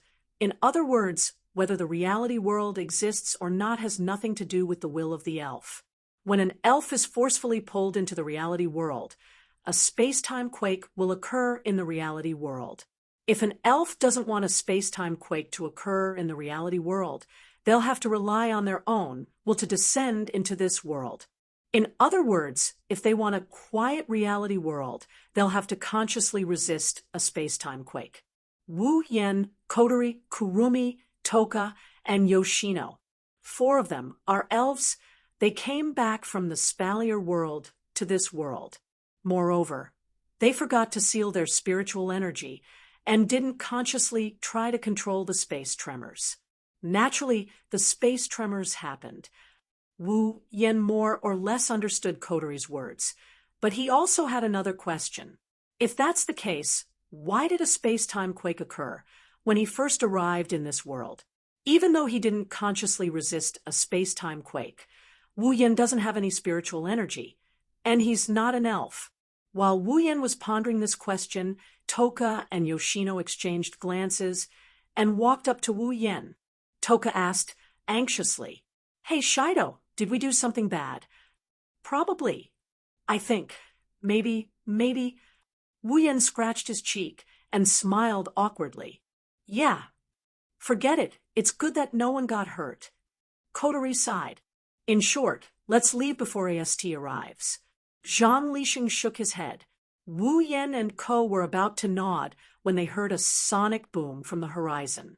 They froze on the spot just as they were about to leave. Era. Kurumi licked the corner of her mouth, as if she was taking pleasure in her misfortune. "Looks like they're here." Everyone raised their heads and looked in the direction of the sound. There, a few figures wearing streamlined light armor were rapidly flying over under the guidance of ejectors. Wu Yen rubbed his forehead and looked at the 4 elven girls. "Whatever. Hurry up and change into your spiritual equipment. Don't let AST see you in your normal attire, or it'll cause some trouble." The 4 girls nodded, and in the next moment, flames, black gas, purple light, and icy mist enveloped their bodies. When they reappeared, the 4 elven girls had already changed into dazzling spiritual equipment. Chapter 11:11. As soon as she arrived at the scene of the space-time quake, she saw 5 figures standing in the hole. Unfortunately, before Kite Origami could see the true faces of the 5 figures, a scorching flame, a rich black light, a dazzling purple light, and a cold white light soared into the sky one after another, causing the group of AST members, including Kite Origami, to squint their eyes out of reflex. Even their flying speed had slowed down a little. It wasn't until the 4 different lights dimmed that the members of AST could finally see what was going on inside the hole. A girl with long pink hair wrapped in flames, horns on her head, wearing a feathered dress. A young girl in a black and red Gothic dress with 2 ponytails tied up in her hands, one long and one short, was holding 2 ancient Western-style guns, one long and one short. Violet Radiance Village. A young girl wearing a purple crystal headdress and ceremonial armor. A petite girl with a doll in one hand, surrounded by cold air, wearing a green cloak decorated with bunnies. There was also a black-haired man who was standing in front of the 4 girls. There was nothing abnormal about him. He was wearing an ordinary black shirt and trousers and a black jacket. The AST members in the air saw this scene, and their expressions changed drastically. They even felt dizzy. 5 elves? How is this possible? 5 elves. It's really 5 elves. How are we supposed to fight this? The AST members, other than Kite Origami, were all shaken. They almost screamed out loud. Even though the ejector behind them was still active, they didn't dare to take another step forward. That's understandable. Usually, all of the AST members added together could only deal with 1 elf. They were the only ones who knew how to fight against the elves. The AST members were just barely able to resist the elves when they appeared. They dragged the elves until they disappeared, and the battle was over. If they really fought against the elves at full power, with the level of the AST battle display device, even if all of the AST members were added together, they would only be on par with the weakest elf in history, Hermit. They wouldn't be able to do anything to the elves. Now, against 5 elves at once, let alone AST, even DM might not be able to do anything. If they really fought against the elves, only death awaited them. Princess, Nightmare, Hermit. The leader was a female. The captain of AST, Hoshino, gritted her teeth as she stared at Wu Yen and company. She endured the dizziness in her head. That fire sprite should be an Efreet, right? And that man, could he be the Red Devil? Damn it! When did the elves know how to gather together? 5 elves, how are we supposed to fight them? The AST members didn't dare to step forward after hearing Liaozi's words. It wasn't that they were too cowardly. It's because the elves in front of them are too terrifying. Not to mention the weakest one, Hermit. Princess Pisces, was a super strong elf with a comprehensive danger level of AAA. They didn't have the confidence to deal with Princess Pisces, alone. On the other hand, even though the fire elf, Efreet, hadn't appeared in the world for a long time, its overall danger level was still AA. It was definitely stronger than Hermit.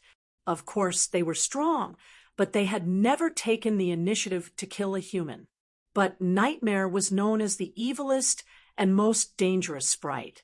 Her comprehensive danger level was S. She could kill tens of thousands of humans with her bare hands. If she was alone, they would still dare to fight her. But now, not only was she not alone, she was with several elves who were not inferior to her. Who would dare to fight her? Only the male elf, the Red Devil, who had only appeared in the Outer Realm once, and was also the only one who had appeared. His strength and danger level were unknown, and he was very mysterious. He might stand in front of a group of elves. Would he be weak? If that's the case, then AST is retarded. While the members of AST were at a loss of what to do, Tokiichi Origami's face turned pale as she stood there in a daze. It was not that Kitsune Origami was afraid, but at this moment, her mind was already filled with the words of Liaozi under the sun. She could no longer hold anything else. Efreet. Staring at Kotori, who was engulfed in flames, Tabichi Origami kept repeating Kotori's name like a puppet. Suddenly, his eyes turned red, and his pale face was replaced by a ferocious expression. Ignoring her companions, Koichi Origami charged toward the group of people below, without hesitation. To be more precise, she was charging toward Kotori. Following that, a sharp screech filled with hatred and resentment echoed in the air, accompanied by the cries of prairie fire. Efreet! Wait! Origami! The resentful screech startled Wu Yen and the others. When they reacted, Tabichi Origami was already in front of Kotori. Ignoring the others, she raised her lightsaber and slashed at Kotori's head. Kotori frowned deeply when she saw Koichi Origami's face distorted with hatred. However, the merciless lightsaber made her temporarily put aside the doubts in her heart. She extended a hand, and a scorching flame immediately wrapped around it and slowly burned. Ding! The gleaming lightsaber slashed at Kotori's hand. However, it was blocked by the flames on her arm. Kotori gripped the lightsaber tightly. Her red eyes stared at Tabichi Origami. There was a trace of fiery red in her eyes. You still have the guts to charge at me in this situation. I have to say, Tabichi Origami, your actions are both surprising and hilarious. Kotori frowned at Tabichi Origami's hateful face and couldn't help but mock her. I heard you hate elves, but I didn't expect it to be to this extent. Looks like I've underestimated you. Efreet, Efreet, Efreet.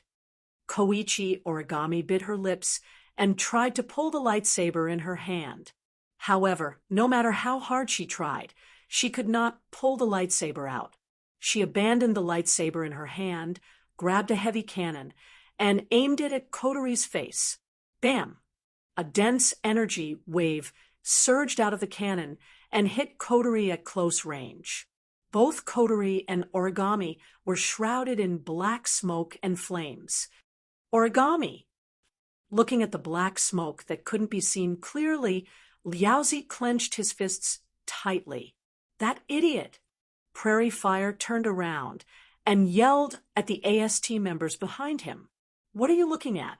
Go help them. The members of AST were shocked. They hurriedly operated the ejector and flew down.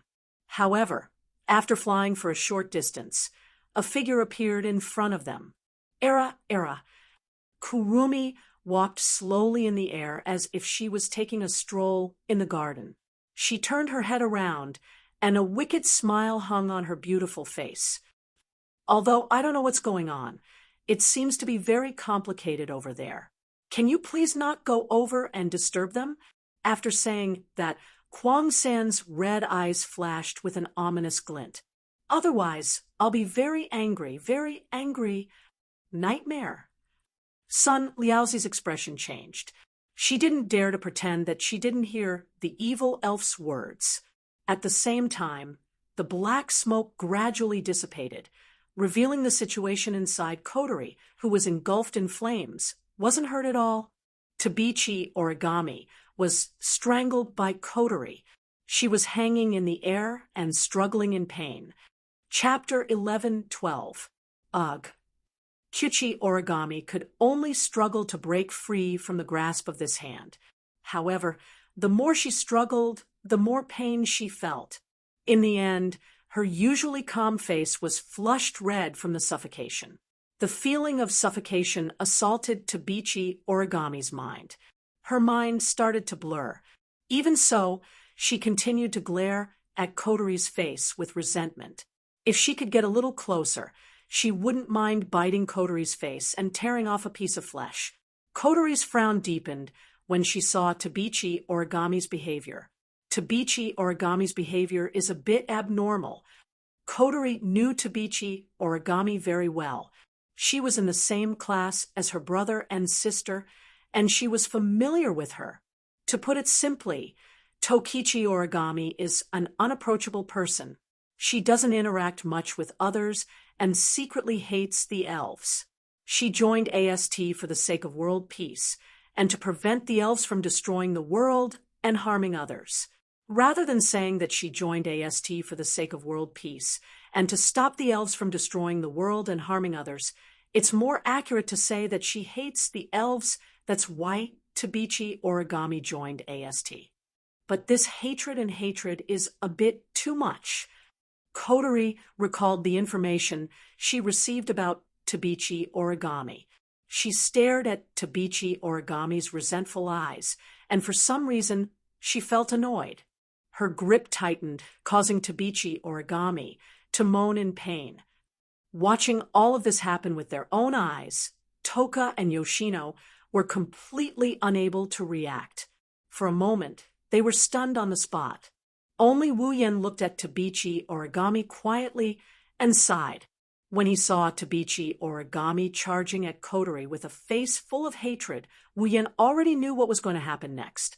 Wu Yen can only blame himself for forgetting that Tabichi Origami is a member of AST. He forgot that Tabichi Origami has hatred in her heart. Otherwise, he wouldn't have let Kotori turn into an elf even if her identity is exposed. Even if she sees her normal state, it's just a bit more troublesome. With Kotori's abilities and the seal on her spirit energy, she won't be able to detect any psychic waves. Even if she looks exactly the same, she won't be treated like an elf. But now, in order to save some trouble, he got himself into big trouble. Wu Yen felt like the loss outweighed the gain. Wu Yen glanced at the AST members who were pinned down by Kurumi. He looked at Kotori. Kotori, let her go. Kotori was stunned. He hesitated for a moment before nodding his head. Then he tossed the origami kitsune out of his hand. Cough, cough. Tabichi Origami stabilized herself. The propellers behind her increased in power, allowing her to float in the air. She covered her neck and coughed a few times. Her eyes never left Kotori. The hatred is still there. Cough. I'll kill you. I'll definitely kill you. Efreet. Tabichi Origami coughed and said something that made Kotori very uncomfortable. The flames on her body started jumping violently. Kotori can tell from Tabichi Origami's words that Tabichi Origami hates herself. But why? Is it because she's an elf? But Tabichi Origami has encountered elves dozens of times, if not hundreds of times. Kotori did know that Tabichi Origami would act recklessly in front of elves, but she never heard of it. Why would Tabichi Origami act like this when facing an elf? There must be a reason behind it. Realizing this, Kotori's doubtful gaze toward Toichi Origami gradually disappeared and was replaced with a cold look. You know me? Kotori Origami shook her head. Kotori paused for a moment and shook her head. No, I should say that you know, Ifrit. You know me? You know me? Tabichi Origami was so angry that she started laughing. Her face scrunched up due to the anger and hatred in her heart. Yes, I know you. Of course I know you. At this moment, Toichi Origami had completely lost her previous expressionless and emotionless image as a puppet. She shouted out in a low voice, which was out of character, "How can I not know you? You killed my parents." His words caused Kotori's calm demeanor to completely change. Her eyes were filled with unprecedented emotions. What did you say? Kotori's voice was trembling, but she suppressed the sudden fear in her heart and asked in a hoarse voice. You said, I killed your parents? That's right. It's you, the elves of fire, Efreet. 5 years ago, it caused a big fire in Heavenly Palace City when it was in the modern world. You killed my parents. Tabichi Origami's face was pale due to her loud roar, but her voice was filled with hatred and hatred as it entered Kotori's ears. Kotori stared blankly at Toichi Origami, who was yelling at her. Her face turned pale as well, without a trace of blood. 5 years ago, huge fire? Wasn't that when I was transformed into an elf and obtained the power of an elf? Did I really kill Tabichi Origami's parents at that time? Thinking of this, Kotori's heart sped up due to fear, and her eyes were filled with fear. After all, before she met Wu Yan, if she overused her powers, her spirit power would go berserk, and she would lose her consciousness. She would turn into a monster that only knows how to destroy things. 5 years ago, perhaps when he went berserk, he unknowingly killed some people. That's hard to say. Such a thought flashed through Kotori's mind, causing her body to tremble. At this moment, because she's a fire spirit, she's the murderer of your parents? A voice that was terrifyingly calm compared to Kotori, and Tokichi's voice suddenly rang out. At the same time, a terrifying flame that incinerated the atmosphere and caused the surrounding temperature to rise by several levels abruptly appeared. Then I'm sorry, I'm probably involved in killing your parents. Tabichi Origami turned around and looked at the source of the voice. She was stunned by what she saw. Red flames shot up into the sky like serpents. Wu Yan was bathed in flames. His wine-red eyes looked at Tabichi Origami with pity and sympathy. Tabichi Origami was stunned.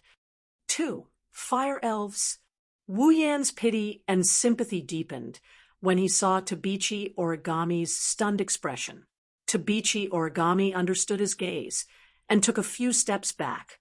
Her expression turned vicious. If that's the case, then I'll kill both of us. Wu Yan narrowed his eyes and smiled. Do you think you can do it? I have to do it even if I can't. Tabichi Origami yelled and raised her cannon again. This time, she aimed at Wu Yen. I'll kill you. What a joke! As this emotionless voice drifted into Kite One Origami's ears, Kite One Origami was startled. Before she could react, a figure had already appeared in front of her. The figure extended his hand and pressed down on the heavy cannon in her hand. His wine-red eyes immediately met Kite One Origami's gaze. If you can kill elves with aggro, then there's no need for an AST. Wu Yen grabbed the cannon with all his might, and he flung it out. Tabichi Origami, who was holding the cannon, was sent flying. When Tabichi Origami steadied herself and looked down, Wu Yen and Kotori were nowhere to be seen. Even Toka and Yoshino were nowhere to be seen. Even Kurumi, who stopped the AST, was nowhere to be seen. At the scene, only a faint sentence was left, echoing in the air. Believe it or not, the elf who killed your parents isn't Kotori. It's someone else. Tabichi Origami's expression changed. She scanned every nook and cranny of the place, but she couldn't find Wu Yen and company looking at the members of Sunrise Prairie Fire and AST flying towards her. Origami Kitsune gritted her teeth and clenched her fists tightly. Itsuka. Shoujo. Chapter 1113. Heavenly Palace City. It's been about an hour since the space-time quake happened. At this time, the spacequake alarm had been lifted, and the residents who had been protected had also come out of the shelters one after another. The damaged streets had also been repaired at a godlike speed by the display device used for repair. The entire Heavenly Palace City had been restored to the appearance before the spacequake. The residents of Heavenly Palace City had long been accustomed to the spacequake. Therefore, as soon as they came out of the shelter, the residents acted as if nothing had happened and they had not encountered anything. They once again returned to their noisy state, making the entire Heavenly Palace City full of vitality. If one only looked at the surface, no one would have thought that just an hour ago, in this corner of the city, which looked like hell, there was also a medium-sized riot. Of course, the people walking on the street didn't know that one of them was the culprit who caused the space-time quake. He was walking with them in broad daylight, heading back to his own home. Kotori, Kurumi, Toka, and Yono reverted to their casual attire. Their spiritual power was sealed away by the sealing bracelet. They are now just ordinary people. They are on their way back to the Itsuka clan with Wu Yen. Along the way, Toka and Yoshino were overjoyed.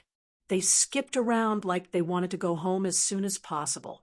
If Wu Yen, Kotori, and Kurumi weren't walking at a leisurely pace, the two girls would have started running. Obviously, Wu's family had a very special position in the hearts of Shixiang and Shixiaonai as their first shelter after getting rid of the identity of being hunted. Furthermore, Shirji had always taken good care of the two of them, causing them to somewhat miss her. As for Kurumi, she has been walking elegantly with a smile on her face. Her eyes narrowed as she smiled. She didn't say anything, she just kept walking. However, if you look closely, you'll notice that Kurumi would sometimes glance behind her. Then, she would quicken her pace a little to put some distance between herself and the two behind her. She even stood behind Toka and Yoshino to prevent them from noticing what's going on behind them. Wu Yen gratefully smiled at Kurumi. Then he looked to his side. Kotori is there, with her head lowered. Her entire face is covered by her bangs, so no one can see her expression. However, one can vaguely see Kotori's petite body trembling. Wu Yen stared at Kotori for a while before turning around. He looked ahead and spoke to Kotori with a voice that only she can hear. Are you still concerned about what Toka Origami said? Kotori's delicate body, which was originally trembling suddenly trembled. She lowered her head even more. After a long while, she finally opened her mouth. Did I really kill Toka Origami's parents? So, you really do care. Wu Yen sighed. It's not like you haven't killed anyone in the Spalier world. That one is different from this one. Kotori raised her voice involuntarily, sounding a little shrill. Killing them was a decision I made based on my own will. Toka Origami's parents were powerless mortals who didn't do anything wrong. More importantly, I didn't kill them on my own volition. It's different. So you think it's your own fault. Wu Yen frowned. Am I wrong? Kotori raised her head. She met Wu Yan's gaze with a wavering gaze. Are you trying to say? Is it wrong to kill powerless mortals who didn't do anything wrong? I don't know if it's wrong or not. Wu Yen waved his hand and looked into Kotori's eyes. But I think you didn't do anything wrong. Even if it's a sin, you don't have to bear it. You didn't do anything wrong. Kotori clenched her fist. Her eyes dimmed. You really didn't do anything wrong? Even I don't know about it, but Toka Origami saw it with her own eyes. Wu Yen glanced at Kotori. Are you sure she saw you kill her parents with her own eyes? Kotori's footsteps paused, and her brows furrowed. What do you mean? Even though you were still a child 5 years ago, it shouldn't be hard to match her in terms of appearance, right? Wu Yen shook his head. Since Tokichi Origami has feelings for Shoujo, it's impossible that she doesn't know you. Then, why didn't she show anything to you before? Why did she only treat you as an enemy when you turned into an elf? Kotori was at a loss. If I remember correctly, Toka Origami revealed something like this. Wu Yen analyzed calmly. Koichi Origami's parents were killed by a certain elf 5 years ago when you turned into an elf for the first time, and your spiritual energy went berserk, causing a huge fire, right? What are you trying to say? Kotori frowned. She sensed something from Wu Yan's words. She looked at Wu Yan with hope. Don't you know something about it? If you do, please tell me, Oni-chan. Wu Yan couldn't help but bitterly laugh. Ever since Kotori became his summoned figure, she had been calling him Big Brother in her commander mode. But in terms of personality, she was still as cold and vicious as ever. She never showed mercy in her actions or words. This was definitely the first time Kotori, who was in commander mode, had ever used such a pleading tone in her life, wasn't it? Looks like she really cares about hurting innocent people when she goes berserk. Well, no matter how cold she is, Kotori is still Kotori. Her nature is still kind. I don't think I can explain it in words. Wu Yen mused. Didn't you lose your memories when you turned into a fairy 5 years ago? How about this? I'll help you retrieve your memories, and you'll know what happened. Retrieve my memories? Kotori was shocked. Her expression turned serious. Can you do that? Piece of cake. Wu Yen smirked. Not to mention retrieving your memories, I can even create a new one for you. You're dead if you do that. Kotori glared coldly at Wu Yen. Listen up. If you dare to fabricate a new memory for me, don't expect me to forgive you. What if I help you retrieve your memories and prove you're innocent? Wu Yan's tone turned playful. How do you want to repay me? My adorable little sister. I'll repay. Kotori's eyes darted around. She didn't dare to look at Wu Yan's playful face. Her cheeks turned red as she spoke shyly. If that's the case, you can do whatever you want. Wu Yan looked at Kotori in disbelief. He couldn't believe that those words came out of Kotori's mouth. But soon, Wu Yan smiled. It was a joyful smile. Remember what you said, Kotori-chan. You can't go back on your words. You're so annoying. Kotori glared at Wu Yan. I've always kept my word. If you dare to fabricate a new memory, I'll... Yes. Wu Yan shrugged. Don't worry, I won't do anything stupid. That better be the case. Kotori snorted coldly and quickened her pace. Her cheeks were still flushed red, obviously saying, you can do whatever you want, is a challenge for Kotori, who is in her commander mode. Wu Yen retracted his smile when he saw Kotori's reaction. He released a sigh of relief. At least Kotori has returned to her normal self. He achieved his goal. But I didn't expect Kotori to say, "Do whatever you want," when she's in her commander mode. It's clear that she really cares if she kills some innocent people when she goes berserk. It's a good thing Kotori didn't kill Toichi Origami's parents. Otherwise, Wu Yen can't imagine what would happen to Kotori. "Shoujo, hurry up. I'm leaving you behind." "I'm coming."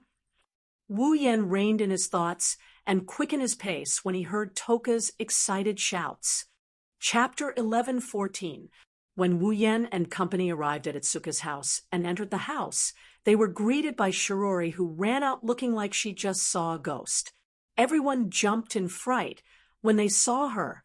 After a period of chaos, Shirori finally calmed down and explained the situation to Wu Yen and Ko in a trembling voice. After Shirori finished her explanation, Wu Yan's group found out that the reason why Shirori acted like she saw a ghost was because of them. This is a dungeon world. The time ratio is 100, 1 compared to the Spalier world. If Wu Yen leaves the dungeon world, the time will stop flowing. So, Shirori didn't know that Wu Yan's group left this world for quite some time. The problem is, when they left this world, Toka and Yoshino were with Shirori. So, the time in the date battle world stopped at the time when Shirori, Toka, and Yoshino were still chatting. In the Spalier world, Wu Yen summoned 4 elf girls. Toka and Yoshino left Shiori's side. When they returned to this world with Wu Yen, time resumed. The result was both Shirji and Shirji suddenly disappeared right in front of Shirji's eyes. Poor Shirori, who was still immersed in chatting with Toka and Yoshino, the next second, 2 living people disappeared in front of her. How could she not be afraid? Shirori didn't dare to stay here alone. She ran off to look for Wu Yen, Kotori, and Kurumi. Shirori found something amiss when she looked for them. The 3 of them had also disappeared. Such a strange phenomenon scared Shirori, so much that she almost fainted. She wanted to escape from Itsuka's house. She was afraid that even the people on the street outside would disappear. If she was the only one left in the world, she would collapse. So, Shirori could only tremble. She held on to the fear in her heart. She ran back to her room. She hid under her quilt and didn't dare to come out until she heard Wu Yan's group shouting, "I'm back." She ran out with tears streaming down her face. Wu Yen and Ko blushed with shame when they found out what happened. They can only console Shirori, who is in a state of panic. They can't explain what is going on with this supernatural phenomenon. Left with no other choice, Wu Yen used a skill to erase Shiori's memory to calm her down. When everything calmed down, Shirori led Toka and Yoshino to prepare dinner.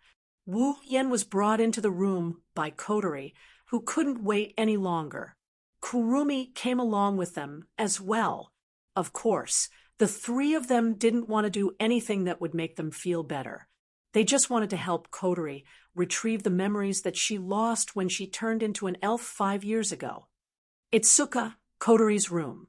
Wisps of burning mana flames jumped on his fingers, as if they were cheerful fairies dancing in the air. Wu Yen grabbed the strand of magical flame and flicked it. The magical flame shot out like a bullet and hit the ground. Then a platinum-colored magical formation appeared with the magical flame as the center. Wu Yen nodded and looked at Kotori. "Stand in the magical formation. Stand in this magic circle. It can help you reconstruct the memory before and after your elven transformation 5 years ago." Kotori's face tensed up. She was expressionless, but there was an indescribable seriousness in her voice. She nodded and walked into the magical formation. She stood in the center. BZZ's, the platinum-colored magical formation, flashed with a barrier of light. with the boundary of the magical formation as the boundary, it enveloped Kotori. Then, the ripples of mana started to expand, and Kotori slowly closed her eyes. At the same time, Wu Yen and Kurumi closed their eyes. This magical formation has an additional effect. It allows others to share the memories of the person in the magical formation. To avoid losing her memories again, Kotori agreed to share her memories with Wu Yen and Kurumi. Therefore, in the room, the three of them closed their eyes and immersed themselves in their own minds. A blurry image slowly appeared in the minds of the three of them.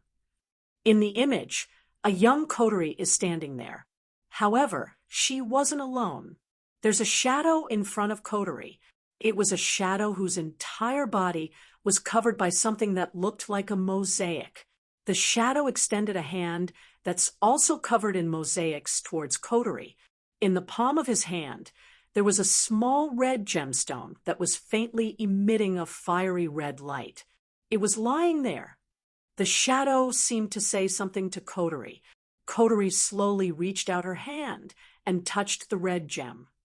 The moment Shoujo touched the red gem, it turned into a ray of light and merged into Shoujo's palm. Then, Kotori's body began to burn with scorching flames. Her clothes started burning from the bottom and turned into ashes. It turned into a strange, feather-like pinkish-white kimono.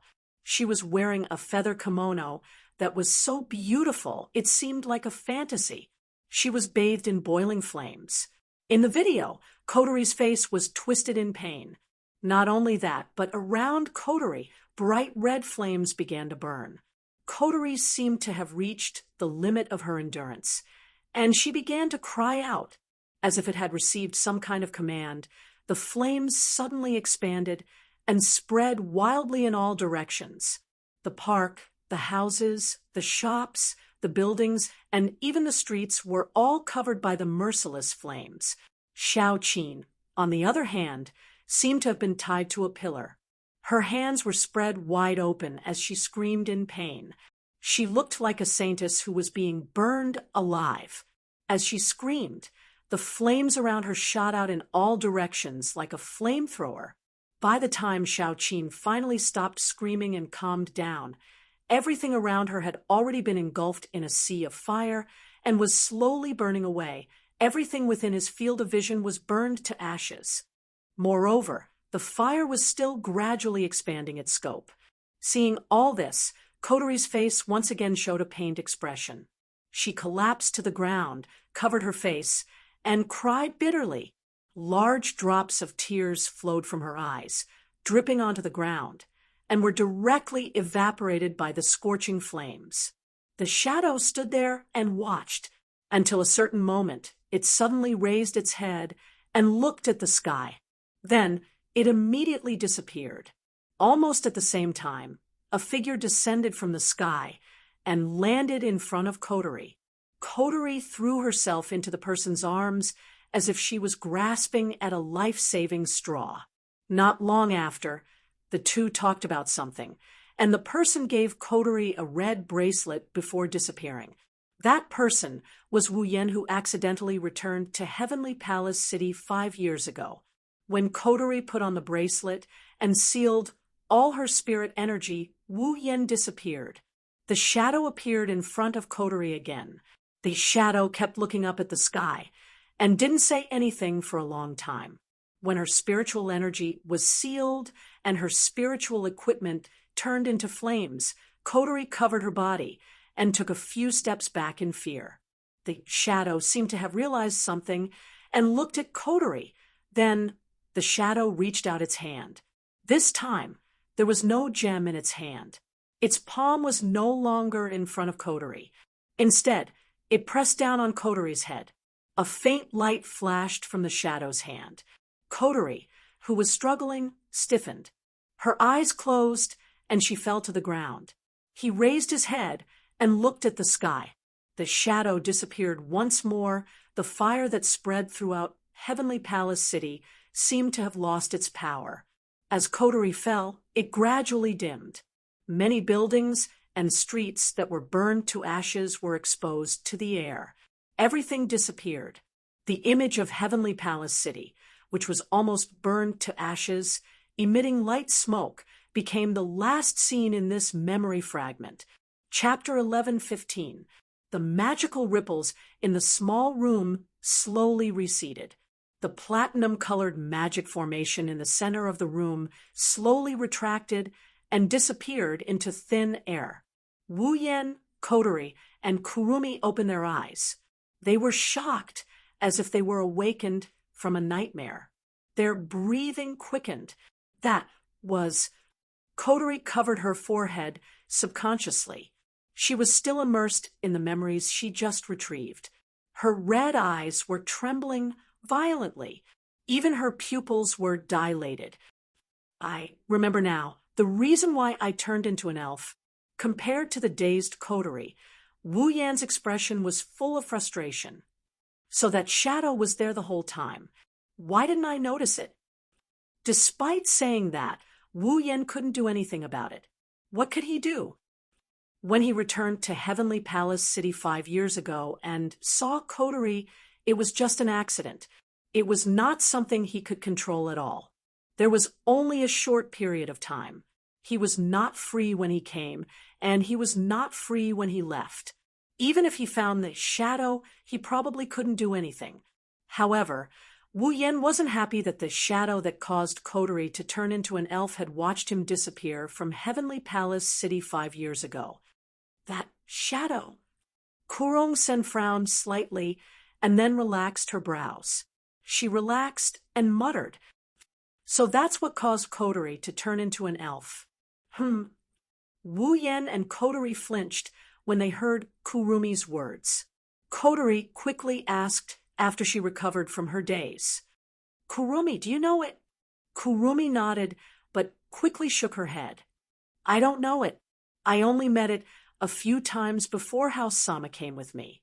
Kotori took a deep breath and suppressed the agitation in her heart, calming herself down.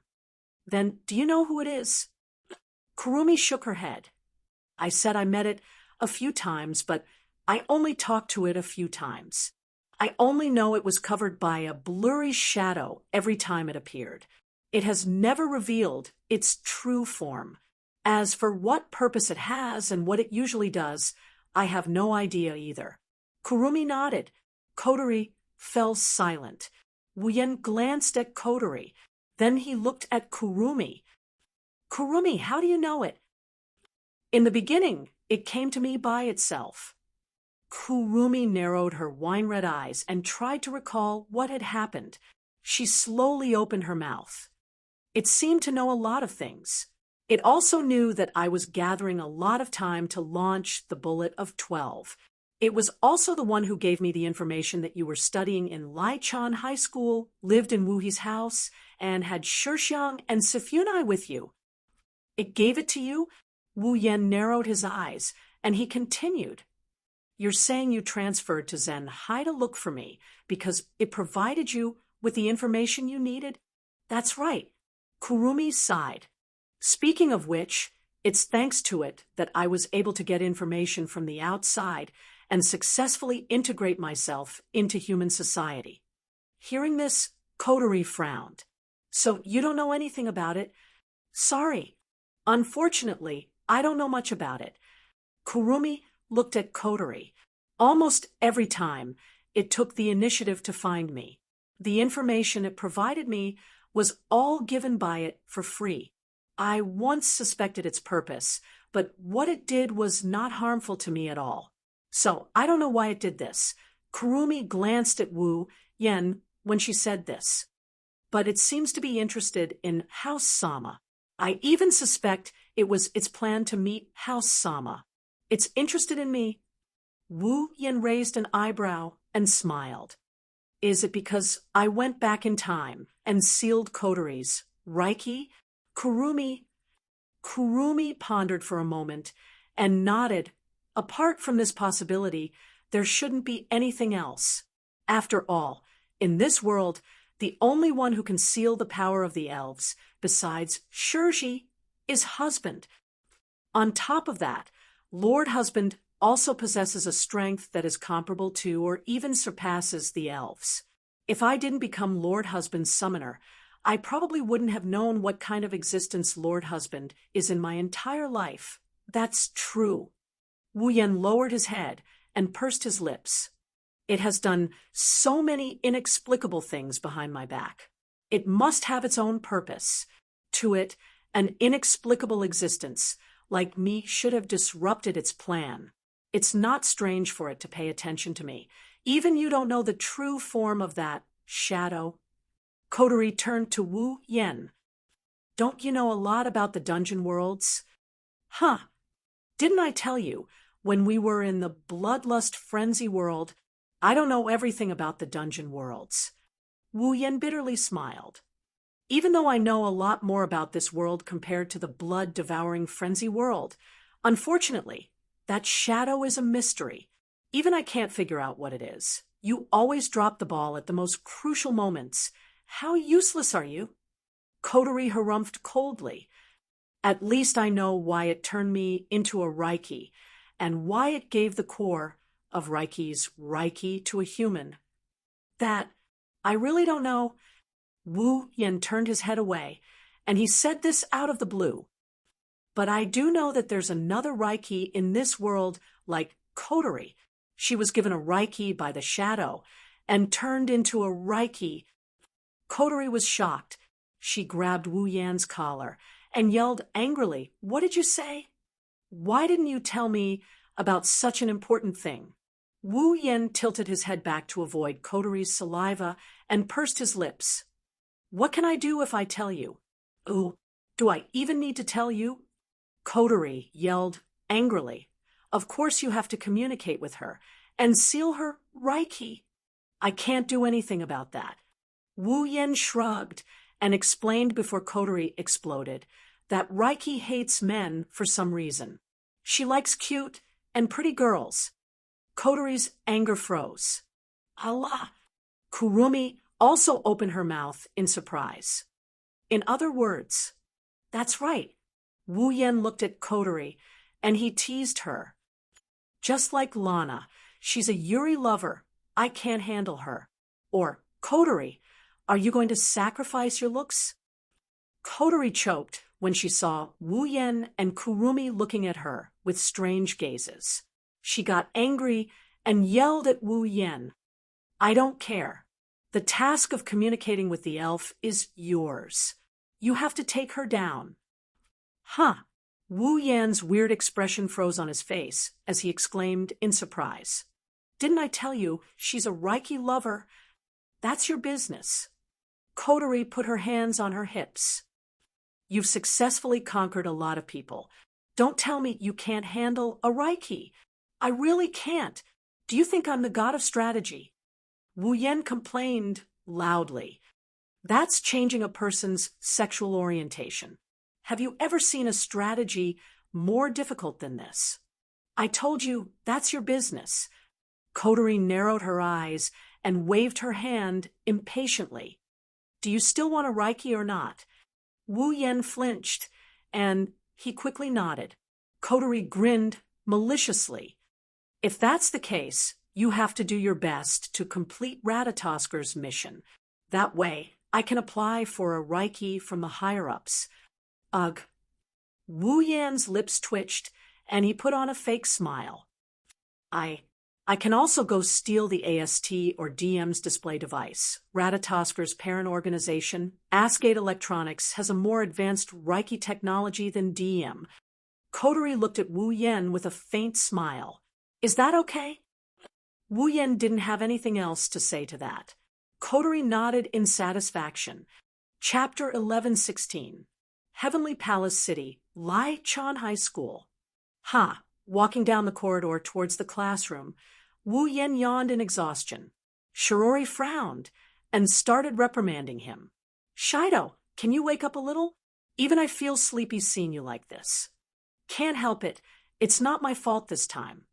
Wu Yan scratched his cheeks, and he bitterly shrugged. "It was too late last night. I didn't get enough sleep." "Too late?" Shirori blinked. She looked at Toka, who is munching on a piece of bread, and Kurumi, who is hugging Wu Yan's arm intimately. She blushed when she saw Wu Yan on the left. Kurumi blushed when she saw Wu Yan on the right. Shirori purposely coughed while looking at Wu Yan from the corner of her eyes. I can't say too much about your private life, but I hope you can control yourself. Otherwise, as your sister, I will be troubled. That statement of yours makes me want to retort in all sorts of ways. Wu Yan's lips twitched. In your eyes, do I have to do something so impure in my private life? Isn't that right? Shirori closed one eye while squinting her other eye. She continued to squint at Wu Yan.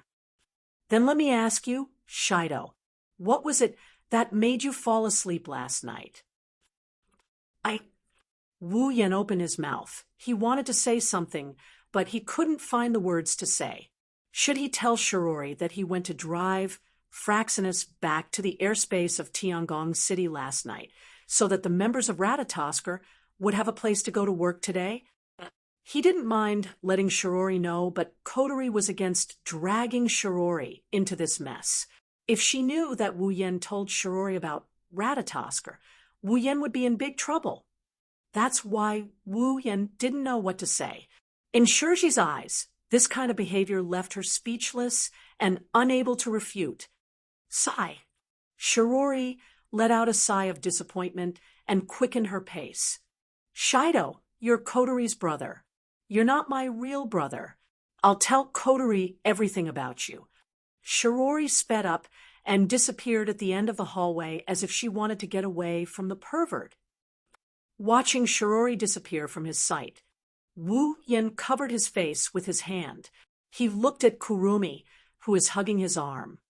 Do I look like a pervert who can't live without women at night? Kwang-san was slightly startled. Then, her wine-red eyes widened a little, revealing an incredulous expression. Wu Yan's eyelids twitched, and he shrugged. Okay, I understand. Hey, Toka tugged at Wu Yan's shirt, and she asked in a curious tone. She just finished eating a piece of bread. What's a nightlife? Kurumi giggled. Wu Yan's face crumbled as he told Toka in an exasperated tone. If you were willing to answer this question when Shirori was here, I wouldn't be called a pervert. Shirori? 10 Fragrances paused for a moment, then looked around her. She exclaimed, Oh, right. Where's Shirori? Where did she go? Is bread the only thing in your eyes? Wu Yan almost went crazy. She left in front of your eyes. Ha ha. Even Kurumi was in awe of 10 Fragrances' natural state. She couldn't help but laugh. She laughed until her stomach hurt. While the three of them were fooling around, the door to the classroom appeared in front of the three of them, stare.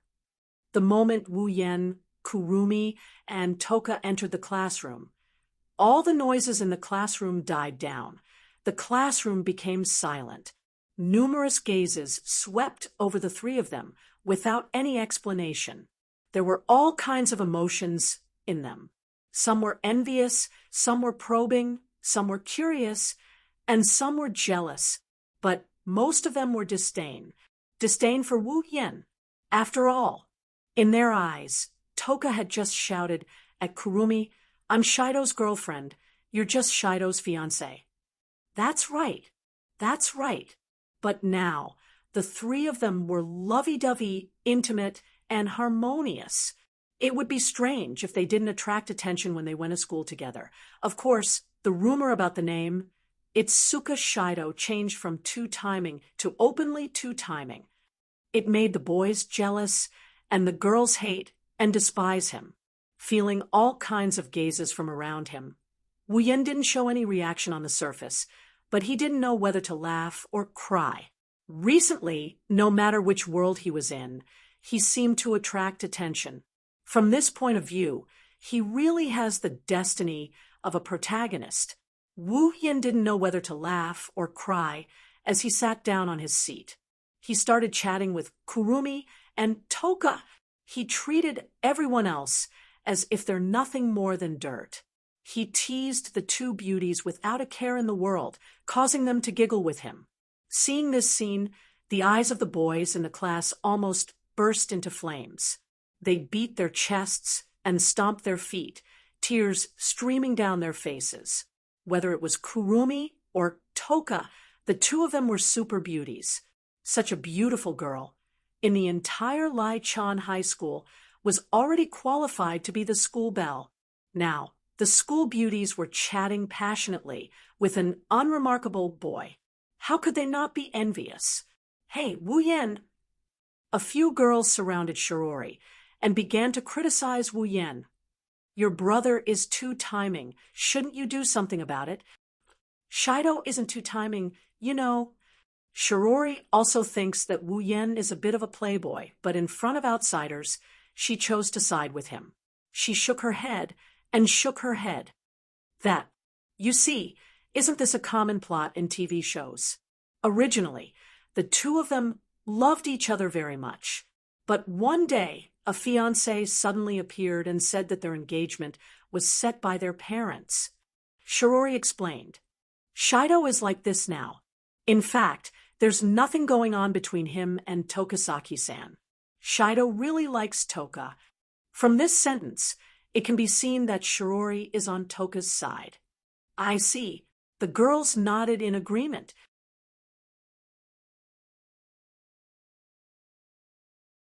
Chapter 11:17. There's not much time left before class starts. In the hallway, the uniformed students are marching towards their respective classrooms. Wu Yan and Tabichi Origami are the only ones who are walking in the opposite direction under the curious gazes of the other students. Along the way, the two of them didn't say a word. They maintained their silence and walked against the flow of people until they reached the staircase. They climbed up the stairs and walked to the door of the rooftop that was tightly locked, as if they had planned this beforehand. Wu Yan and Tabichi Origami stopped at the same time. They turned around at the same time and faced each other. If anyone saw this scene, they would think that one of them brought the other here to confess, if you don't look at the serious expression on their faces. In the distance, the noise of the students from Lai-chan High School was still reverberating, clearly reaching their ears. However, at this moment, the two of them had already selectively blocked out all the sounds.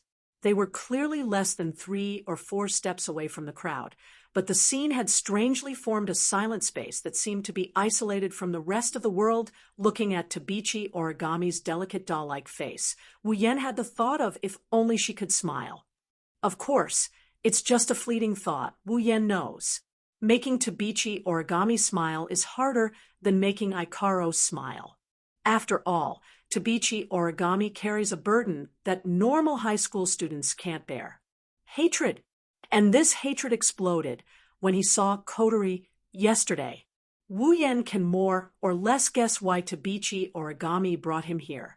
To be honest, with the hatred in Tabichi Origami's heart, it's a bit out of Wu Yan's expectation that she didn't attack him immediately, but if possible, he doesn't want Tabichi Origami to hurt Kotori, even though, compared to Tabichi Origami, Kotori is much stronger.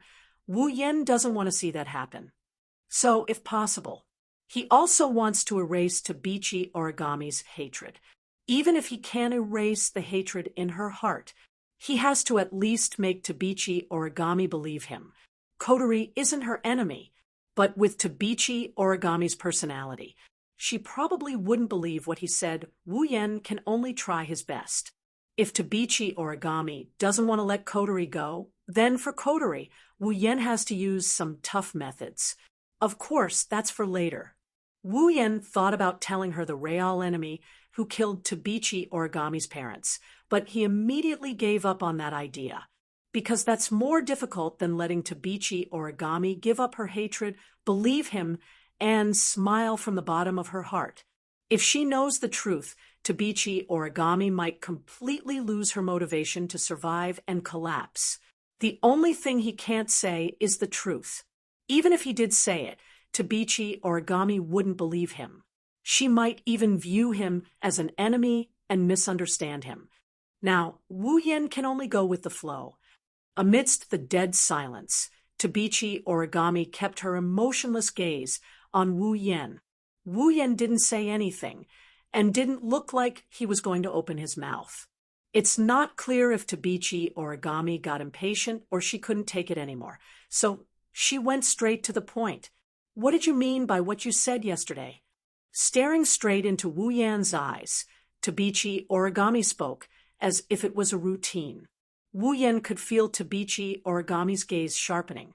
Wu Yan raised his head and smiled. Since you chose to ask me, can I take it that you believe me? No, I didn't believe you, Koichi Origami said without hesitation.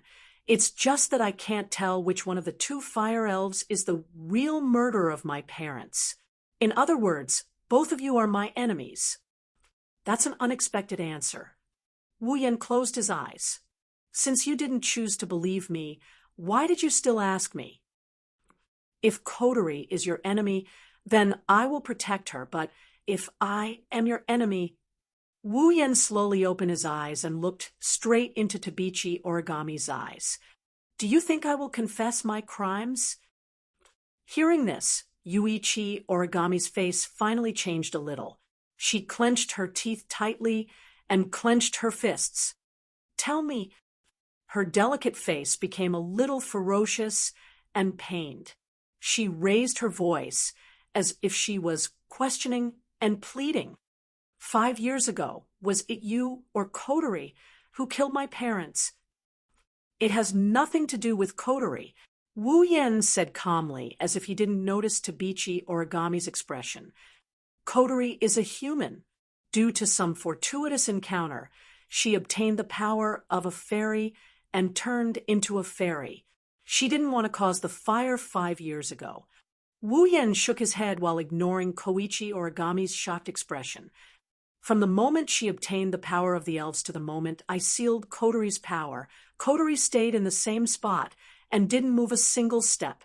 Therefore, she didn't kill anyone. A human obtained the power of a fairy? You sealed it.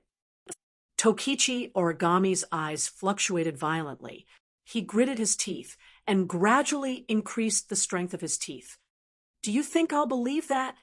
I clearly saw a fairy at that time. Let's not talk about whether you saw it or not. Wu Yan waved his hand and interrupted Tabichi Origami. Even if you did, are you sure it was Kotori you saw? Tabichi Origami paused. She furrowed her brows. That day, I saw the silhouette of the elf who killed my parents. How can you be sure it was Kotori just by looking at her? Wu Yan glared at Tabichi Origami. Tabichi Origami couldn't help but take a few steps back. You didn't even see her face. How can you be so sure? Tabichi Origami's expression changed. She bit her lips. You're right, I didn't see the fairy's face, but how can you prove that Kotori has nothing to do with this? Are you the one who killed my parents? No matter how I look at it, it's just a lie you made up to protect Kotori. Tabichi Origami pointed at Wu Yan. If you didn't do it, then show me proof. Otherwise, I won't believe you. Following Origami's words, the atmosphere in the room suddenly became heavy.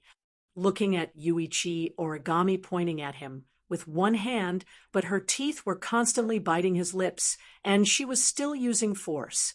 He was afraid that if this continued, it would not be strange for her lips to be bitten by her. It's easy to imagine how painful it is for Tabichi Origami to lose her parents.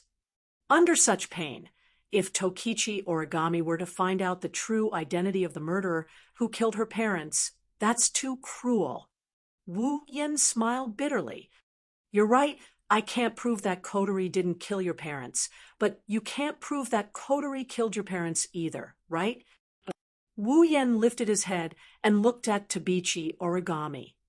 Or do you plan to kill the wrong person rather than let them go? kill me and Shoujo's sister, and suffer the same pain of losing a loved one as you do? Sure, Ji. Koichi Origami's face instantly turned pale. She lowered her head and used her bangs to cover her face. She was unable to say anything else. She was unable to say anything else. Wu Yen didn't say anything else. He just stared at Toichi Origami, trying to figure out something from her expression. However, he could only see Toichi Origami's slender shoulders trembling uncontrollably. Clearly, Origami Kite was also struggling. Wu Yen didn't know what happened between Tabichi Origami and Shirori that made Shirori so important to Tabichi Origami. However, it's still a good thing that he managed to turn Tabichi Origami's mind upside down. It wasn't until a long time later, when the class bell rang, that Tokichi Origami took a deep breath and raised her head.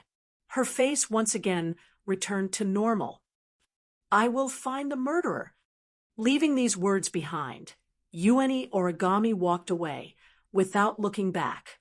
Wu Yen leaned against the wall and looked up at the ceiling. He sighed. Temporary peace is a good thing. Chapter 11:18. In the sky above Tiangong City, Fraxinus, the walls and floor were made of machine-like steel and wiring. A cold luster leaked out from all directions. Wu Yen walked along the narrow steel corridor that looks like a submarine passage.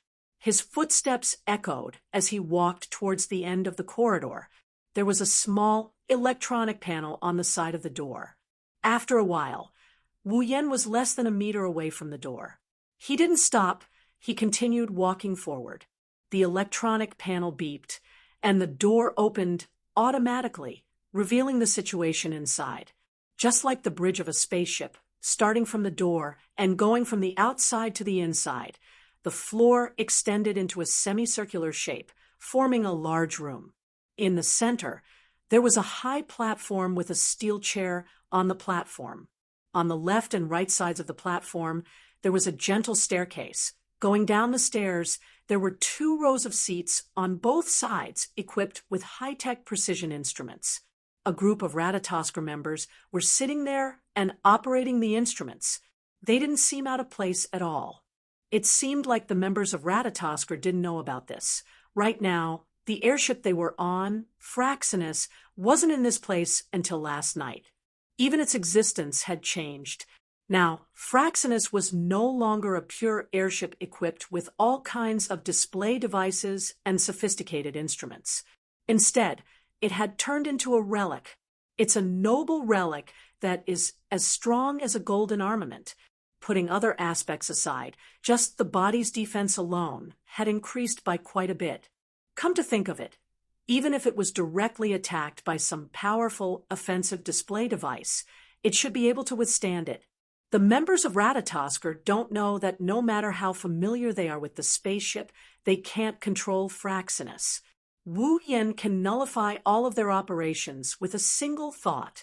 Fraxinus has become Wu Yan's exclusive noble relic. Other than him, no one else can control it. Unless Wu Yen agrees. Wu Yen walked into Fraxinus's command room. Everyone in the room looked at Wu Yen, including Kotori, Kamui, Kyuhei, Murasame Rain, and Wu Yan's 2 direct subordinates, Shina Kanamiya, Yatsuki Chinyu. Captain, seeing Wu Yen coming in, Janamiya Shina, and Yatsuki Chinyu immediately called out to him. Wu Yen nodded, and he walked in front of the 2. He looked at Shina before looking at Yatsuki Chinyu. Then he smiled at the 2 of them. Looks like your injuries are almost healed. In the battle with Kurumi, Shina, Yatsuki, and Atsuki suffered heavy injuries. Before Wu Yen left this world, the 2 of them were still recovering from their wounds. Thank you for your concern, Captain. Yatsuki Chinyu touched his back and smiled. She looked like a blooming lotus flower, very beautiful. It's a pity that under that beautiful face, there's a man's heart. Although it's troublesome to deal with the bullets that contain spiritual energy, I managed to finish it by today. My injuries are all healed. Well, it's within my expectations. Jeanne nodded like a little adult. Her petite body was like a little adult. He exuded an incredible sense of maturity. Ratatosker's display technology is better than DM's except for combat. Although it's troublesome to deal with the bullets that contain spiritual energy, a few days should be enough, as long as you guys are fine. Wu Yen patted them on the shoulder. Kotori nodded in agreement.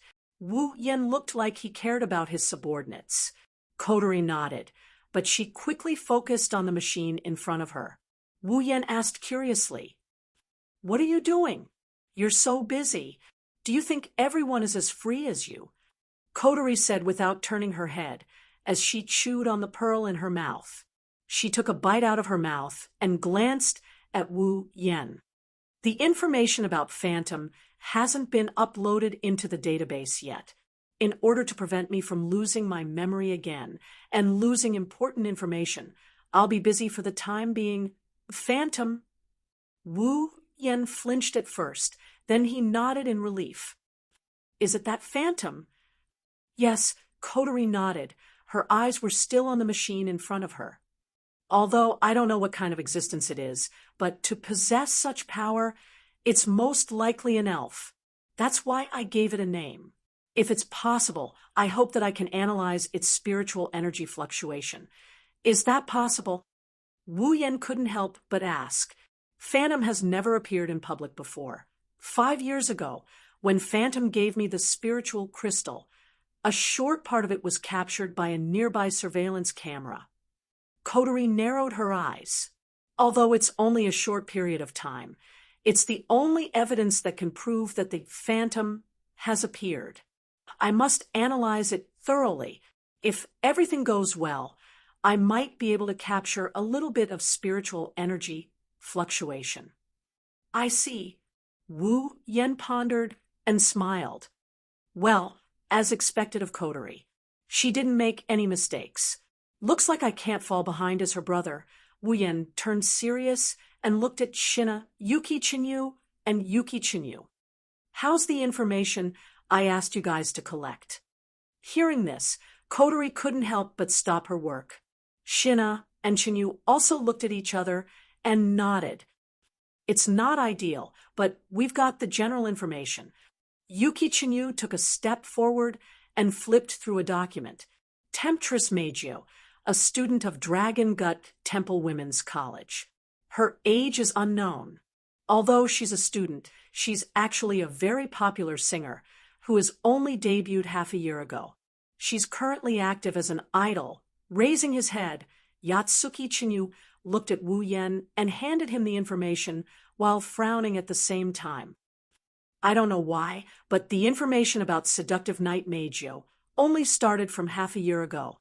As for the information about Seductive Night Meijio, no matter where I looked, I couldn't find any information about her." "Yeah, Captain." Shina stared at Wu Yen with a confused look in his eyes. "Even Ratatosker can't find any information about Seductress Meijio before half a year ago. This Seductress Meijio seems to be special. Of course it's not normal." Wu Yen sighed as he flipped through the information in his hand. "Well, it's not surprising that you can't find any information about Temptress Meijio from half a year ago. After all, she only changed the name Temptress Meijio half a year ago. Before that, her name was Shoujo Yuno. She changed her name." Shina was surprised but relieved. "No wonder we can't find any information about her before half a year ago." "Captain," Yuki Chinyu said, "do you want me to find out more about Yuki Kitsune?" Wu Yen pondered for a bit before nodding his head. "Find out more about Yuki Kitsune and give it to me by today." "Yes, Captain."